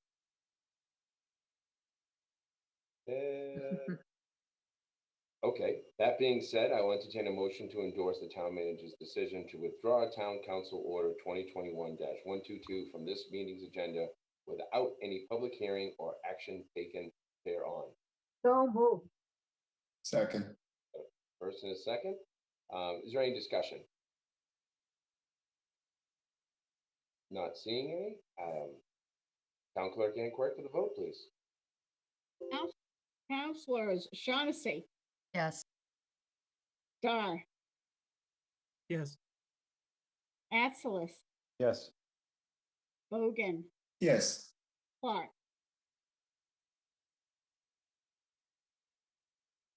Yes. Cullum, Yes. Dagwan, Yes. Rapp Rossetti, Yes. Hebert, Yes. Levesque, Yes. Neary, Yes. Schnapp. Yes. That is a universal 12 yes to withdraw. Excellent. Thank you. That was a quick one too. It was a little gift in the midst of different items. So didn't want to take that out of order. Wanted that to be in the midst there. So decided really. Another next item. If I could have Councilor Shaughnessy, please. Item number 2021-123. Oh boy. Thank you, President Levesque. This is old business, public hearing, roll call majority of the full council, item number 2021-123. This is an appropriation order in the amount of $250,000 for the purpose of funding the Water Pollution Control Facility Study Project as outlined in the fiscal year 2022, fiscal year 2026 capital improvement plan as written. Second. First and a second. Rationale, please. Yes, we discussed this earlier during my update of the comprehensive wastewater management plan. As part of the supplemental conditions of the water pollution control facility's latest groundwater discharge permit, the Massachusetts Department of Environmental Protection requires that we undertake a facility study. The purpose of this project is to hire a consultant to carry out an evaluation of the water pollution control facility in order to ensure that it can remain compliant with its groundwater discharge permit and all other applicable requirements through the 3 phases of the comprehensive wastewater management plan. The facility study will recommend what modifications, if any, will be required for the water pollution facility to continue meeting its permit conditions. The report is due with the groundwater discharge permit renewal application in the spring of 2023. Denial or postponement of this study would cause the water pollution control facility to fall out of compliance with the conditions of its groundwater discharge permit, which could result in a notice of noncompliance and possibly fines to the town. That concludes the rationale. This is a public hearing. Sarah, do we have any public comment, please? There's no public comment at this time. Excellent. We'll close the public hearing. Is there any council discussion, please? Councilor Atzel. Okay, this is not a result of the late hour. This is a serious question. Director Santos, is there any requirement at the facility as far as odor control is concerned? Because I'm sure you've, like many of us, you get complaints about the welcome smell you get when you come into Hyannis over there. Yes, we have that requirement, and we have that equipment, and it is maintained and operating. And to be honest with you, I don't think I've gotten an odor complaint in the 8.5 years that I've been here, which is, just anecdotal, but It must be the company I keep, but it has come up, and it's been. yeah. Anyways, There are just curious. sometimes we do maintenance, so we have to change filters or swap tanks, and odors are generated. So that definitely does occur. Yeah. But we work hard at trying to make sure that equipment operates. And because I come to work every morning that way, if I ever do smell it myself, I make sure I let them know, and they get over there and tweak the system to make sure that gets taken care of. Thank you. And now I can actually answer that question. So thank you very much. Excellent. Any other council discussion? Again, this study goes a long way to answering other questions of why, you want to diffuse any kind of misinformation. We're moving forward. This gets inspected, gets addressed every so amount of years. And so we are in compliance. So that being said, I would move to a vote, please. Counselors, Starr, Yes. Atzelis, Yes. Bogan, Yes. Starr, Yes, sorry. Cullum, Yes. Dagwan, Yes. Rapp Rossetti, Yes. Hebert, Yes. Levesque, Yes. Neary, Yes. Schnapp, Yes. Shaughnessy. Yes. 12 yes. Yes. Excellent. Councilor Shaughnessy, if you continue to help read in the item number 2021-124. Yes, this is old business, public hearing, roll call, 2/3 full council. Item number 2021-124, appropriation and loan order in the amount of $2.1 million for the purpose of funding the pump station rehabilitation project as outlined in the fiscal year 2022, fiscal year 2026 capital improvement plan as written. Second. The first and a second, rationale, please, Director Santos.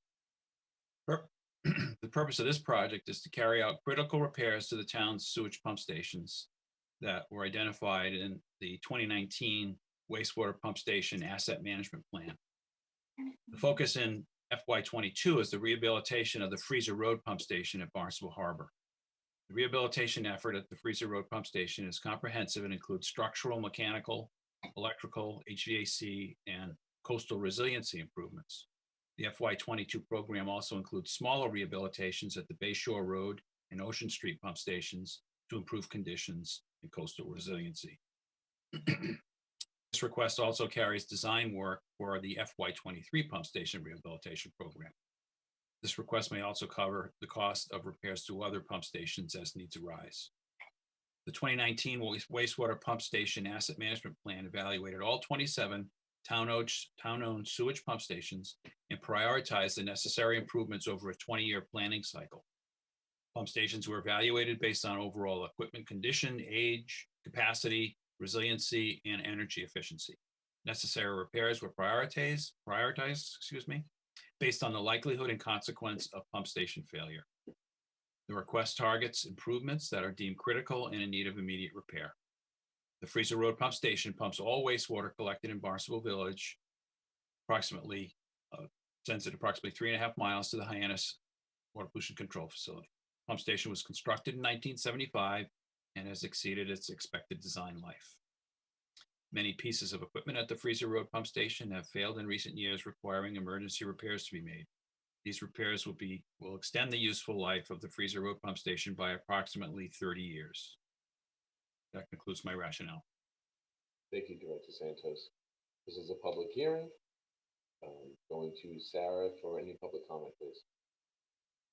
There's no public comment at this time. Excellent. And then to close the public hearing and then go to councilor discussion, please. Councilor Starr. Councilor Starr, you are muted. Still muted. I'm still muted. Now you're Sorry not. about that. Loud and clear, Okay. sir.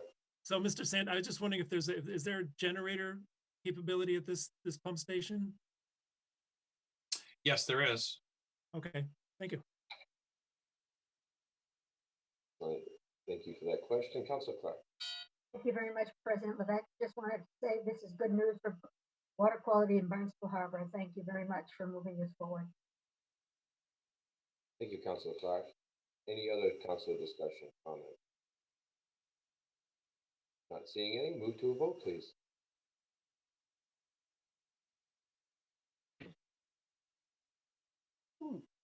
Atzelis, Yes. Bogan, Yes. Clark, Yes. Cullum, Yes. Bagwan, Yes. Rapp Rossetti, Yes. Hebert, Yes. Levesque, Yes. Neary, Yes. Schnapp, Yes. Shaughnessy, Yes. Star, Yes. 12 yes. Passes. Thank you. Councilor Shaughnessy, please. Item number 2021-125. Thank you, President Levesque. I see there's a lineup here that you reserved for me, and I thank you.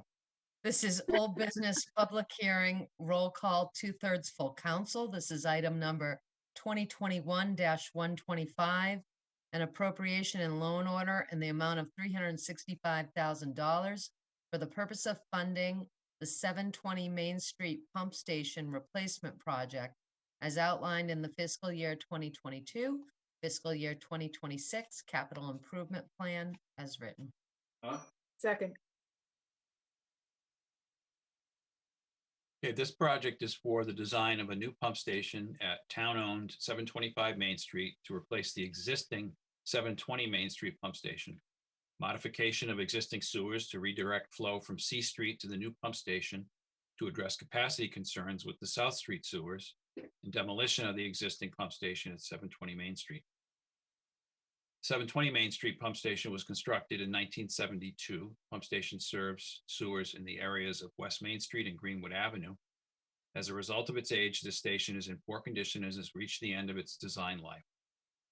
Pump station has reached its pumping capacity, and as a result, no new flows can be accepted at this time. The town's 2019 Pump Station Asset Management Plan calls for the replacement of this pump station. This pump station was upgraded in 2009 to maximize pumping capacity, but at this point in time, larger pumps cannot fit into the pump room. The 2009 upgrade project included the construction of a 14-inch force main leading to the water pollution control facility in anticipation of a future capacity upgrade at this location. That force main will be utilized as part of this project. Replacing the pump station with a larger pump station and redirecting sewer flow from the intersection of South Street and C Street to the new pump station provides the town an opportunity to avoid a $3.2 million pipe replacement project on South Street, which would cause major traffic disruptions on South Street for approximately a year. By shedding flow from the South Street sewers and delivering it to the new pump station, the South Street sewers will have sufficient capacity for future build-out, and those sewers, which remain in good condition, could either be relined rather than replaced. This project allows the town to address both the condition and capacity of the 720 Main Street pump station and the capacity of the South Street sewers in one project. That concludes the rationale. Thank you, Director Santos. This is a public hearing. Sarah, do we have any public comment, please? There's no public comment at this time. Okay, close the public hearing. Any other council discussion, please? Councilor Atzelis. Director Santos, will this new pump station, will it be of similar design or a different design? As far as what you see above ground? I have the supervisor, Andy Boulay, here tonight, and I will let him address that question. Either he or Bowden Griffin. Griffin Bowden. Andrew Boulay, supervisor for the Water Pollution Control Division. Thank you.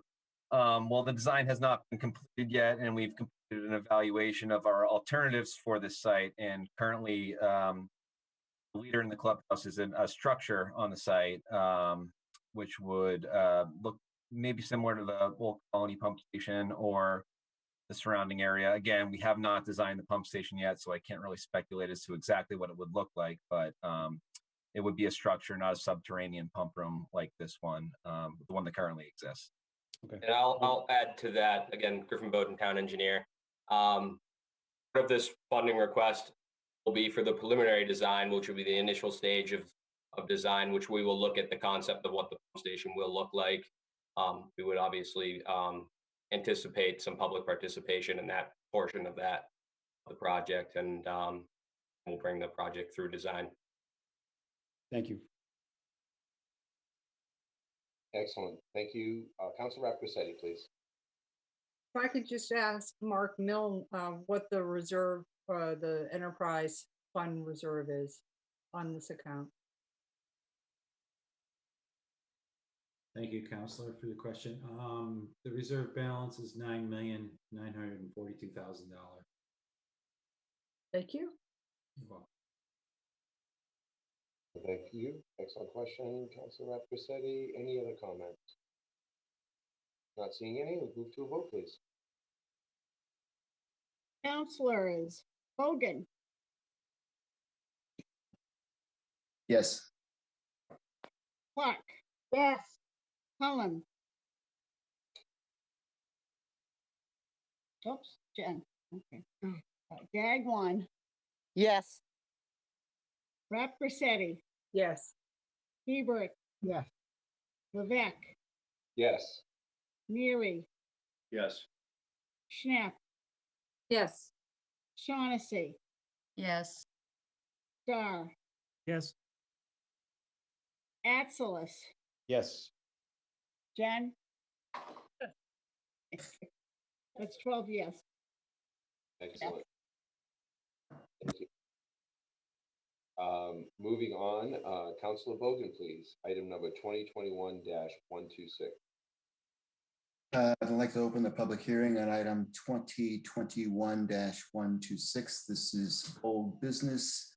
Appropriation order in the amount of $600,000 for the purpose of funding the vacuum truck replacement project as outlined in the fiscal year 2022 through fiscal year 2026 capital improvement plan. This is a public hearing requiring a roll call majority full council vote. Second. First and a second, rationale, please. The division's vacuum sewer truck was purchased in 2003 and has reached the end of its expected useful life. In recent years, the truck has shown increasing amounts of corrosion and has been taken out of service for emergency repairs frequently. The truck is used for preventive cleaning of town sewer lines, cleaning of tanks at the water pollution control facility, cleaning of pump station wet wells, and to clear obstructions in sewer mains. This truck is the last line of defense before sanitary sewer overflow occurs. Having a reliable vacuum truck with updated technology will allow Water Pollution Control Division staff to keep sewers and tanks clean and allow for reliable sewer service to continue. This purchase isn't funded, the town will be at greater risk for sewer blockages and overflows, putting the public potentially at risk. That includes the rationale.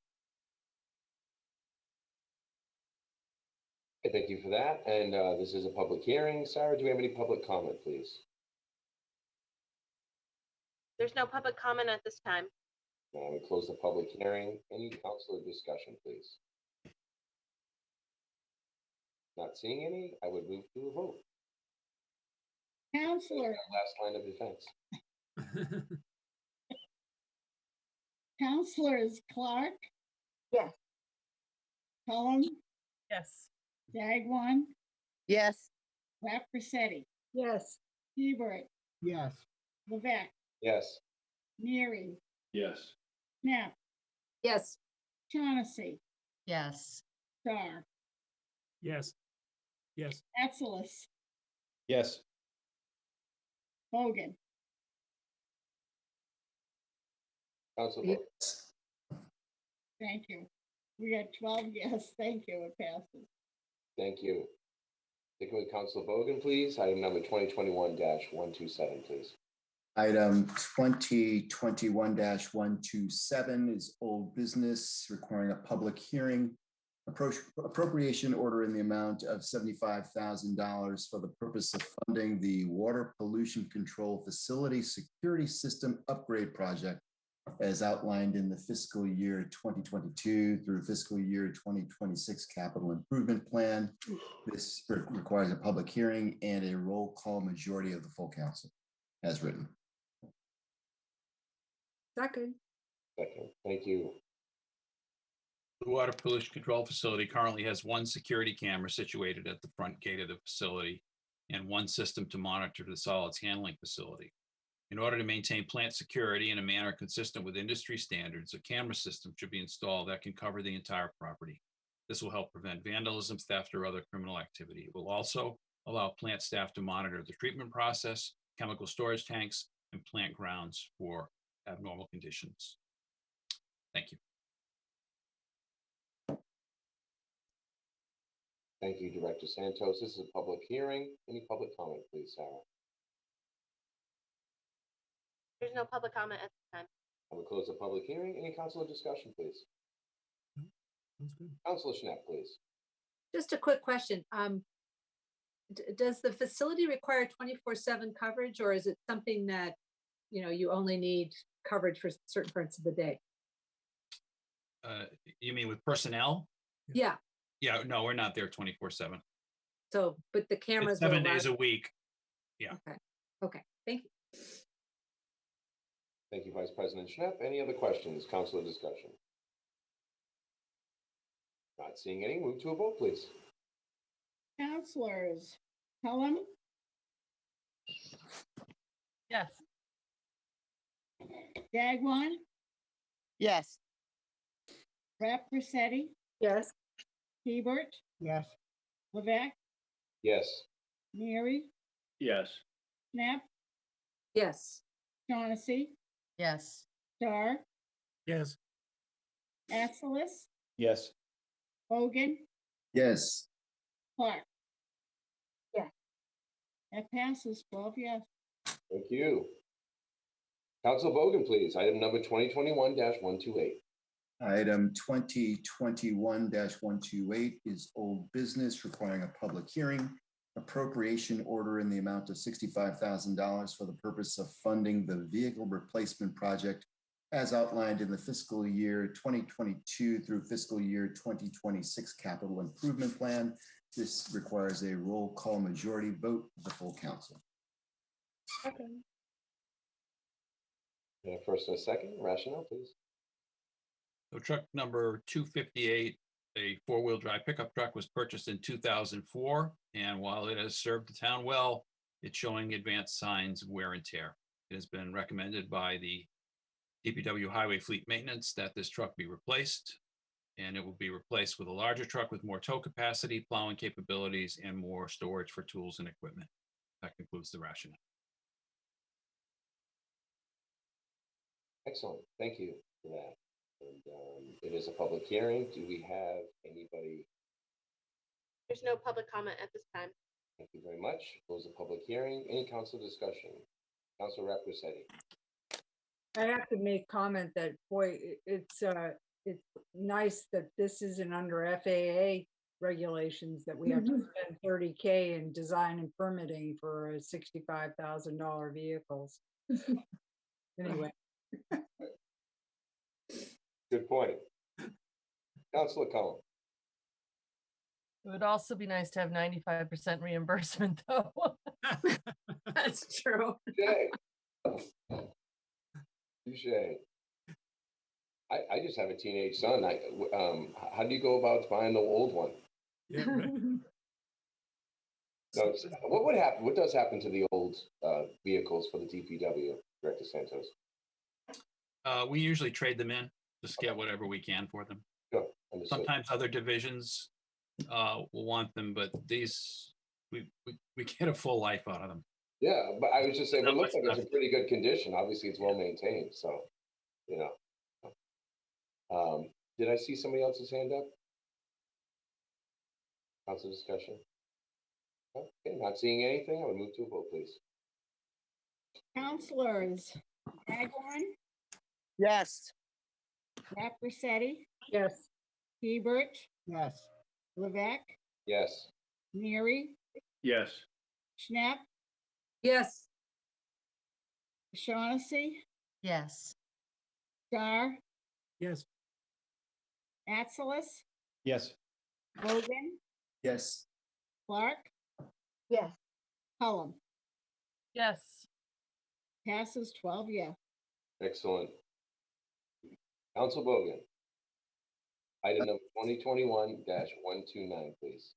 Last but not least, I'd like to open a public hearing on item 2021-129, appropriation order in the amount of $85,000 for the purpose of funding the Water Pollution Control Facility HVAC Improvements Project as outlined in the fiscal year 2022 through fiscal year 2026 Capital Improvement Plan. This is a public hearing requiring a roll call majority full council vote as written.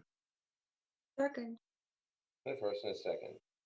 And rationale, please. The boiler heating system at the water pollution control facility is original to the building and 40 years old. These units have reached the end of their design life.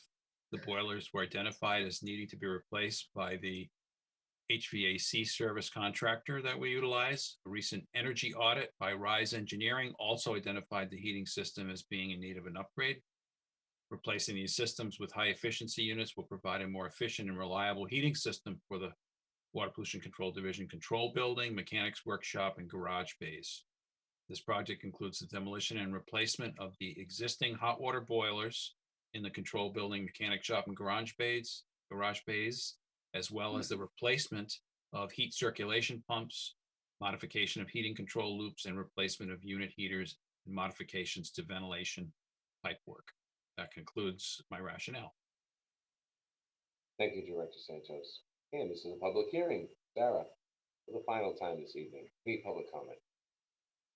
There's no public comment at this time. Thank you. And is there, close the public hearing, any council discussion? Not seeing any council discussion, move to a vote, please. Councilors, Rep. Grissetti, Yes.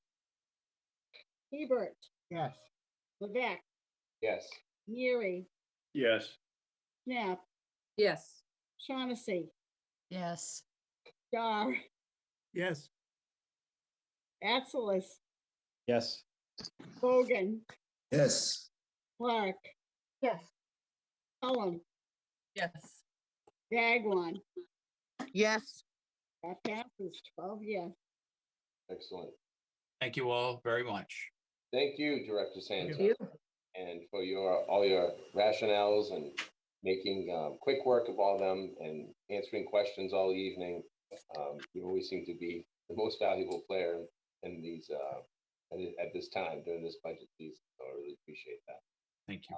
And in lieu of that, if you could just bear with me, town councilors, obviously, thank you all the town councilors for doing your due diligence and being up on all these different items and putting in your time and due diligence to speak to the items, especially the ones closest to your heart. But I just wanted to give thanks also to Town Engineer Griffin Bedoin, Andrew Boulay, Attorney Charlie McLaughlin, Director Madeline Noonan, Patty Machado, Attorney Kate Conley, our fearless and greatest memory in town, apparently, our architect Mark Mariaccio, our administrative assistant Cindy Lovell, Attorney Karen Nober, Director Mark Milne, Assistant Town Manager Andy Clyburn, Town Manager Mark Ells, Assistant DPW Director Rob Steen, our Fearless Communications Director Lynn Poyant, and obviously our Channel 18. We wouldn't be able to do it without you, especially in this time of COVID. Sarah Beal, and I think also too, Director Elizabeth Jenkins was here as well with us at some point. I think I got everybody. So, and if I didn't, I apologize. But Clark and Quirk. Yeah, that's right. Oh. Well, I was gonna wait till after, to be honest with you, on that. But, yeah, You won't get your minutes for that was months. my last but not least. So that's okay. I was waiting for you to say, and Jerry Mathers as the beard. Good night, John Boyd, right? Should be in the minutes. and we'll. Thank you very much. Quick, Okay. I'll also acknowledge the leadership by you and Vice President Paula Schnepp for managing a good meeting over the capital improvement program over two meetings. Our town manager, thank you for foregoing your manager's report that helped us get in before midnight, and your staff for their professionalism and the quality justification for all the expenditures, and the public and our fellow council. Thank you. Yes, thank you. Especially thank you to the public. Oh, by the way, Yes. what time is the tour of the water pollution control plant? There's a special tour in mid-July. Well, I thought there was one tomorrow. Actually, All right, before it devolves, You don't need to wear your mask. Counselor, before we devolve, go ahead. actually sold out tomorrow, to be honest with you. That's in 2 hours. Standing room only. Very good. All right, before it devolves anymore, I just would entertain a motion to adjourn. I'd like to move to adjourn the meeting. Second. Excellent. Oh, and I want to special thank Council Rep Grissetti for seconding pretty much every item that. So do I. State the obvious. So, and a special thanks to Town Clerk and Quirk. And if you could take the roll call majority, the vote of the council, please. Counselors Hebert, Yes. Levesque, Yes. Neary, Yes. Knapp, Yes. Shaughnessy, Yes. Dar, Yes. Atzelis, Yes.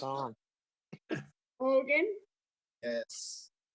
Clark, At 11:51, yes. Cullum, Dagwan, Yes. Rap Grissetti. Yes. That passes 12 yes. Excellent. So Okay. that's great. And before midnight is fantastic. Great work, everybody. Good night. Good night, everybody.